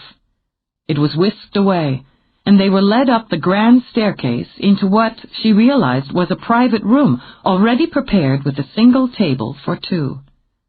A waiter materialized with champagne. "As you requested," the maitre d' said. "Is this suitable for your evening?" "It's perfect," Jordan told him. "Bene.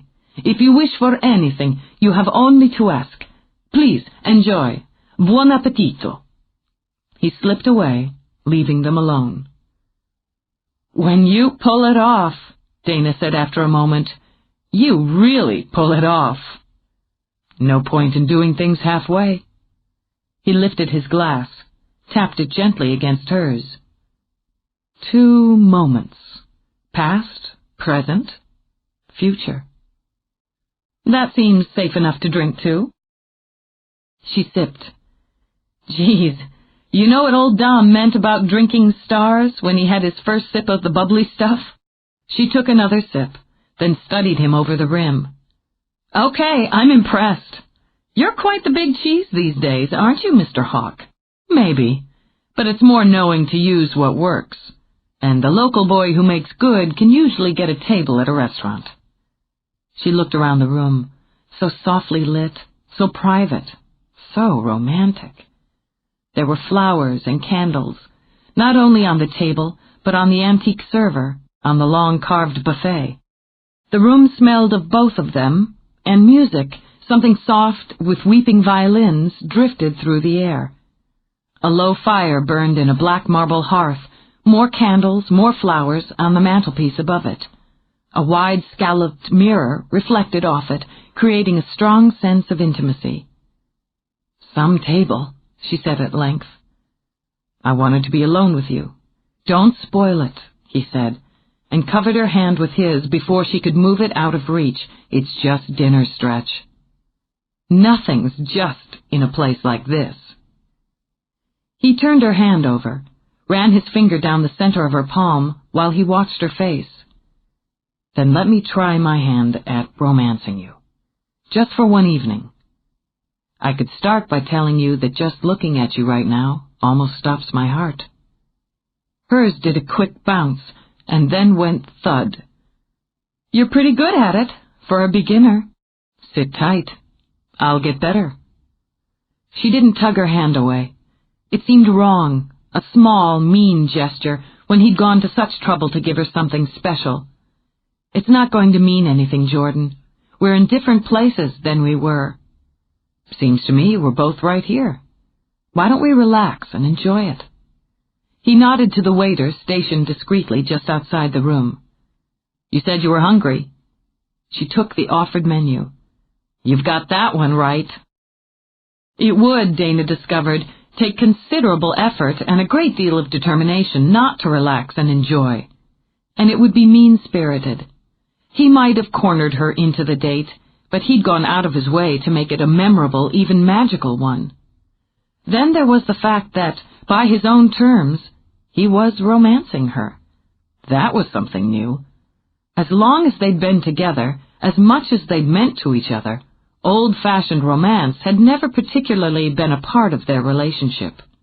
Oh, he'd certainly been capable of sweetness, if he was in the mood, and surprise, but no one, not even the most sympathetic, would ever have called the Jordan Hawk she remembered smooth or traditionally romantic. Then again, she'd liked his edges. They'd attracted her, and they'd aroused her. Still, she wasn't about to complain about being courted for one evening by a charming, entertaining man who seemed intent on providing her with a dream date.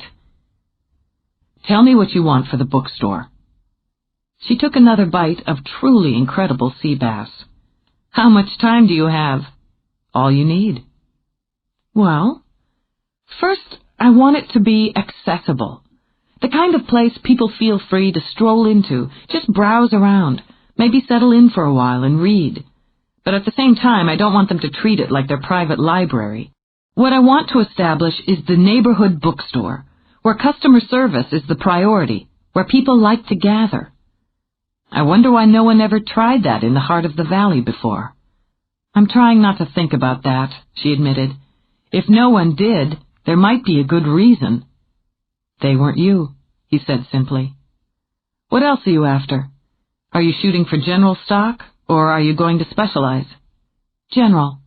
I want a lot of variety, but I worked in the library long enough to know what people in this area lean toward, so certain sections, romance, mystery, local interest, will outweigh some of the more esoteric titles.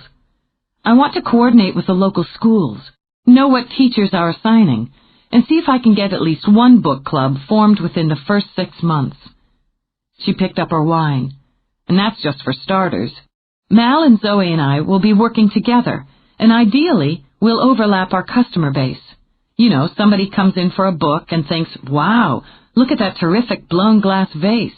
It's just perfect for my sister's birthday.' Or someone's going up to Zoe's for a haircut and picks up a paperback to read while she's getting done. Or they come in to look at paintings and decide they could really use a manicure." She toasted him, sipped. "That's the plan." "It's a good one. The three of you look good together. You fit together, complement each other. You've all got different styles, but they mesh nicely." "Funny, I was thinking almost exactly that just the other day. It's like if anyone had suggested I'd be going into business, putting basically every penny I have on the line, with two women I've known only about a month, I'd have laughed my butt off. But here I am, and it's right. That's one thing I'm absolutely sure of. As far as the bookstore goes, I'd bet on you any day of the week. Save your money. I may have to borrow some before it's done. But following along, tell me what you would look for in a good neighborhood bookstore, from a writer's perspective." Like Dana, he sat back, a signal to the waiter to clear. "You called me a writer, without any derogatory adjectives." "Don't get cocky. I'm just maintaining the mood of the evening." "Then let's order dessert and coffee, and I'll tell you." By the time they were done, she was wishing she'd brought a notebook. He was good. She had to give him that. He touched on aspects she hadn't thought of, expanded on others that she had. When they spoke of books themselves, she realized how much she'd missed that perk, having someone who shared her absolute devotion to stories, to devouring and dissecting them, to savoring and wallowing in them. "It's a nice night," he said, as he helped her to her feet. "Why don't we walk around the grounds before we drive back?" "Is that your way of saying that I ate so much I need to walk it off?" "No, it's my way of stretching out the time I have alone with you." "You really have gotten better at this," she replied as he led her from the room. Her coat reappeared nearly as quickly as it had been whisked away, and she noted Jordan didn't miss a beat when the maitre d' presented one of his books and asked to have it signed. He did that well, too, she thought. He kept it light, friendly, added some casual chatter and his thanks for the evening. "How does it feel," she asked when they'd stepped outside, "when someone asks you to sign a book?" "A hell of a lot better than it does if they don't give a damn." "No, seriously, don't brush the question off. What's it like?" "Satisfying. Absently, he smoothed down the collar of her coat. Flattering. Surprising. Unless they've got a crazed look in their eye and an unpublished manuscript under their arm. Does that happen? Often enough, but mostly it just feels good. Hey, here's somebody who's read my stuff or is about to, and they think it'd be cool if I signed it. He shrugged. What's not good about that? That's not very temperamental of you. I'm not a temperamental guy. She snorted. You always used to be. You used to be argumentative and pig-headed. He smiled broadly when she scowled at him. See how we've changed? I'm just going to let that go, because I've had a really good time. She breathed deep as they wandered a bricked path, and looked up at the thick slice of waxing moon. Into week 2, she murmured. You're doing fine, Stretch. She shook her head. I don't feel like I'm getting to the meat of it. Not yet. The days are going by really fast. I'm not panicked or anything, she added quickly, but I've got serious concerns. So much is depending on me. People I care about. I'm afraid I'll let them down. Do you know what I mean? Yes. You're not alone in this. The brunt may be on you, but you're not carrying all the weight. He laid his hands on her shoulders, drew her toward him a little until her body rested against his. I want to help you, Dana. She fit well with him. She always had. And her realization of that made little warning bells sound in some dim part of her brain. We already know you're connected, somehow or other. I want more. He bent his head to brush his lips over her shoulder. And I want you. I've got enough to worry about right now. Whether it worries you or not isn't going to change a thing. He turned her to face him. I'm still going to want you. You're still going to know it. His lips curved as he ran his hands up and down her arms. I've always liked that look. What look? That mildly irritated look you get when somebody gives you a problem to work out. The one that puts this little crease right here. He touched his lips to her forehead, just between her eyebrows. I thought we were taking a walk. We did. Now I'd say this evening calls for one more thing. He loved the way her lips curled, just as much as he loved the flicker of surprise over her face when instead of kissing her, he slid her into a slow, swaying dance. Pretty clever, she murmured, but she was moved. I always liked dancing with you. The way everything lines up. The way I can smell your hair, your skin. The way if I get close enough, look close enough, I can see myself in your eyes. Your eyes always did me in. I never told you that, did I? No. She felt herself tremble, and the warning bells were lost under the thunder of her own heart. They did. Still do. Sometimes, when we managed to spend the night together, I'd wake up early to watch you sleep, just so I could see you open your eyes. It's not fair. Her voice shook. It's not fair to tell me something like that now. I know.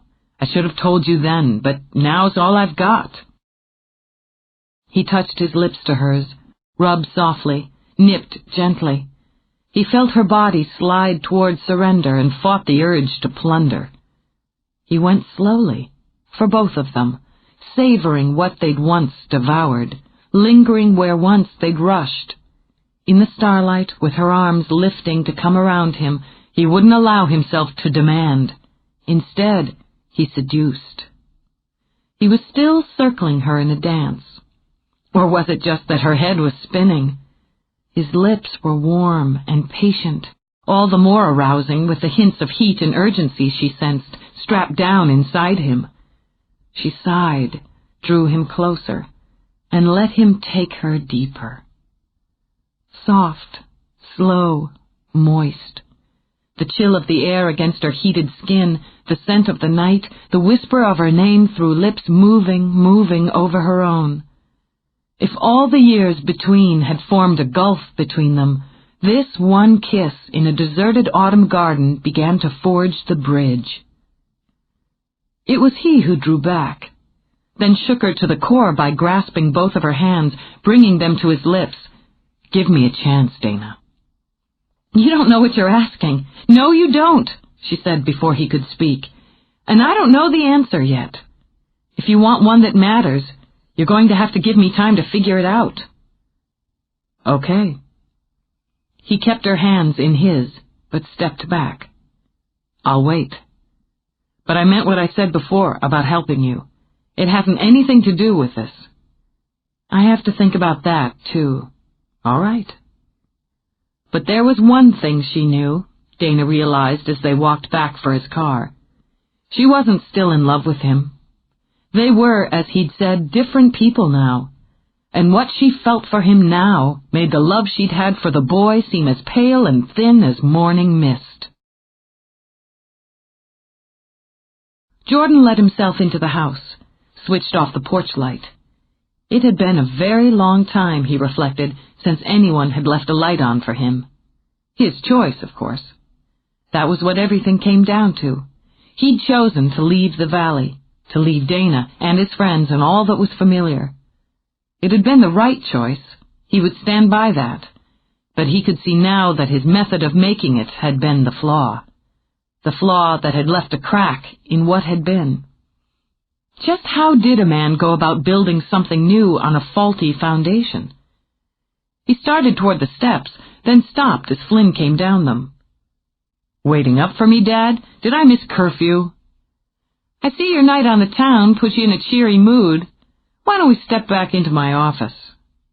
Without waiting for assent, Flynn strolled back to the kitchen. He took a look around. Okay, it was a hideous room, even he could see that. The ancient copper-tone appliances, the ugly cabinets, and linoleum that possibly had looked fresh and jazzy in his grandfather's generation. But he still couldn't visualize how it could or would look when Mallory got done with it, no more than he could understand why the prospect of ripping it apart and putting it back together made her so happy.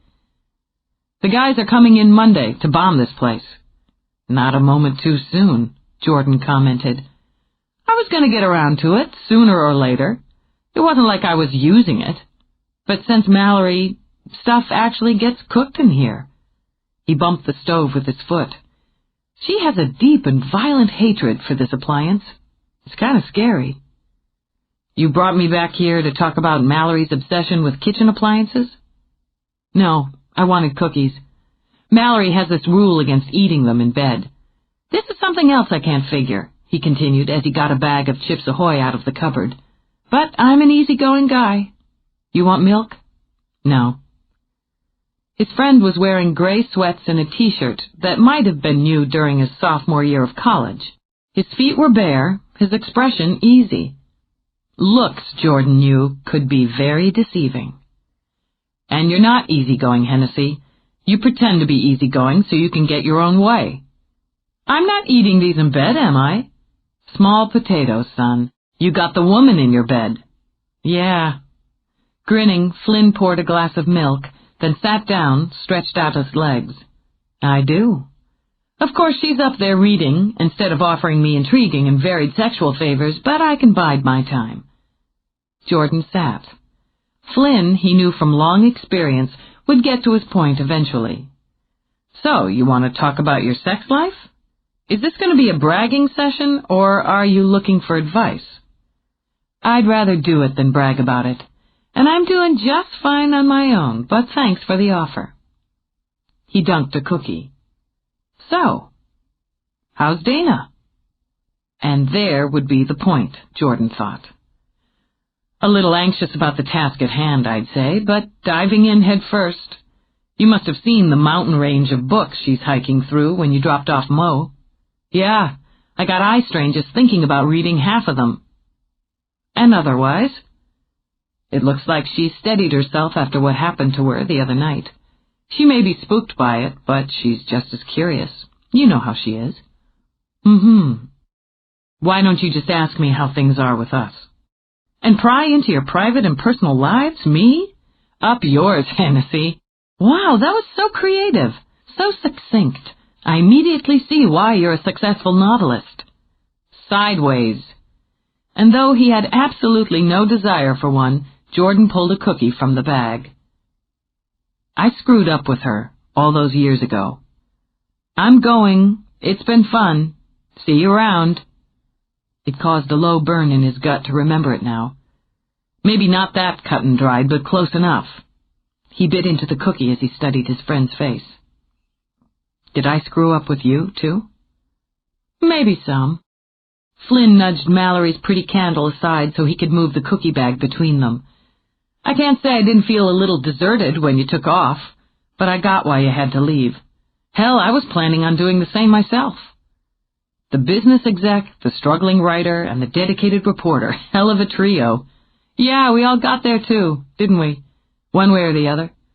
I never left the valley to do it, but I thought I was going to. So I could look at you and Brad as sort of the advance guard. But then again, I wasn't sleeping with you. She was in love with me. Flynn waited a beat, absorbed the baffled frustration on Jordan's face. What? Did that light bulb just go off? You've got some faulty wiring in there, pal. I knew she'd loved me. Disgusted, Jordan shoved up to get a glass of milk after all. Hell, Flynn, we all loved each other. We were as much family as any who share blood. I didn't know it was the big L for her. How the hell is a guy supposed to know that sort of thing unless the woman looks him in the eye and says, I'm in love with you, you asshole? Which would, he continued, working up a fury, have been something you'd expect from Dana. That's just how she does things. But she didn't, so I didn't know, and I'm the slug because of it. Because he'd been concerned by Jordan's steady cool, the spike of temper relieved him. Yeah, but you're a slug for a lot of reasons. I could write up a list. The one I'd write up on you would be longer, Jordan muttered. Great, a contest. Not just angry, Flynn noted as he studied Jordan's face, but unhappy. Still, it had to be finished out, had to be said.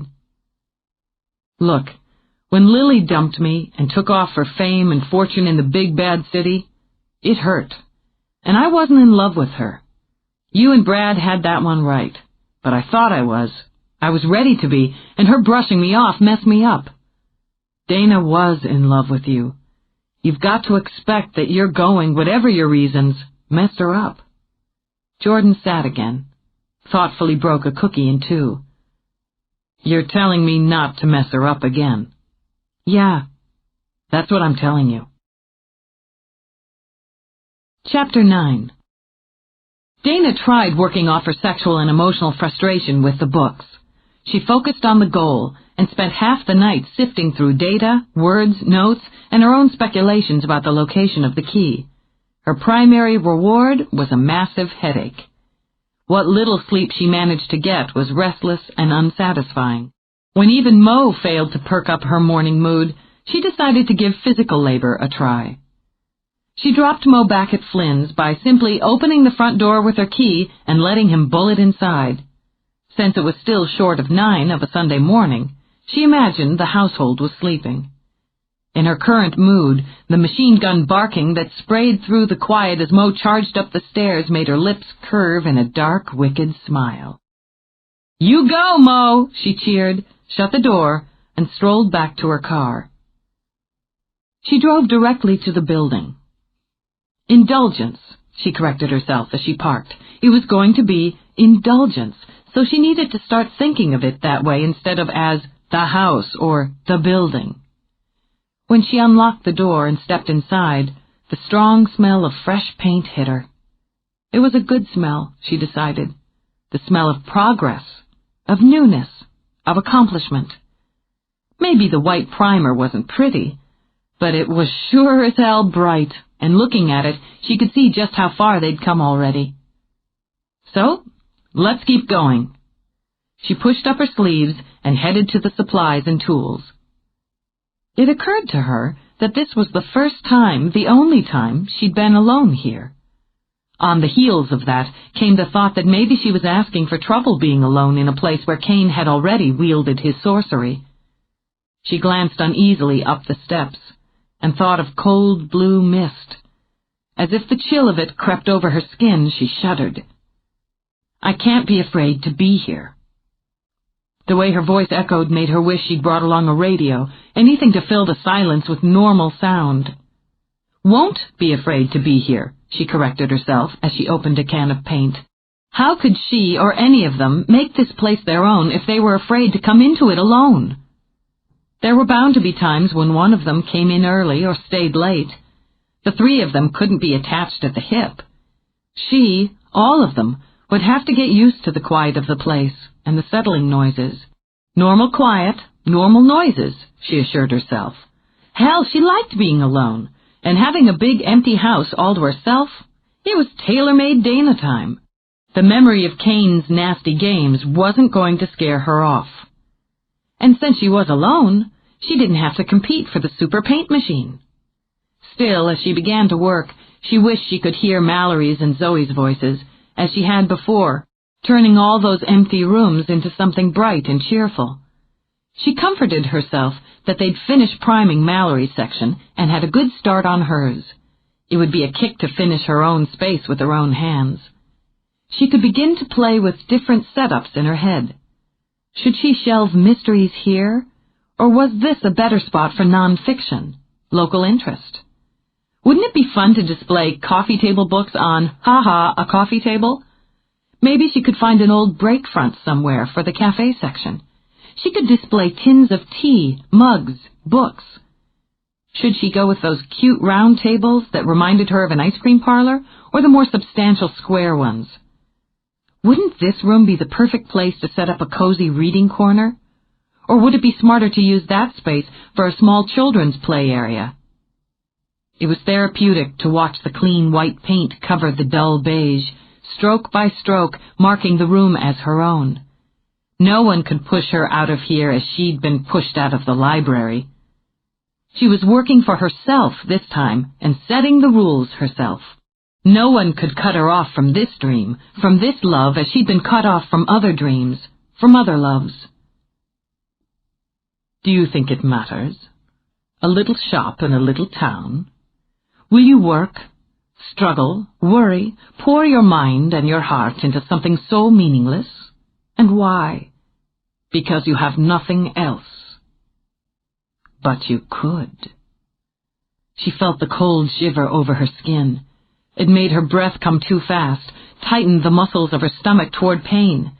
She continued to paint, guiding the roller over the wall, listening to the faint hum of the motor. She couldn't seem to stop. It matters to me. I know what I want.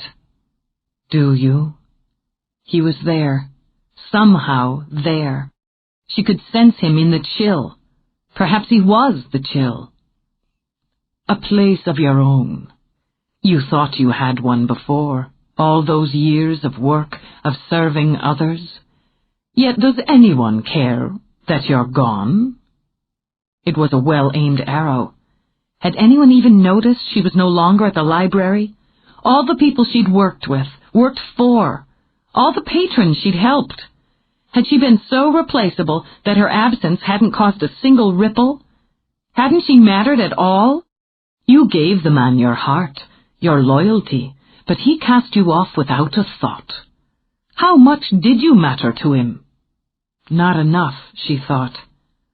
I can change that. I can give him to you. I could give you a great many things. Success?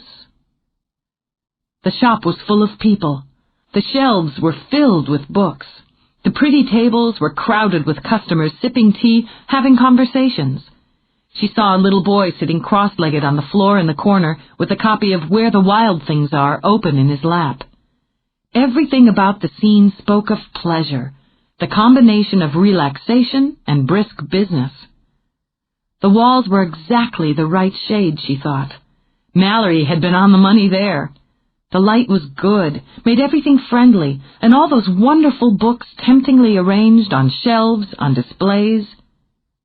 She wandered like a ghost, passing through the bodies of people who browsed or bought, who sat or stood.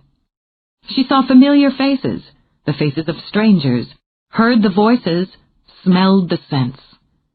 Attractive and intriguing sidelines were set up here and there. Yes, those were the note cards she decided to carry, and the bookmarks, the bookends. Wasn't that the perfect reading chair? Roomy, broken in, welcoming. It was very clever to use the kitchen as the hub of the three enterprises, with books, candles, lotions, and art all together to illustrate how nicely each complemented the others.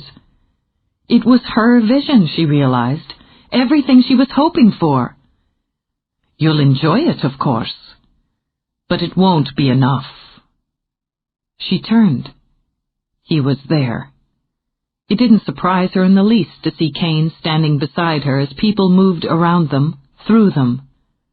Who were the ghosts? She wondered distantly. He was dark and handsome, almost romantically so.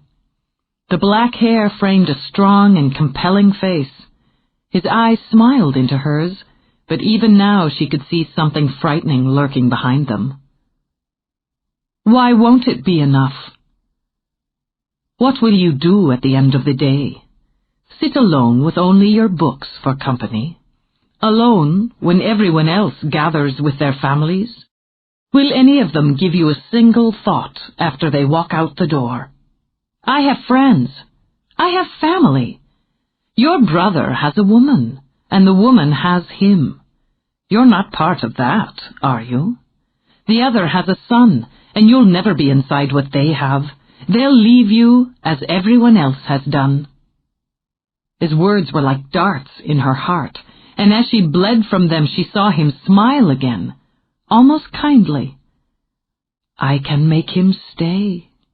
He spoke gently now, as one did to the wounded. I can make him pay for what he did to you, for his carelessness, for his refusal to know what you needed from him. Wouldn't you like him to love you as he has loved no other? Then, at your whim, you can keep him or discard him. She was in a room she didn't recognize, yet somehow knew. A large bedroom, saturated with color. Deep blue walls. An enormous bed covered in a ruby comforter, mounded with jewel-toned pillows. There was a generous sitting area, with 2 wing chairs facing a snapping fire. It was here that she sat, with Jordan kneeling at her feet. Her hands were clutched in his, and his trembled. I love you, Dana. I never knew I could feel like this, as if there's no point in taking the next breath unless you're with me. It was wrong, she thought. Wrong. His face never looked weak and pleading. Stop it. You have to listen. His voice urgent, he buried his head in her lap. You have to give me a chance to show you, to prove to you how much I love you. The biggest mistake of my life was leaving you. Nothing I've done, nothing I've touched since has meant anything. I'll do anything you want.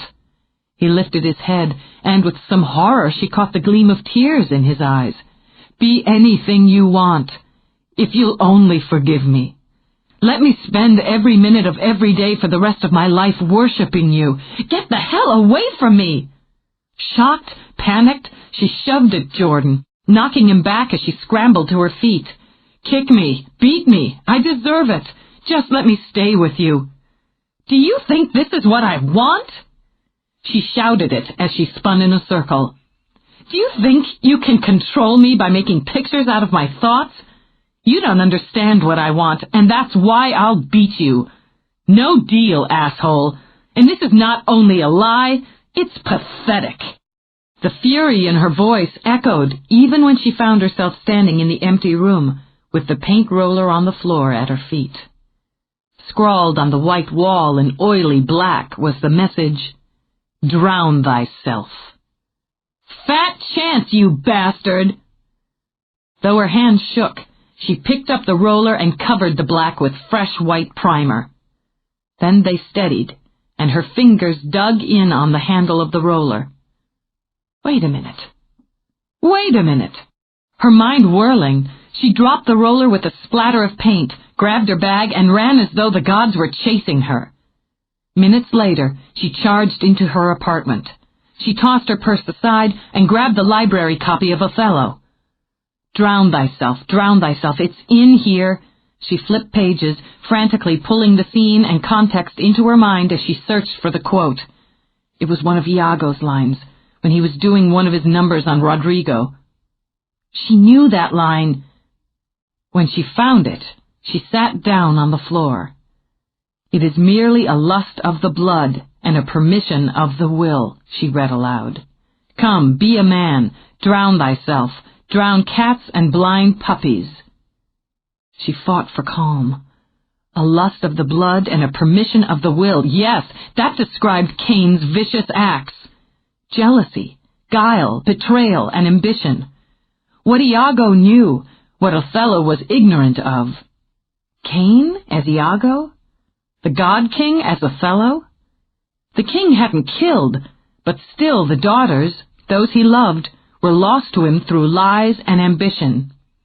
And the play? Surely this play had beauty, truth, courage. Was it the key? Ordering herself to be methodical, she paged through the book, searched its binding.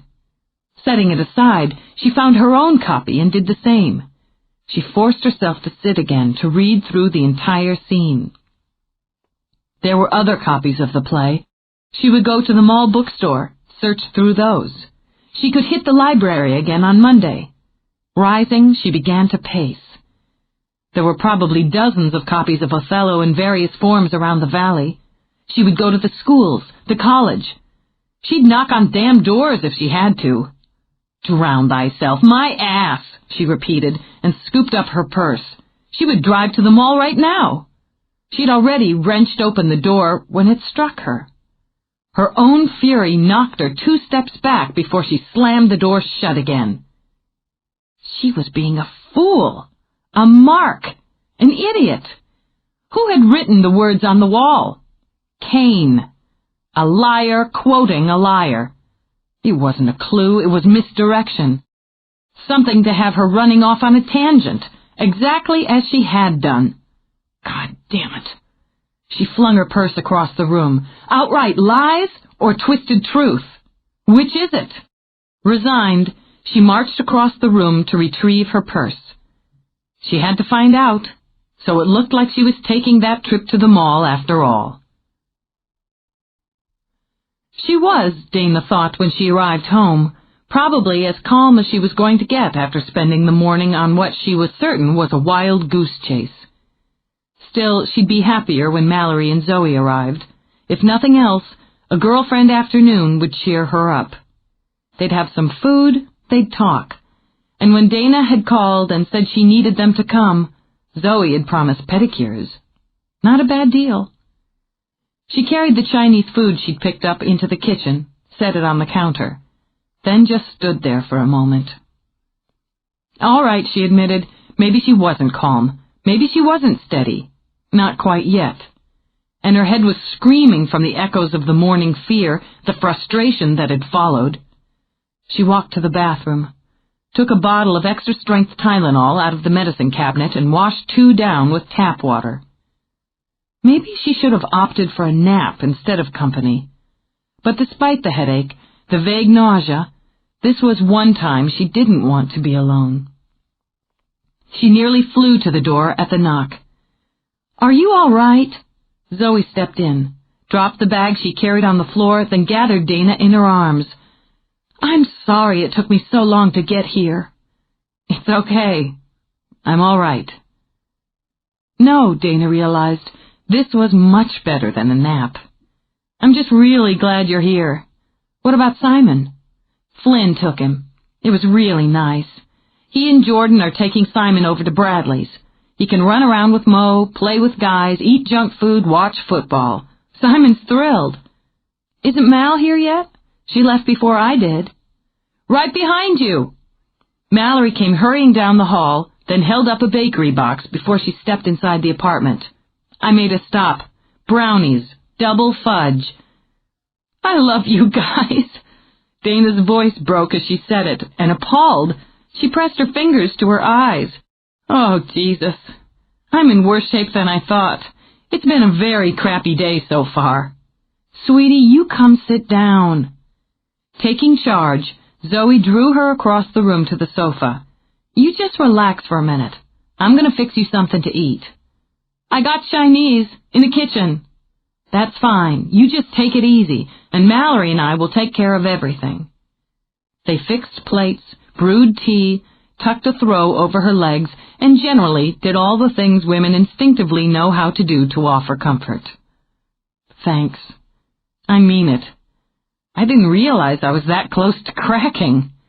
Bastard really got to me. Tell us what happened. Mallory stroked Dana's hair.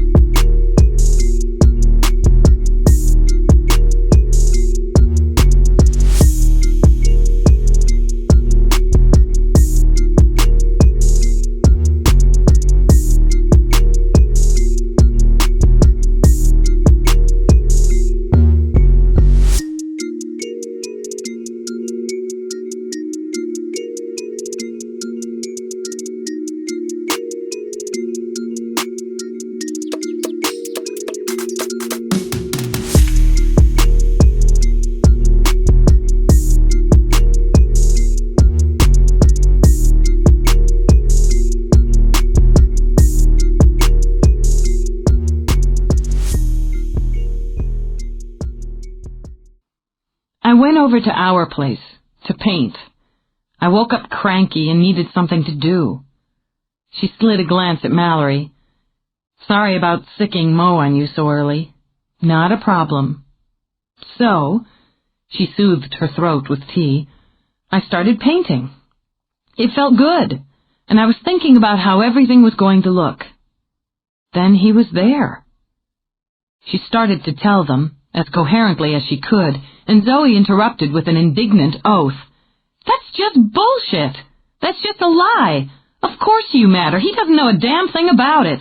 He's just playing on my weaknesses. I know it. Leaving the library bothered me, more than I've been willing to admit. I guess I've been feeling like what I did there didn't really matter to anyone but me. He uses things like that, then makes them bigger, more hurtful. She picked up her tea again and told them how he'd transformed the rooms into her finished bookstore. It was my vision of it, Dana said, one I hadn't completely realized I had, not just the way it looked, but the way it felt, too. And, of course, loaded with customers.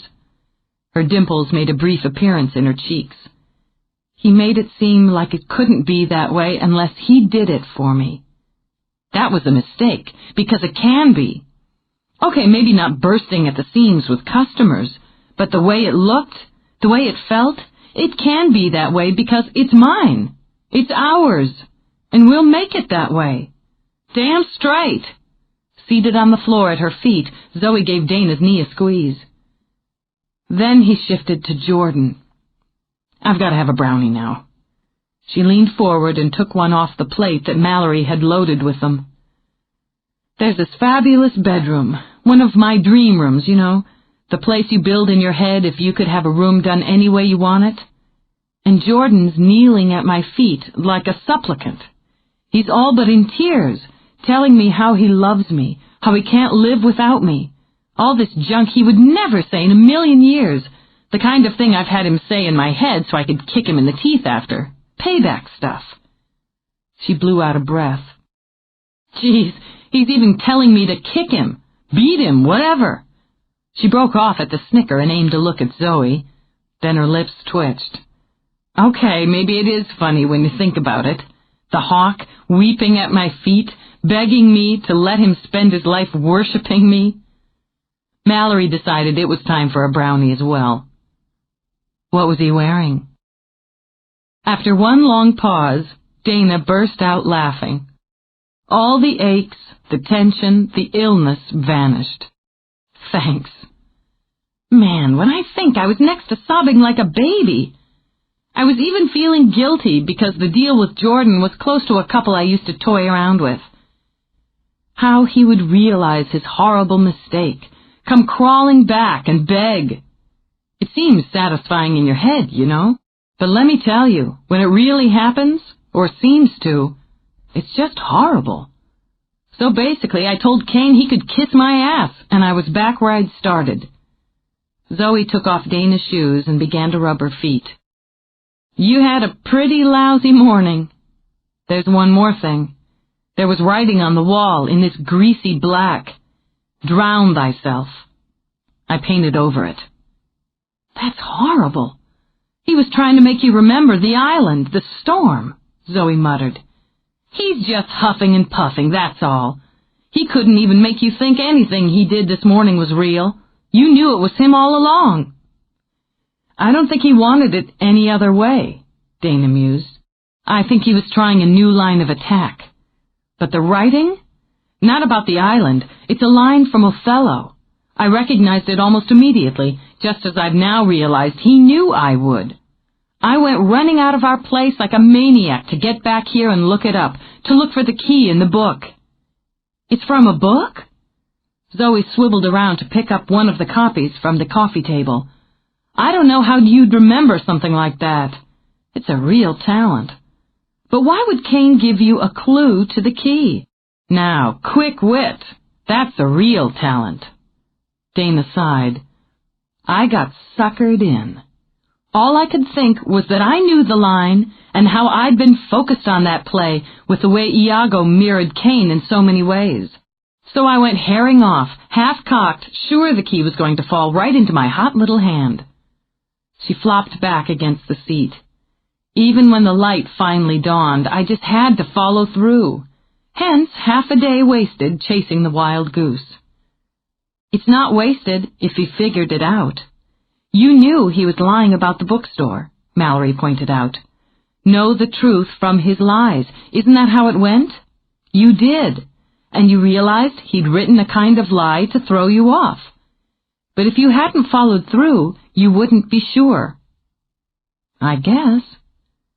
I'm still going to be snatching at every copy of that play I come across.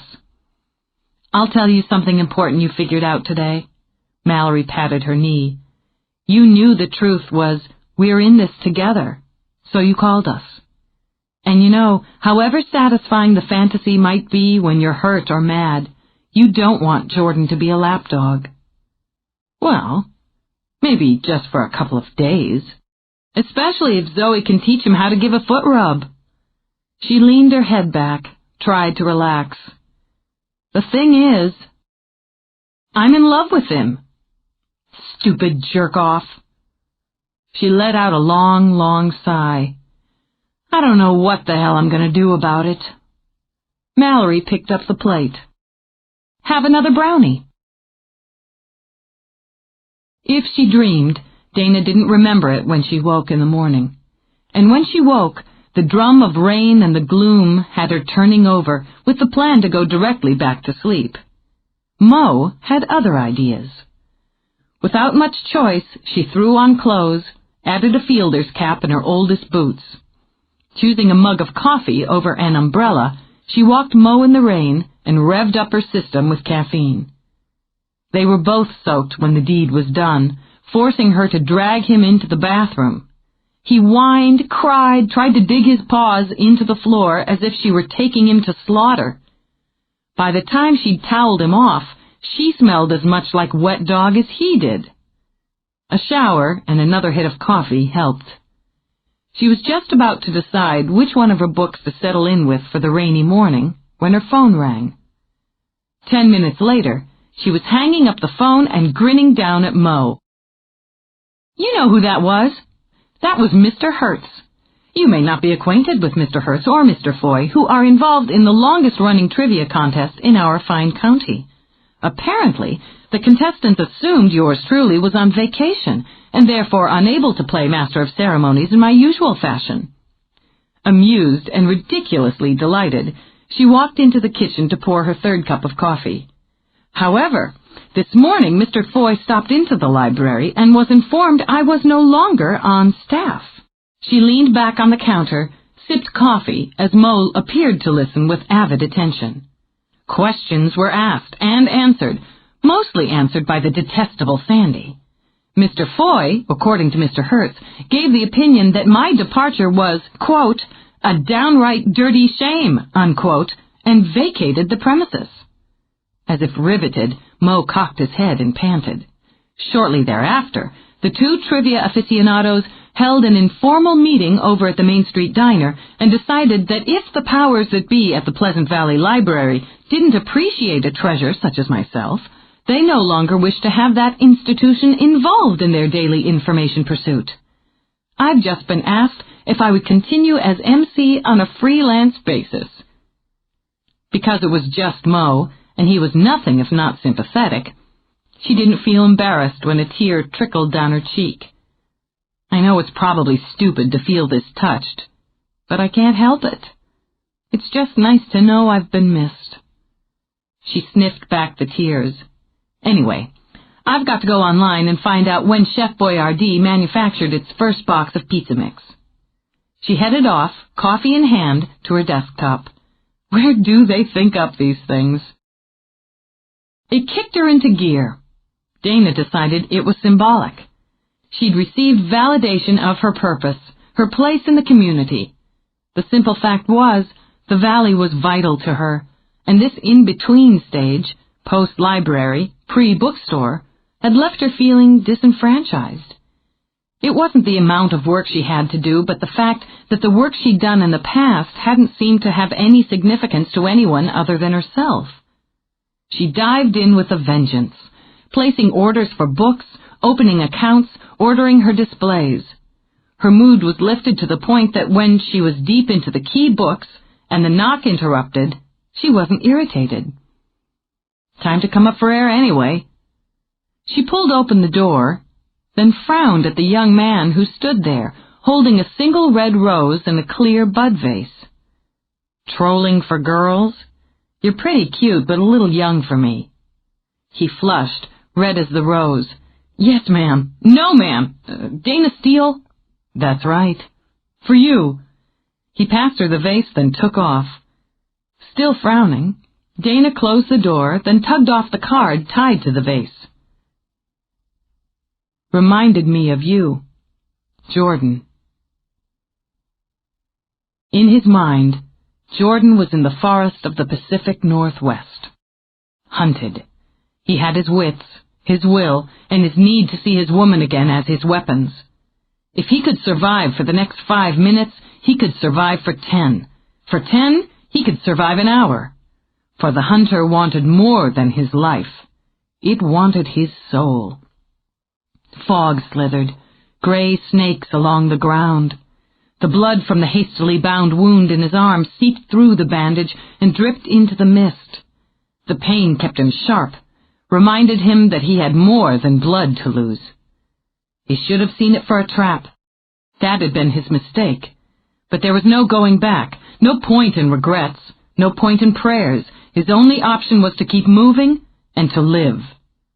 He heard a sound. To his left, the kind of whispering the fog could make when parted by mass. He melted into the trees, pressed his back against bark. Flight, he asked himself, or fight? What the hell game are you playing? Christ Jesus! He popped back from the world in his mind, the one speeding onto the screen through the rush of his fingertips over keys. The speed of the trip had the blood roaring in his ears as he stared at Dana. She stood in the doorway, hands on hips, eyes full of suspicion. This is the little game I call writing for a living. Go away. Come back later. I'm talking about the flower, and I've got just as much right to be here as you do. It's my brother's house. And this is, currently, my room in your brother's house. She gave it one derisive scan. There was a bed, unmade, her own childhood dresser that she passed to Flynn when he bought the house, an open suitcase on the floor. The desk where Jordan worked had been Flynn's during his teenage years and was missing one of the 3 drawers that ran down the side. On it was a laptop, some files and books, a pack of cigarettes, and a metal ashtray. Looks more like a way station, she commented. It doesn't have to be pretty. Resigned, he reached for cigarettes. That's a brainless habit. Yeah. He lit it, deliberately blew out smoke. "Half a pack a day, and mostly when I'm working. Get off my back! What are you riled up about anyway? I thought women liked getting flowers." "You sent me a single red rose." "That's right." He considered her more thoughtfully now. Her hair was pulled back, so she'd been working. She hadn't bothered with makeup, so she hadn't planned on leaving the house. She was wearing jeans, a very faded Penn State sweatshirt, and shined black leather boots with a stubby heel. Which meant, he deduced from his knowledge of her, that she'd been planning to work around the apartment, then had grabbed the first pair of shoes that came to hand because she'd been in a hurry. And that meant the flower had done the job. The single red rose gambit is supposed to be romantic. He smiled when he said it, just a little smugly. She stepped into the room, skirted the suitcase. "You said it reminded you of me. Just what's that supposed to mean?" "It's long and sexy, and it smells good. What's the problem, Stretch?" "Look, you went for the big splashy date Saturday. Good job. But if you think I can be taken in by a fancy meal and a rosebud, you're sadly mistaken." He hadn't shaved, she noted, and could have used a haircut. Damn it, she'd always been a sucker for that heading towards scruffy look on him. Then there was the expression on his face when she stepped in the door, before he'd known she was there, half dreamy, half gone, and his mouth had been sort of grim and determined. She had to grip the door jamb to stop herself from rushing over and biting that mouth. And now he was just watching her, that cocky half-smile on his face. She didn't know whether to punch him or jump him. "I'm not some starry-eyed kid this time around, and what are you grinning at?" "Got you over here, didn't it?" "Well, I'm not staying. I'm just here to tell you it doesn't work. I missed you. The more I'm around you, the more I realize how much." Her heart fluttered and was ruthlessly ignored. "That doesn't cut it with me either." "What does?" "You might try straight-up honesty for a change, saying what you mean without any of the goofy touches, which are clichés, by the way," she added, as he stubbed out the cigarette and got to his feet. And clichés became clichés, she thought, because they goddamn worked. "All right." He stopped in front of her, hooked his fingers in the neck of her sweatshirt and tugged her forward. "Can't get my mind off you, Dana. I can tuck you away in it for stretches of time, but you're still in there, like a splinter." "So yank me out." She thrust up her chin. "Go ahead." "I like you there, which makes me a glutton for punishment. I like you here, curling your lip at me and smelling of rain." He reached up, tugged the band out of her hair and tossed it aside. Then he wrapped his fingers where the band had been. "I want to take you to bed right now. I want to sink my teeth into you. I want to bury myself inside you, and when we're done, I want to do it all over again." He angled his head, kept his eyes on hers. "How's that for straight-up honesty?" "Not half bad." Chapter 10. He stared at her, trying to gauge her mood. If that wasn't a yes, he decided, you'd better run for the door, fast. The rest of the words spilled down her throat when he swung her off her feet. "Too late, I win by default." She did her best to frown, but it wasn't easy with the giddy thrill pumping through her. "Maybe I only want you because you're one of the few guys who can cart me around like I'm in the featherweight division." "It's a start. I like your build, Stretch. Lots of territory to explore." "What are you carrying now?" He juggled her a bit. "About 150? A dangerous glint sharpened her eyes. "You think a comment like that's going to make me go gooey?" "And every ounce exquisitely packed." "Nice save." "Thanks. I like your face, too. If you're about to say something about it being full of character, I'm going to hurt you. Those deep, dark eyes." He laid her on the bed as he looked into them. I never could get the image of those eyes out of my head. Then there's that mouth, all soft and ripe and tasty. He nipped into her bottom lip, tugged gently. I could spend hours thinking about your mouth. She wasn't going gooey exactly, but she had to admit something inside was definitely warming up. You're better at this than you used to be. Shut up. I'm working here. He cruised his lips over her cheeks. Then there's the dimples, unexpected, capricious, strangely sexy. I've always loved the look of you. He took her mouth again, long, slow, and deep, until the pleasure spread from that point of contact through her body and straight down to her toes. Oh yes, she thought, he was much, much better at it now. Remember that first time with us? She arched a little, shifted a little as he nuzzled at her neck. Since we all but set the living room rug on fire, it's a little tough to forget it. All that pent-up passion and energy.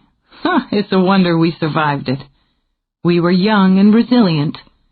He eased back, smiled at her. Now we're older and smarter. I'm going to drive you crazy, and it's going to take a very long time.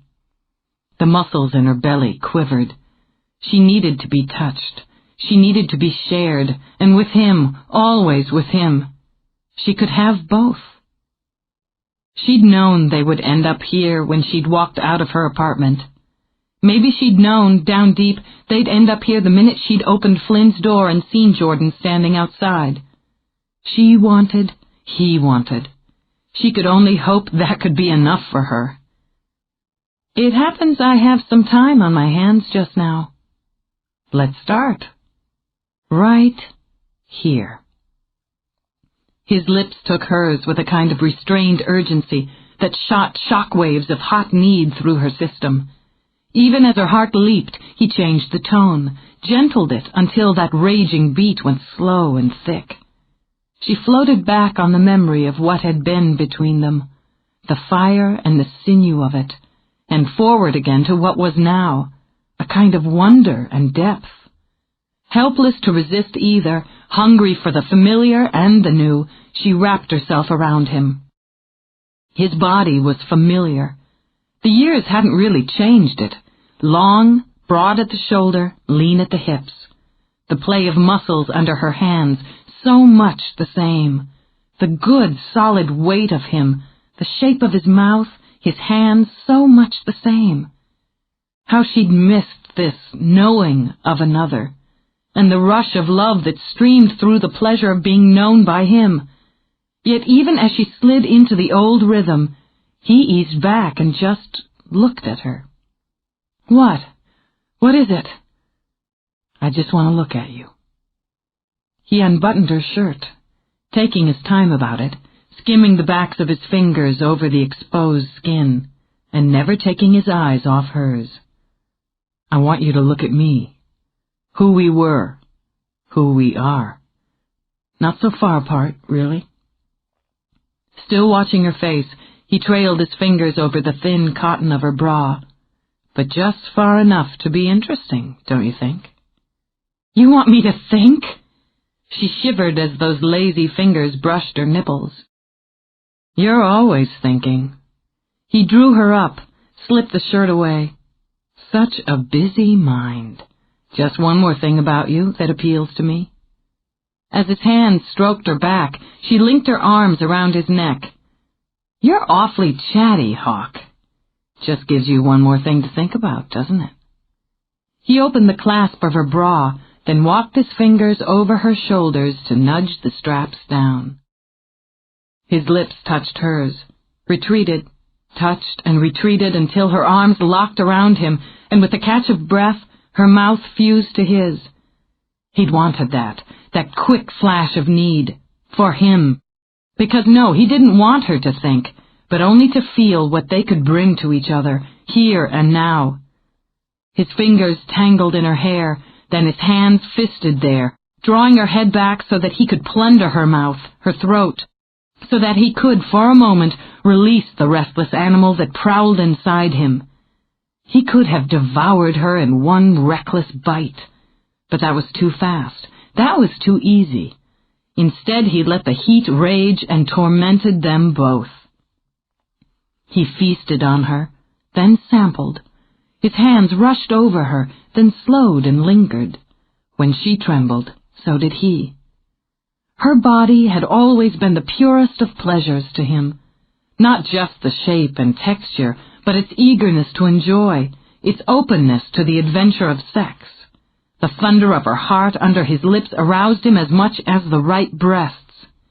All that lovely, smooth skin that shivered under the pass of his tongue, the scrape of his teeth, was only more of a thrill when the woman urged him to take more. Her hands rushed over him, tugging at his shirt, and the throaty purr of approval as her nails scraped his flesh had his blood burning, so he had to fight a vicious war not to hurry. But he wasn't going to gulp when he could sip. Where had this patience come from? He would drive her mad with it. How could his mouth be so fevered and his hands so exquisitely controlled? His muscles quivered under her hands, and she knew him, she knew him well enough to exploit his wants and weaknesses. Yet even as he met her demands, even as he pushed her to the trembling edge, he held back and left her quaking. For God's sake, Jordan! You're not crazy enough yet. His breath tore out of his lungs, but he pinned her arms down and continued to fuel the flames with his mouth. Neither am I. There was so much of her, and he needed it all. The sumptuous body, the questing mind, and that part of her heart he'd lost through carelessness. He needed more than her desire and heat. He needed her trust again, and would settle for a glimmer of the affection they'd once shared. He wanted back what he'd given up in order to survive. He released her hands to embrace her, to hold her tight, tight as they rolled over the bed. Her skin was slick with sweat, and she was hot and wet and ready. He had only to cup her, to fling her over the edge. She sobbed out his name as her body erupted, and he knew when she went limp beneath him, she'd given him something he hadn't known he'd craved. Her surrender. Dana. He said her name over and over as his lips rushed over her face. When her eyes, so dark and heavy, opened and looked into his, he slid silkily inside her. It was coming home, and finding that what you'd left was only richer, truer, stronger than what had been. Impossibly moved, he linked his fingers with hers, gripped tight and gave himself. Accepting, she arched to him, then lifting her lips, found his and joined them. The sweetness of it brought an ache to her throat as pleasure built on top of pleasure. They matched beat for beat, then thrust for thrust when sweetness became desperation. They were still joined, lips, hands, loins, when they fell. It could be, Dana thought as she lay sprawled over Jordan, that she had just experienced the most intense, spectacular sex of her life. Not that she intended to mention it. Despite the afterglow and the filmy haze of love, she didn't have to feed his ego. But if she were going to mention it, she would have to say her body had never felt more deliciously used. She wouldn't object to having it used in just that way on a regular basis. Then again, sex had never been their problem. Wasn't their problem the fact she didn't know what their problem had been, or was, or might be? Hell with it. You're thinking again, Jordan murmured, and ran a finger slowly down her spine. You think so damn loud. I don't suppose you could put it off another few minutes, just until I regenerate some brain cells? When they're dead, smart guy. That was a metaphor, a delicate euphemism. Nothing delicate about you, especially your euphemism. I'm going to take that as a compliment. He tugged on her hair until she lifted her head. You sure look good, Stretch, all rumpled and had. Are you going to stay? She cocked her head. Am I going to get rumpled and had again? That's the plan. Then I guess I can stick around for round 2. She rolled aside, sat up, and raked her fingers through her hair, and when he reached out, she cocked her brows knowingly, until he frowned and trailed his fingers gently over her breast. Rubbed you a little raw here and there. He scraped his knuckles over his own chin. If I'd known you were dropping by, I'd have shaved. I take it dropping by is another euphemism? She needed to keep it light, or her heart was going to melt right into his hands. Besides, it was that unshaven bohemian look that helped get me into bed with you. She gave his cheek a friendly rub, then stretched. God, I'm starving. Want to order a pizza? I can't wait for pizza. I need immediate fueling. There's got to be something that passes for food in the kitchen. Wouldn't count on it. Kitchen's pretty torn up. Construction zone. A real man would go down and hunt up provisions. I hate it when you do that. I always did. I know. It absolutely warmed her cockles. Does it still work? Yeah. Shit. He got out of bed, dragged on his jeans. You're going to take what you get. No bitching. Deal. Satisfied, she lay back down on her side, snuggled into the pillow. Problem? She asked, when he only stood, staring at her. No. Brain cells, regenerating. Her dimples flashed. Food! I'm on it. She felt quite smug as he walked out of the room.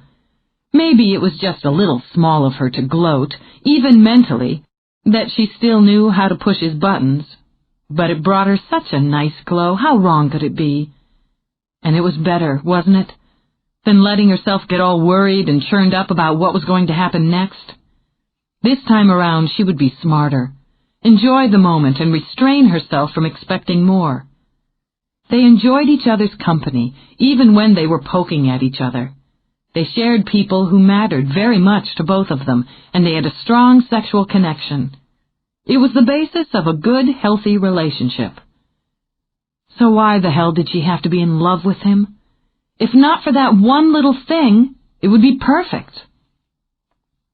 Still, when you approached it realistically, it really was her problem, just as it had been her problem before.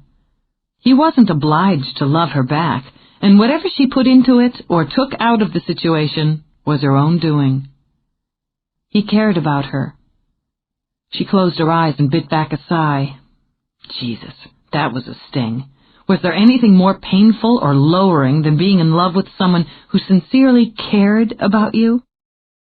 Better not to think about it, to turn that part of herself off as long as she could manage it.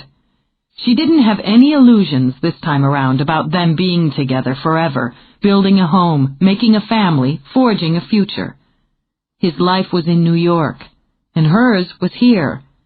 And God knew she had enough in her life to satisfy and occupy her without adding to it by spinning dreams that included Jordan Hawk. He'd only hurt her before because she'd let herself be hurt. She wasn't just older, she decided. She was smarter and stronger now. While she was trying to convince herself, she stared at his laptop. His screensaver had come on, and was nothing but a shifting spiral of color that was already making her dizzy. How did he stand it? As soon as she thought it, she had the answer. It would irritate him enough to push him back to work. Considering, she sat up.